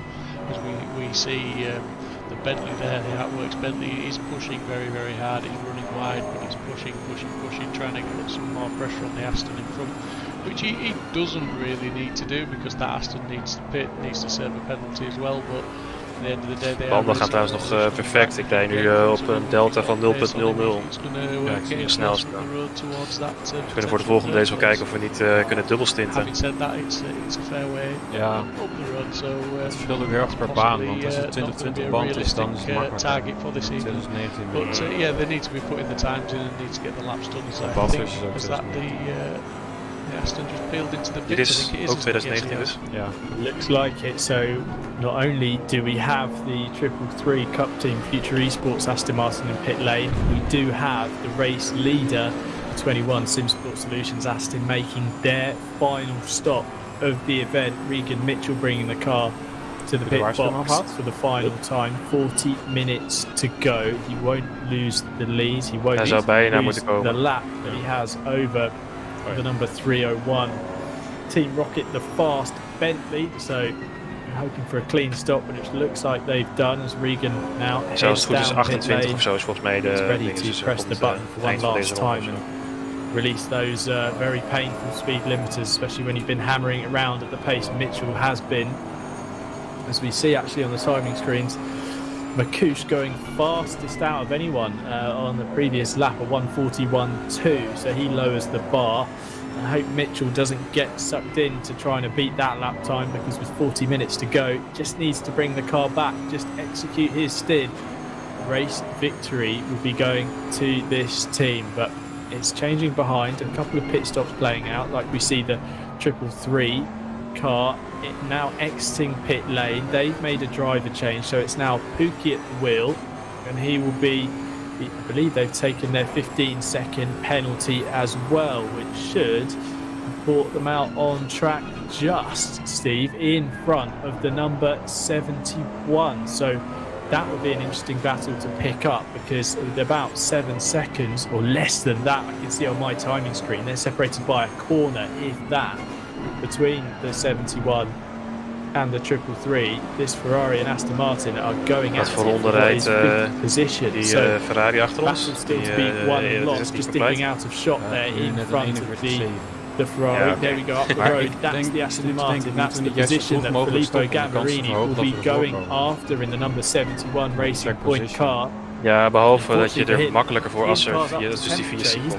Dus je kan of op nu gaan met track position, maar als hij een seconde per ronde sneller is, dan komt hij echt wel langs. Of hopen op via C op het goede moment. But also, Steve, the driver needs to warm up. You know, there is a human element to endurance racing. There is the bit of flesh behind the wheel. Absolutely, yeah. We've got a few gaps closing up now. Like you said, Makushi's putting in those lap times. He's 4 seconds off P13. We've got Vidago, who's got that gap down from 14 seconds now to under 6 seconds. He seems to be lapping more or less a second faster every lap than Ham, the guy in front of him. And then we've got this battle that we've got on screen now that's sort of hotting up. So we've got 2 or 3 battles that I think definitely over the last sort of 30 zusterteam even heel laten disconnecten. I see Cox Dan had ik misschien net in de YouTube-channel. Like he's ja, precies. 3 tenths behind. Als ze niet disconnecten per ongeluk, dan zijn ze wel echt een lul. Ja, maar ja, dan kan je ook nog steeds wel zeggen dat het echt... So that is a, you know, P22, I think that's a fantastic recovery drive from that team this evening. Considering that they were plumb last at one point, and considering parking the car, you know, when we spoke to Sem Spenkelink as well earlier, he was saying, look, should we just throw in the towel? We've had our race kind of handed to us, but no, they've powered on, they've pushed on, and now they're on the timing tower in the bottom left-hand side of your screen. Number 74 Dark Sky Racing. Ik heb zelfs 26, 40. 22nd position, so props to them for pushing on. But this battle on the screen is a fight for position. It's for 5th and 6th between Pookie and the number 333 Cup Team Future Esports Aston Martin and Filippo Gambarini in the 71 Racing Point Ferrari, closing up massively into the hairpin at the top of the hill. And as they run down towards Mineshaft, the Ferrari really had to get out of that one because it looked like Filippo had gone too deep on the brakes. Cars rounding through the fast left. Ja, want jij kwam om 31, brake and turn into om the 32 of zo kwam jij naar binnen, dus ik ging om 31 erbij. Yeah. One mistake, one run too wide. Not only could he pick up a drive-through, but almost certainly lose the position if he's straight off track too far. As Gambarini again, just over that curve a little bit. The car jumping and skipping, and sparks being thrown up from the back end of that 488 GT3 ik Evo. hoop dat de banden het houden met als het zo'n heat cycle, dat ze straks niet te koud zijn, dat ze op temperatuur voor pressure komen. Het voordeel is dat ze resetten in de pit als je fuel doet. Echt? Ja, ze resetten terug naar bandenwarme temperatuur. Oh, dat is gunstig. Good evening, Jonas. Thank you. Een enkele keer wil het wel eens buggen en dan heb je daarna een keer super overinflated tires, maar meestal gaat het 169 RNE ACC Ferrari. You guys are up now into 7th place. There's this battle which is going on 25 seconds up the road between the nearest competitors. But how has your race been today? It's been a long one, hasn't it? We're 7.5 hours into it. It's not all over yet. Yeah, I mean it's definitely feels longer than Monza was. It's double the length. But, maar het is trouwens met die stinttijden, want de game houdt het wel goed bij, want je krijgt goede warnings, alleen de video is gewoon raar. Ja, klopt. Het enige probleem is inderdaad de melding. Verder gaat alles gewoon goed. Je schijnt het dus ook wel te kunnen zien op de race logic in de auto, maar... Ja, als je die kan zien. Ja, als je die kan zien, ik zie die ook niet. This is his second stint actually, and he's doing a splendid job of it as well. So as long as he's able to keep it up for 34 or 35 more minutes, and should be rolling. How have you found the race then in general? You know, we've heard from drivers about it being quite intense. Not only is the track a very demanding circuit, but with the number of cars, with lap traffic, it's headaches left, right and centre. But how are your stints behind the wheel, and how have you found helping out your teammates still with the number of cars on track? Yeah, I mean it's definitely quite a job to keep track of. But, you know, who do you have to let pass? Who are you gonna pass yourself at times? Because at parts of the track, all kinds of trains form, and then you have plenty of drivers on different laps there in that same train. So just gotta be wary, and then other people that might not be on your lap are gonna fight in front of you. Altijd op dit punt, dus het is vast iets nog Ik hoorde dus, wie was het? Iemand zei laatst dat hij, als hij bij een bepaalde stuurhoek, dat dan de shifters It's definitely tricky, and especially op zijn trustmaster now that it gets a bit darker as well towards the end of the race. Visibility of where you exactly are. Maar jij zei dat het iets met het knopje was. Ja, volgens mij wel.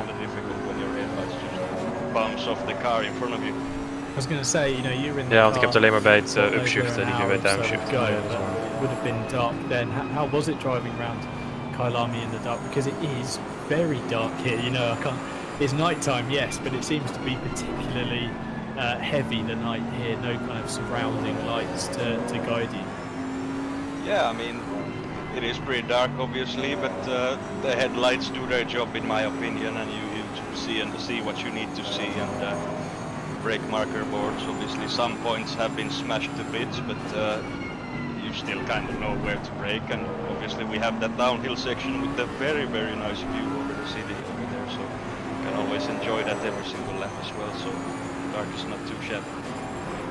Brilliant stuff, and obviously, like you say, raced at Monza.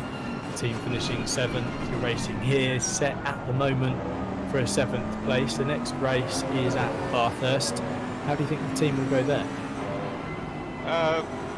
We'll definitely have to practice it, but I'm hoping we're going to do well there as well. It's a very technical track. Ja, mountain precies. section, especially you have to be very careful. Nee, want ik heb het nu ook. There, so, just need a setup. Het is wel altijd op dit rechte stuk, dus dat is raar. Doesn't scare you from time to time, but I figure, at least I like technical tracks. I figure we should do just fine there. So. Brilliant. Well, thank you very much, Jonas, for joining us in the commentary booth, and congratulations to your team for. I know it's not done yet, but leiders zijn net gestopt en die heeft 41 0 this afternoon. It's a pleasure to watch the 165 car going round and pushing on. So thank you very much. Sure, thank you. Daar zou ik in quali mode blij mee zijn. We hear there, Steve, about the challenges of racing at night, and it's difficult enough when you're trying to lap on your own. You know, let alone when you're in the position that Gambarini is at the moment, where he's got to get the pedal down and kick on to Buki, who's now starting. I was about to say he's starting to drop it, but it looks like the 333 Aston Martin must have made a slight mistake through the final couple of corners, because a gap that was 1.6 seconds is going to be a matter of tenths across the line. Oké, dus je hebt tot 26, hè, dus dan kan ik nog 2. It's so difficult to focus on racing your line when there's a car trying to get past. Dat zou heel zuur zijn. No, you've said it, and you'll probably say it again in the next 10 seconds. Sometimes the best thing to do is just race your line. Yeah, absolutely, mate. That is my favourite. Zo. Don't defend, just race your line, carry as much. Ja, als je door de full course yellow te laat bent. Ja, die clearers wel. You just got to keep focused. He was doing enough to start gapping again. The gap had got down to sort of around about 6/10 at one point, and even closer. And he'd managed to pull the gap back out again, but just that little bit of a mistake, and it closes it all back up again. But as we see that, they're both making little mistakes here and there, both pushing very hard and both trying very hard. And in the picture we've got Vidago, who's trying equally as hard, and he's got that gap down now. We'll just get a fresh uptake as he goes over the line. He's got the gap down to 2.5 seconds with 30. Ja, ik ga deze ronde. Ik heb ook Dennis achter me zitten die sneller is. He's also just over 2 seconds behind P12, so that gap's coming down at a similar rate of knots, so we've definitely got a couple of battles here going on. I see 20th place, we've got a battle there. Van der Linden is only a second away from Chris Hill in P19, so that's going to be another battle potentially. So we have echt iets van 20, 30 seconden of zo. Hour of this race now, and we are in the last half hour of this race now. We've still got a few battles that are going to present themselves, I think, in the next few minutes. And just to add to that, Steve, I know you've got a list, I know you've already got our picture-in-picture up and then picture in the background, but Daan Lensen in the 301 Team Rocket, the fast Bentley, he's got to come to pit lane in the next 2 minutes to serve his final stop. And with a gap of now what is 14.6 seconds to Rhys Spence Rob in the 15 Odyssey Racing Ferrari, I believe that's going to be a change of position between second and third. But with that Bentley having to do a short stop to take not that much fuel to get to the end of this race, I mean, these guys have been doing 65-minute stints. I mean, looking at the Bentley stints, those guys have been regularly over the 1 hour 3 minutes, 1 hour 4 minutes. They're going for the longest stints they can possibly manage. As we see in the picture-in-picture, the Bentley brought to pit lane by Lenson. I wonder if he'll stay in the car. We'll keep an eye on where he rejoins. I believe the 15 Ferrari is going to go past him now. As you can see, crossing over the start-finish line on your screen, there is that Ferrari. That has Rhys Spence Rob on board. They are taking second place now out of the hands of the 301. And looking at my track map, the 301 has just rejoined the circuit. So as the 15 goes into barbecue, the left-hander, as we see Kieran kicking up the sparks. So 15 is at barbecue. The 301 was trundling down towards the first corner. So a gap of now 10 seconds between the two of them. Dan gaat het ook sneller Still met de warme... with less than half an hour to go, and this one is the fight for second place. So interesting, Steve, like I say, to see the strategies playing out, because we've got these groups of battles, haven't we? We've got this second and third fight. We've got this fight in the middle of our screens in fifth and sixth, and then here on the left-hand side of your screen, you've got this battle between the 208 DC Sim Racing Aston Martin and Kieran Vidago in the 22 Simsport Racing Aston Martin.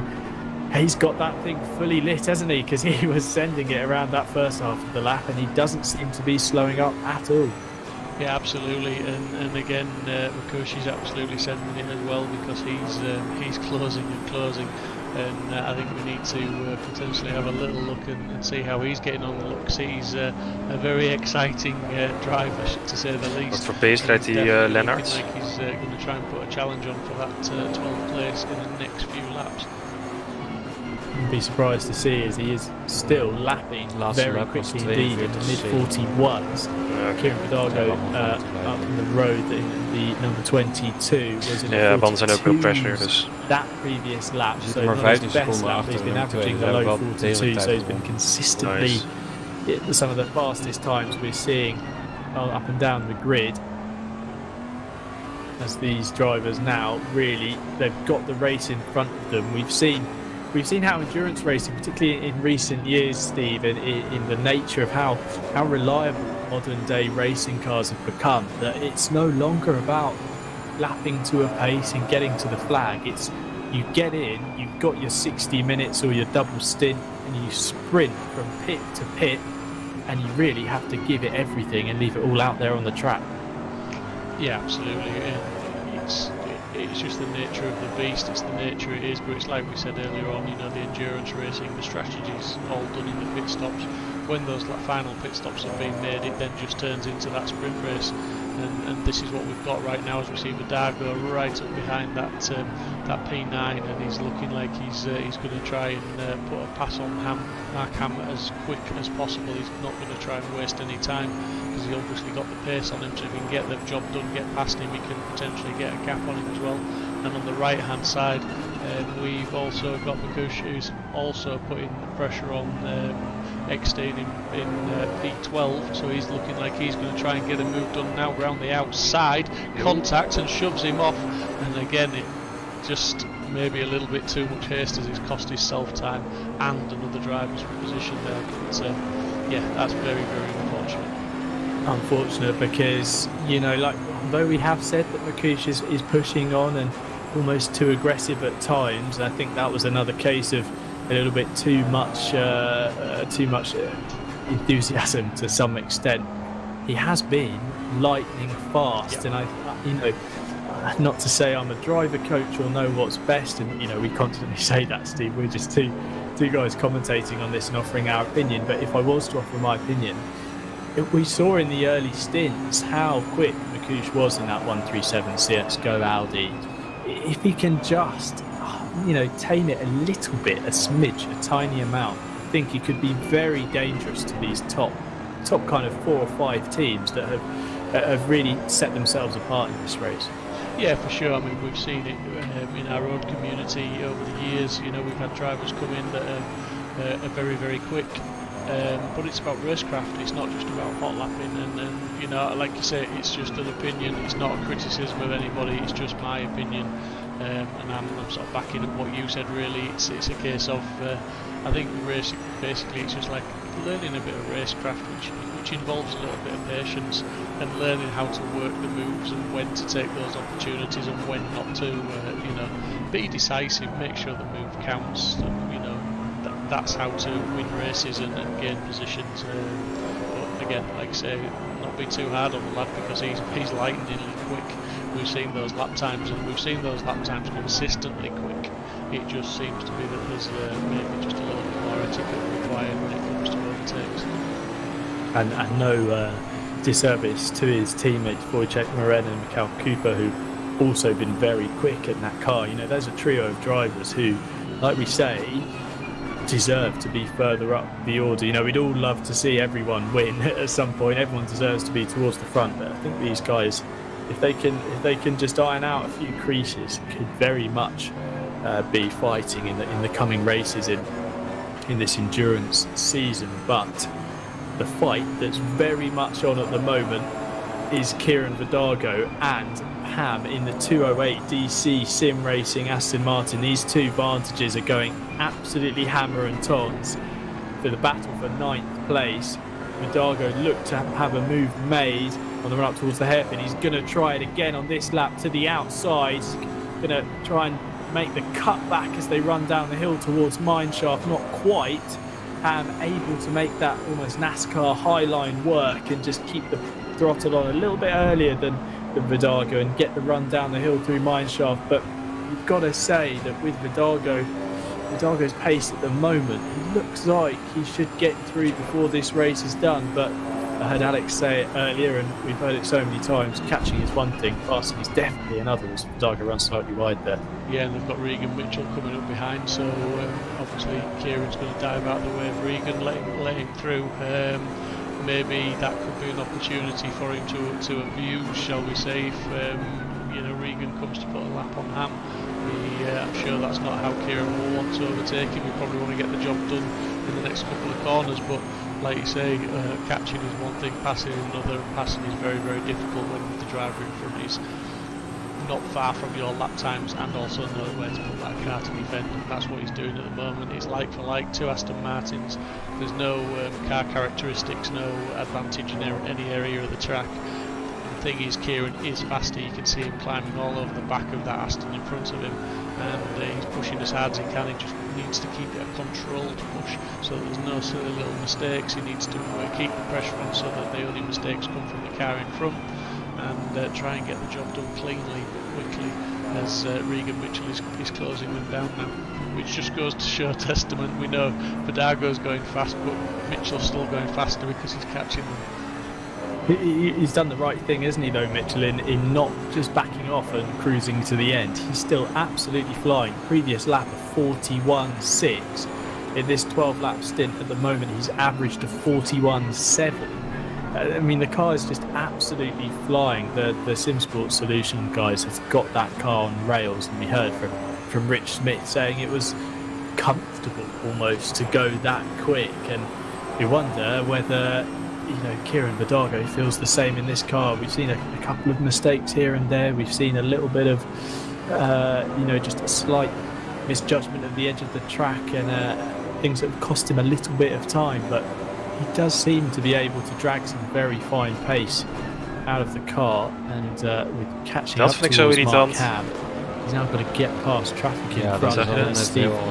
Dat ze dan rechtdoor gaan, dan je verwacht het niet, of weet het niet zeker, dus je kan niet meteen erin duiken. Nee, really starting to heat up, and with 19 minutes to go. But both these drivers pitted around a similar time. So they both pitted about 25 laps ago. Vidago pitted 1 lap sooner. As he moves to the outside, it looks like he was just trying to get something done. No, actually, sorry, slowing down. Yeah, very good driving there from Vidago. Heads up, just get out of the way as soon as possible and fight on. And Steve, like we saw earlier from, I believe it was Nard Cox in the 74 Dark Sky Racing Lamborghini, Vidago could just latch on to the back of Mitchell and use him as a marker. Yeah, I think, obviously sort of a sister team, SimSport Racing, SimSport Solutions, so he didn't want to hold Regan up in any way, shape or form, but actually now he's put himself in a good position to potentially, if he can latch onto the back of Regan, it looks like he's actually struggling to do that, but if he can latch onto the back of Regan, it could give him an opportunity to put a move on Ham as he's putting a lap on the Mercedes there, and he just made it look a little bit harder work than Regan did. Yeah, just almost the Mercedes maybe not realising that Vidago was there and was fighting through, but they make it through Mineshaft cleanly, through the Crocodiles as well.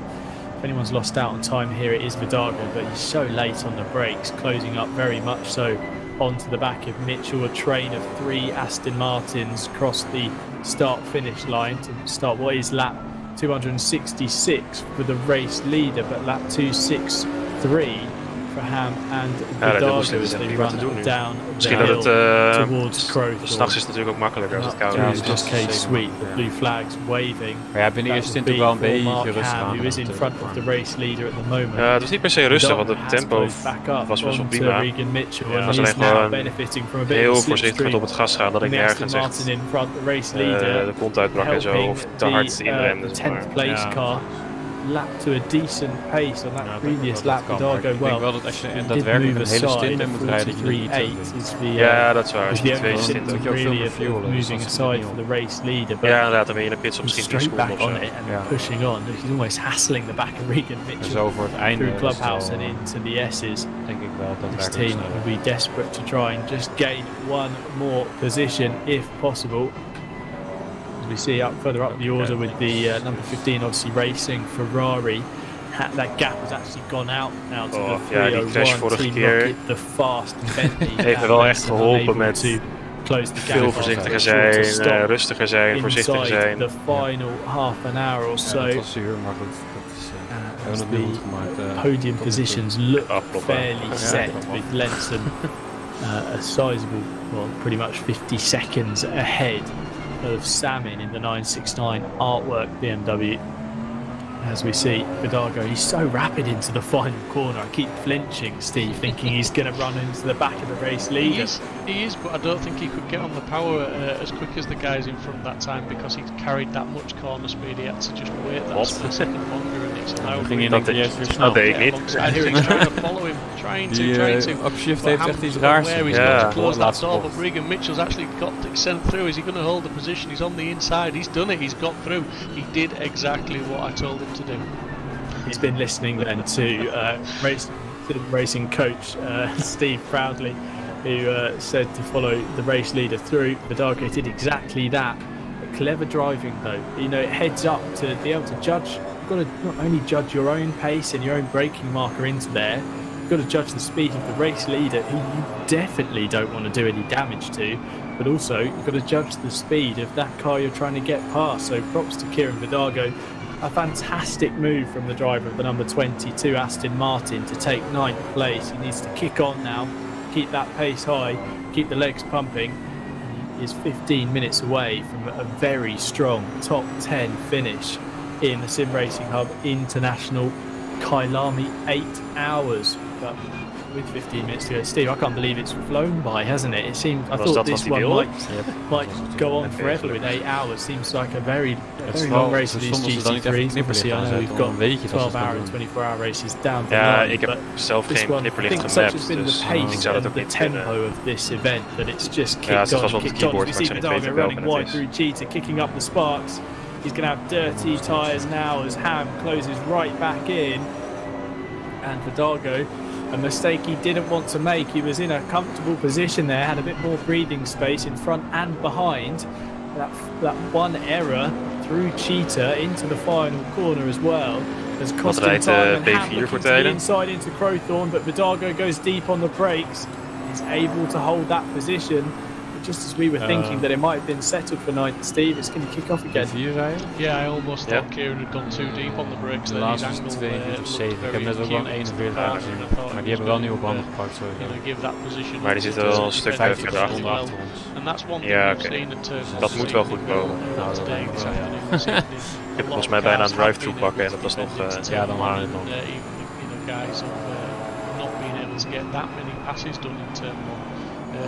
Zal ik dan gewoon bij het over de finish gaan, gewoon meteen de pits inrijden? Dan hoeven we niet de uitlaatronde te doen. Ja, een beetje donuts.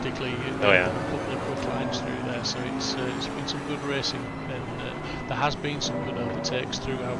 Ja, dat gaat niet, want ik heb geen... ik zou niet weten wat de keybinding is voor TC omlaag.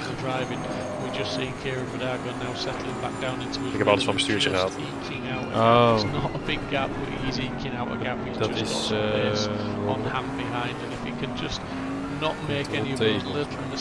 Oh ja, en shift T is dan omhoog. Ja. So Hidalgo pushing on. As we see, he has got this 9th position, but Ham is very much in striking distance, only 8/10 back, and it's a testament to how close the competition has been that after 7 hours and 46 minutes and change, that there's daar ging ik heb dat ook 1 keer gehad hoor, dat in 1 keer de kont eruit stapte en dat ik had gecorrigeerd voor het doorhalen, want het was even die had wel volgens mij was dat een beetje hetzelfde wat ik toen in Suzuka had, dat de achterband ook op dat richeltje bleef haken. Ja, dat hij dan... And these guys have been exchanging lap times. Although they're further down the order, they've been lapping fairly similarly in terms of pace. In fact, on that previous lap was a very healthy. Well, it's about 7/10 faster than Weiser in front. So let's see if he can continue that momentum and get the move done for 27th position. Pushing on through Sunset and into Clubhouse, losing a bit of time actually to his rival through that opening sector and opening few corners.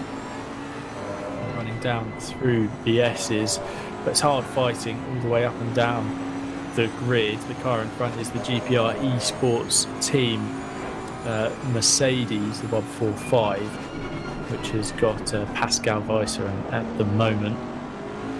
I love this is one of the things, Steve, I love about endurance racing. Not only is the racing great, but don't the cars look great? You know, you can just about see them when the lights shine on them from another angle. They're covered in muck.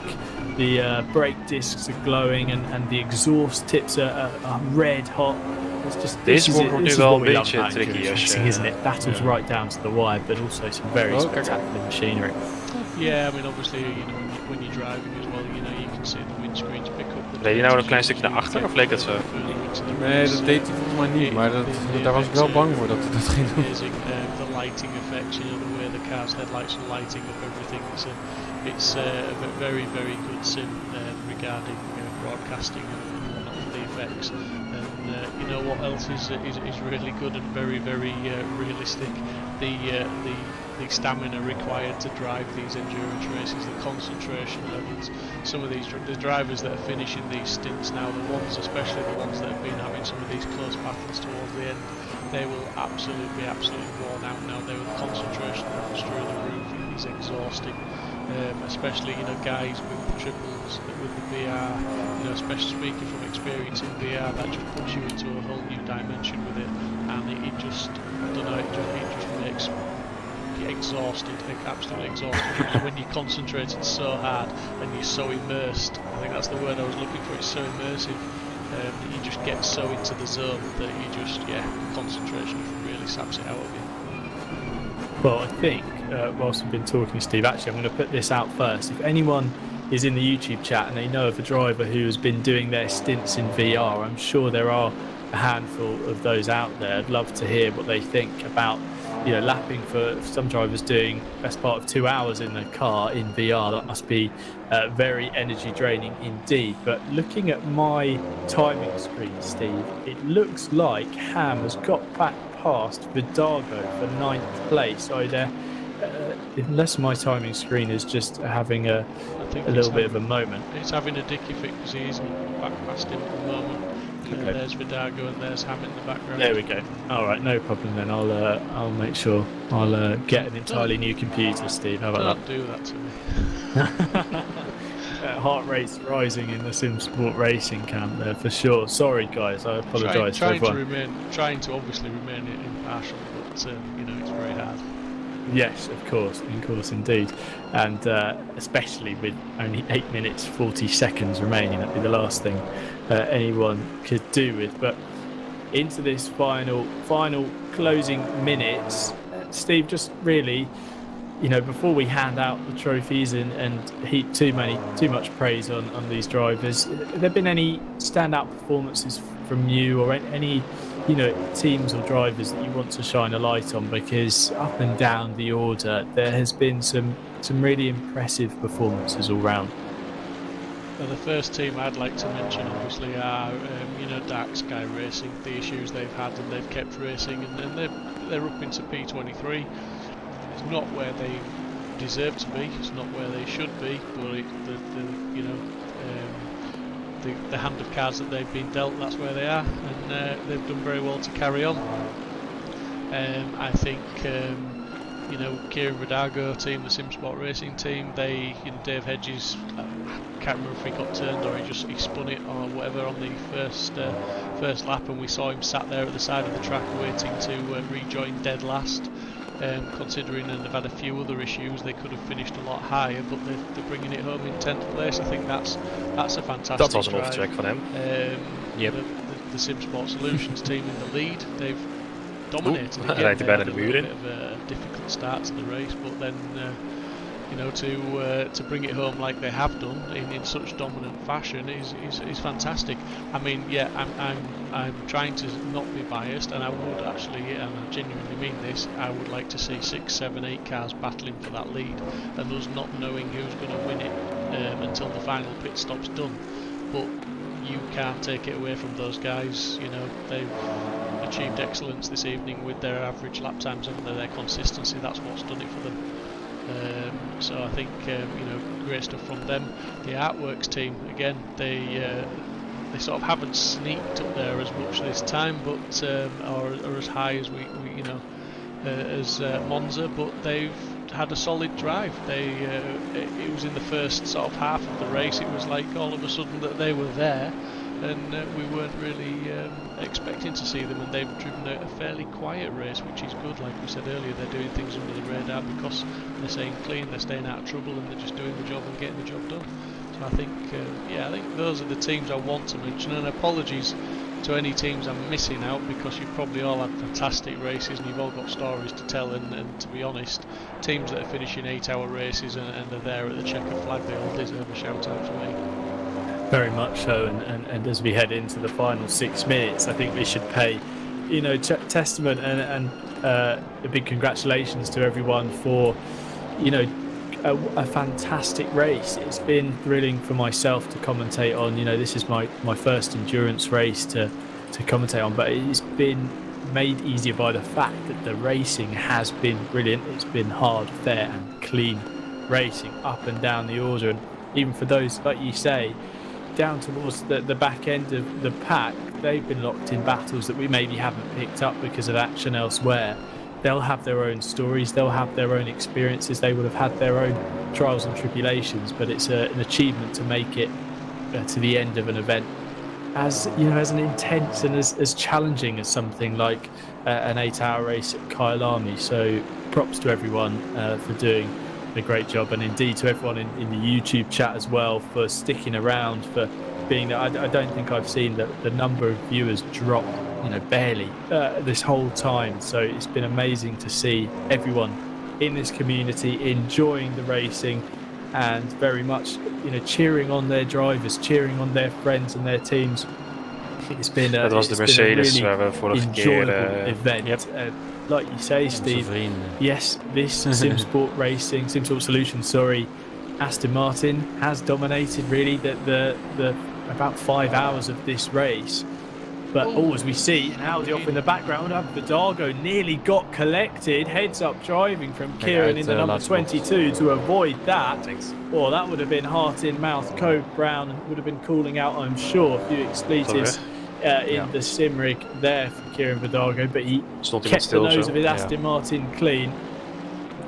That just goes to show, sorry Tim, how quickly things can change.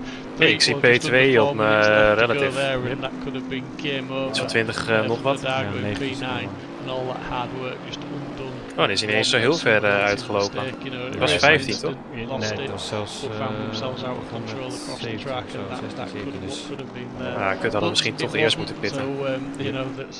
Blessings in that, but just als we inderdaad een SRHI hadden gehad, dan hadden we some TV time, just to pay homage to the drive of the team, to do what they've done.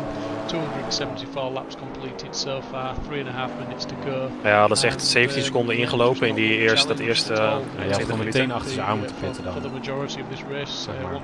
Ja, gewoon puur om het, zodat je zo snel mogelijk. You said, Steve, you'd like to see 6 or 7 cars. I mean, if we look at the pace though across the field, ja, het enige is dan wel dat je stipt met meer brandstof, dus je banden slijten iets harder. Nou, ik had nu natuurlijk minder brandstof in de tank. Nee, want het totale hoeveel brandstof is hetzelfde, alleen is je gemiddelde. Ja, precies, maar je gewicht, hoge gewicht, dan slijt het wel sneller, toch? Als je, zeg maar... de $169 RNEACC car. Ik weet niet of dat heel veel uitmaakt. The margins, the gaps between these teams are all very, very minimal indeed. And I think when we get to Bathurst next time out, we could see the order change quite dramatically, because a very different circuit and demands some very, very different styles of driving. Basically, knowing when to back out with the wall so close over the top of the mountain. Yeah, definitely, it's a different experience. Is de temperatuur nog verder gezakt of is het nog steeds 19? Very fast down the Conrad straight, and some there's got to be some very precise and fluent driving. We've seen a lot of drivers this evening, this afternoon during the course of this race, just running that little bit wide, taking too much curb, getting away with running offline, running over the gravel and back onto the track. No sort of incident, no harm. You can't do that at Bathurst. Not all areas of the track. There's far too many walls around at the top end over the mountain, like you say, and it's very easy to pick up damage there.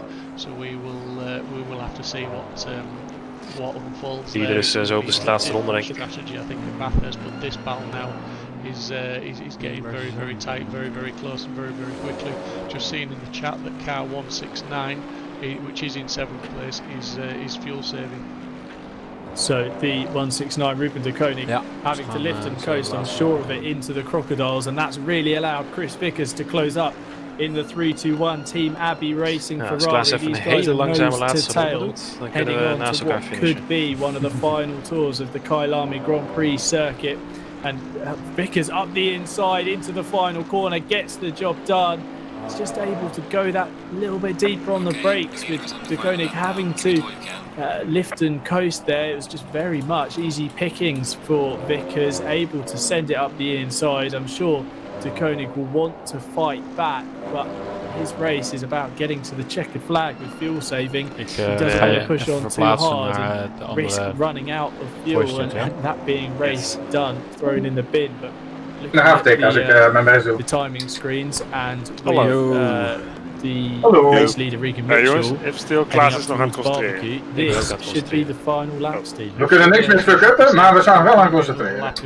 Hij is nou gewoon even wachten, dan kunnen we met z'n zo naast elkaar mooi over de finish met Team Rocket.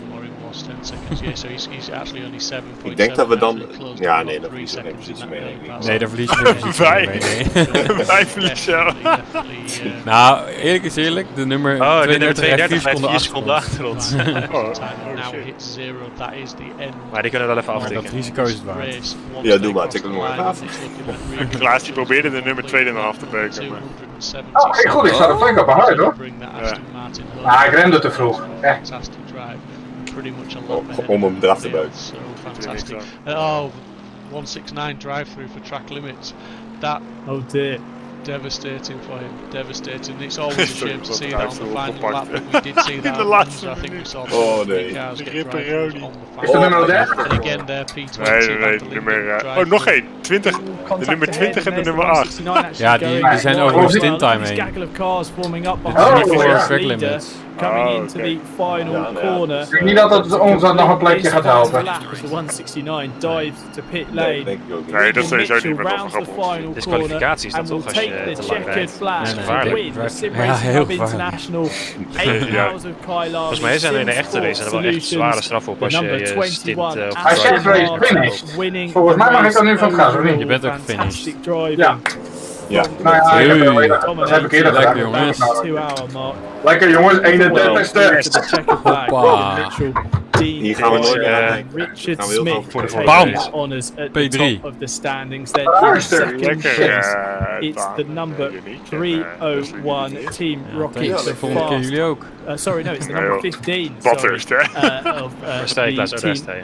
Hey. Odyssey Was het Racing, Opel deze, hè? Ferrari, ja, we spelen het nou wel echt stuk. Spence, Rob, Christian Mountjoy en Clay. Mochten we de honors doen, dan moeten we ook nog terug de pit zijn. In second place. Ik zou heel even wachten tot iedereen over de finish is, anders dan krijg je Yannick Ballenduck, Dan Lenz, punten, Wesley mindering, dingen op je licentie. Bentley, then here Wel on een vuur. to come across the checkered. Oké, ik bestuur staat best wel een beetje scheef. The 969. Hij doet echt niks meer. Works, car of Marcel Biss, David Jr. en Christophe Sammy. Ik ben blij dat we dit niet tijdens de race hadden. Jongens, dan was onze hele race op zee. Hoeveel fuel heb je nog over, Daan? 4.1. Dat hebben we goed uitgerekend. Ja, want het was best wel clean op één ronde. Als we een ronde extra hadden gehad, dan had ik nog Hey, is dat een waar? minuut over. Hey, dankje. Goed gedaan, man. Then in Goed sixth across gereden. the line we have the 71. Ja, ik zou zeggen jullie ook, maar... Ja, we hebben wel goed gereden, alleen we hebben ook heel veel niet goed gedaan. Nee, alles ging goed. Maar ja, toen crashte het per se. Tussen alle ellende door ging het best goed. Voor die tijd. Taking sixth Hoe place. was de setup, jongens? Waar jullie daar tevreden over?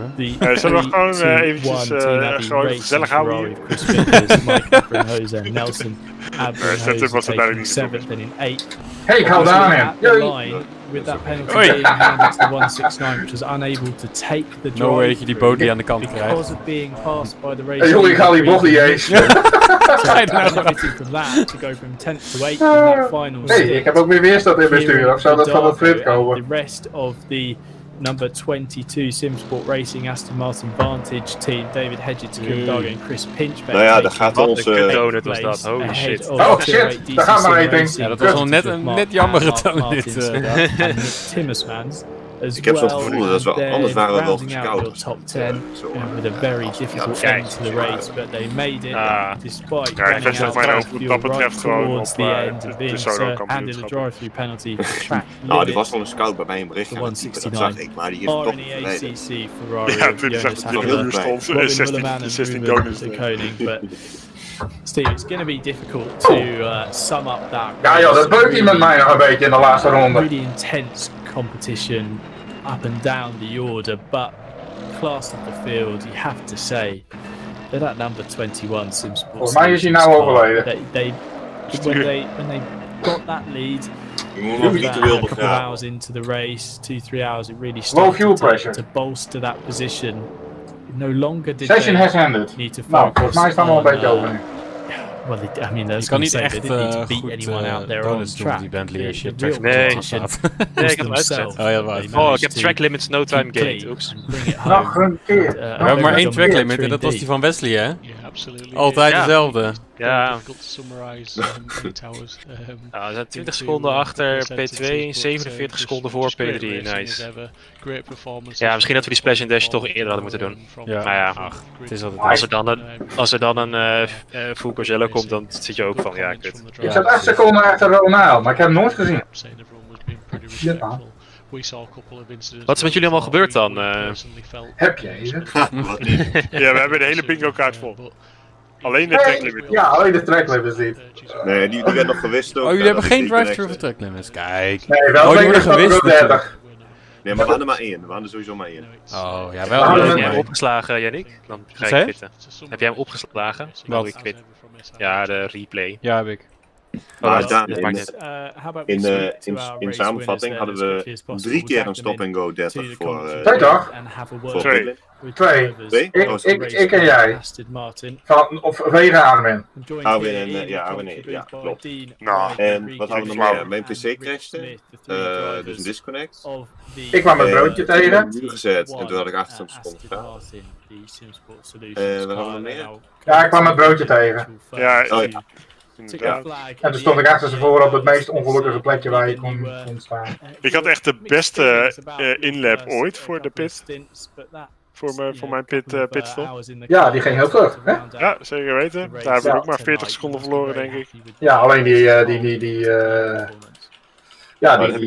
die stappen go 30 naar de hand, hè? Dat was een beetje, die hele ronde daarvoor, joh. Ik zat 4 keer naast de baan omdat ik gewoon niet op zat te letten meer. Omdat je teut was, ja. Je was gewoon bezopen. Ja, Armin had gewoon een beschonken achter het zuur te staan. Niet zo miepen, jongens. Ja, ik vind het zeer kwalijk. De volgende keer doe ik hem meer. Als ik nog beschuldigd word, dan ga ik de volgende keer ook gewoon full retard. Groot gelijk. Ja, ik moest erbij nog naar de... Ja, kan. Of doen ze dat niet? Ja, mag volgens mij. Is vrijwillig. Wil je erheen? Ik hoef niet. Maar je niet wel, toch? Ja, jij mag wel even flexen. Jij bent onze nummer 1 rijder, toch? Dus jij moet even dat nemen. Dat hoort er ook bij. Oké. Is goed. Doei. Yo. Always got a very contrasting setups. But actually, the Aston's been a bit of a fledgling. As quick as anyone. He's just the way he is. He's just stiff it up like that. So yeah, it's been really good. Really enjoyed putting the laps in. You know, Regan and Dean done an excellent job to get it on second place on the grid in the start. We always knew going down to the first corner we'd probably get swallowed up a little bit by the other cars because it's just so slow off the line. The Aston is, but yeah, it's been a pleasure. Really enjoyed it and looking forward to going on to the next race. And Dean, you're the only one of the 3 drivers we haven't heard from this evening, and obviously you took over the car, I believe, after Regan at the start. You know, how was your time behind the wheel, and how would you comment on your race today? Yeah, I mean, I come out in 3rd position, which obviously Regan did a cracking job.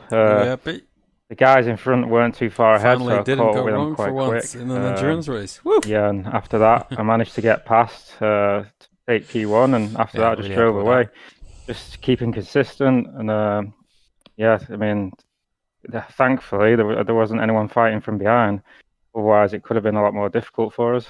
Just having that breathing room to put the laps in was much easier.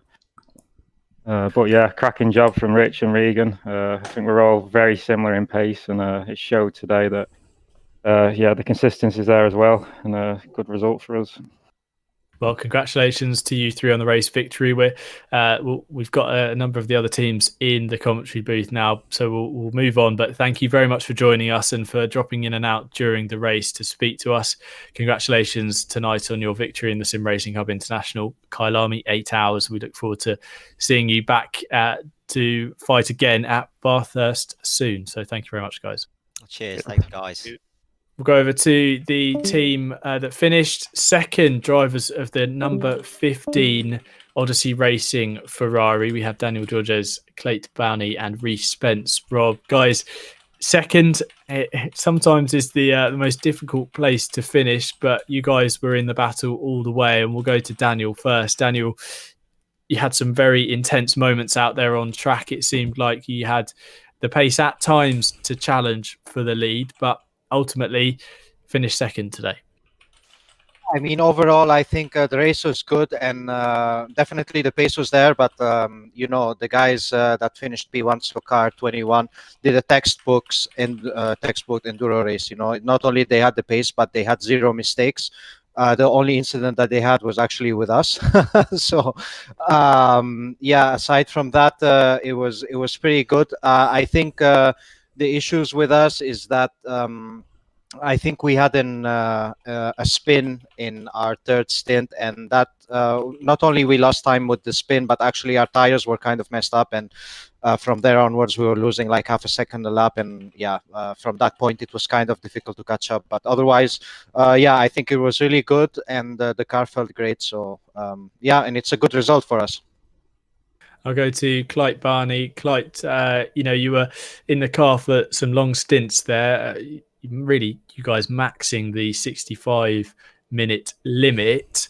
How did you find the car over the stint? Because we heard from a number of drivers saying that the Ferrari was very balanced across the 65 minutes. But how was the number 15 car for you? I would say it was all right. I mean, the fact that I spun, got flat spots, and still managed to do an entire stint just speaks volumes about the car. I mean, it didn't become much worse over the stint. Had a bit of a battle for P1. They pushed me a bit wide there, but otherwise they were just too quick for us today. And then overall, I think we got a deserved P2, just consistent over all the three drivers. So I'm quite happy with this result. And Reese, the driver who took the 15 Ferrari across the line to take the checkered flag, getting in the car for those final 50 minutes. How are you? How was your race? Getting in at the end of what has been a long and intense event, and you've got to just bring it home. Where was your head up before getting in the car? Yeah, so the other guys, Clay and Danny, both put in 3 stints because we're only a 3-horse team. I was the one who drew the short straw and gave in to doing the 2 stints, but I bagged the final one because I wanted to bring it home across the line. If we were in a good position, but as I said, it's just about keeping it consistent over that, not trying to let it get. I think we had about a 20-second gap at the end there to P3, so they weren't a million miles away. Even one mistake and that gap still can come down. So the heart was going even coming up to the final couple of laps there, but you've just got to try and stay consistent, minimize the mistakes, and just try and bring it home the best possible position we can. Especially once we lost that lap, it was just about trying to hang on to the 21 car, but just trying to build that gap and keep the gap to the 301 Bentley behind. But yeah, amazing coming across the line. Just a complete whirl of emotions today. It's been great for all of us. Brilliant. Well, congratulations to the 3 drivers there of the number 15 Odyssey Racing Ferrari. Thank you very much, Daniel, Clyde and Reese, for joining us in the commentary booth post-race, and look forward to seeing you guys out and hopefully battling for the race victory again at Bathurst. Congratulations. Yeah, thanks for putting on. It's been amazing.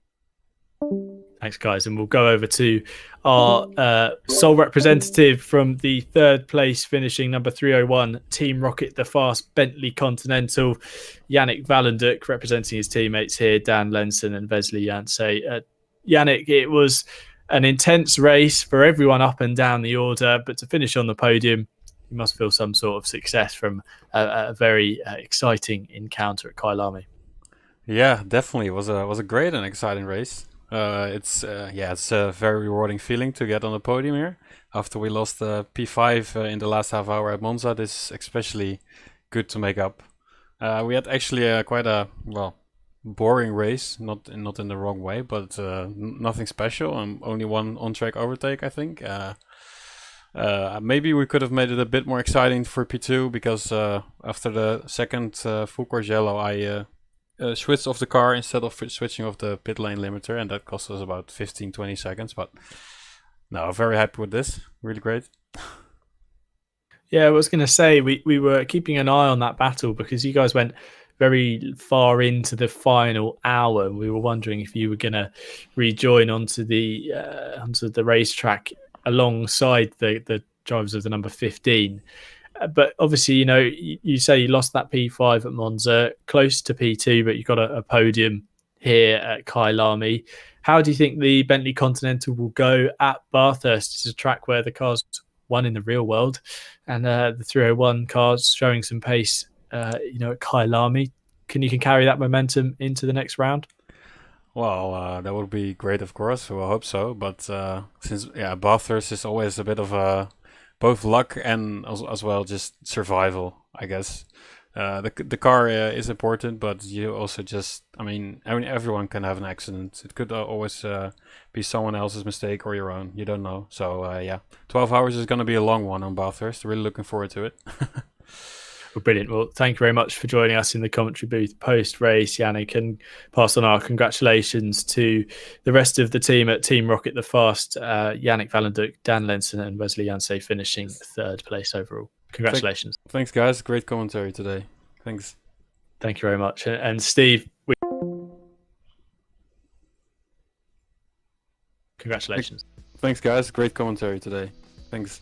Thank you very much. And Steve, we heard from the drivers there.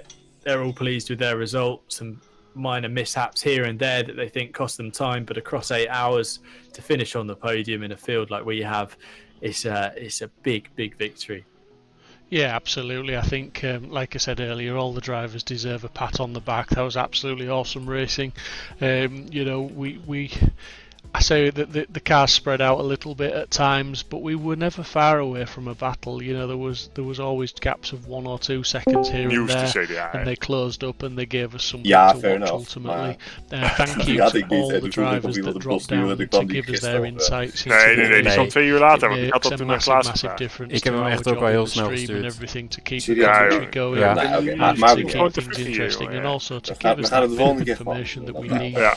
Ik Just zal to, straks answer a few binnenkort questions that we have. direct een keer Bathurst So yeah, delen. really Dan is dat appreciate all geen the excuus meer. input because it's Goed. a big group Dat effort. wordt nog Dus een gaan we leuke. gewoon SRHI to, nee, jongen, dat wordt to niet get leuk. the De events on, CDA get the, setups we op get the Bathurst stream zijn done, niet we zo get the commentary geweldig, from, moet ik zeggen. from all Want those guys in die there, zijn and op the zich snel drivers voor complete that circle, hotlappen, not just maar with je the hebt driving, niet but per taking se, part ze hebben with vrij veel the rear wing interviews and things altijd. like that. So it's Dus je hebt thank you echt very wel een much for probleem op de everybody and straights. all the admin at SRHI. I think they've put on a great Daar kan je ik gewoon heb, een setup been gebruiken. Misschien met fantastic 2 to be kliks, 1 of 2 part kliks Ja, rear want- wing voor de It's zekerheid. been a Ja, thrilling precies. event Want here de at CDA the setup voor Bentley, die heeft SRHI gewoon 7 Kyalami, rear wing. 8 Oh, hours. jezus. The next Ja, we hadden op round 1 staan is a geloof little ik voor bit de... of a We way hadden hem ahead op 0. on the 5th Op of 0 June. zelfs. We Ja, we go hadden to hem helemaal Mount uit. Panorama in Het Bathurst vloog ook, for a ja, 12-hour ja, event op dat there. bochtige gedeelte kan niemand er langs. En op dat Nee. rechte The end of stuk schiet that je als je kan monden checkered voorbij. flag Wij fall, and it was konden the midway point bij die laatste of race van this afgelopen seizoen endurance waren season. we op dat Thank you very much rechte to stuk achter everyone gewoon who's joined us voor die in the banner al er YouTube, voorbij. Ja. Dat je cheering on zoveel your meer team, Voor de topsnijden. knik. providing us Ja. information for letting us know how your Nice. race is going. Maar dat, wordt, nog- dat is wel, ik weet niet of je daar 12 uur mee overleeft. Dat moeten we wel Ja, echt ik denk even als je de uitzoeken. vleugel op 2 zet of zo, dan We've heb je been in gewoon the overspeed. stewards room, Ja, precies. handing out all the penalties that drivers love to get. Ja, I ik zou ook love to afsluiten. commentate on, but thank you Ja, very ik much for marshalling. Danny, jij gaat wel morgen Spa doen, this toch? evening. Ik ga Spa And doen, from jij niet? everyone Ja, oké. Ja. in the Sim Nee, maar die Sport andere 2 hier, die Solutions zijn een beetje laf. broadcast Koekenbakkers. team, and Alex Goldschmidt, Ik heb wel een race Steve gedaan. Proudly and myself. Nou. But thank you Dat very jij iedereen much nou for joining us. verwaarloost daar. Nou zeg. Jezus. Ik moet er Maar racen. de race is pas 's avonds, hè? Je hebt gewoon de hele dag Ik om wou net zeggen. Bathurst 12. Je zit al aandacht te af te geven. vragen wat ik morgen de hele dag moet gaan doen. Ja, oefenen. Nou, ik niet, ik heb hem al Ja, ik ga voorgepland. niet oefenen. Ja, ik kan ook helemaal niet. Ik ga gewoon een bakje. Heel oké. misschien, maar ik ga er niet vanuit dat ik erbij ben. Nou, dan moet je je wel morgen voor 12 uur opgeven en anders dan gewoon niet opkomen dagen. Oh, nou, dan ben ik er niet. Ja. Later. Goed, jongens, later. Niemand trucken nu? Nee. Nee. Nee, ik moet mensen hier aandacht geven. Ja, inderdaad dat. Ja, diegene is al naar bed, denk ik. Dus. Ja, die van mij nog niet. Ik hoef Mij wel ook even, niet, hoor. Ik ga even afstand nemen van mijn stuurtje. Er komt alleen maar ongeluk van. Ja, joh. Later. Yo. Yo.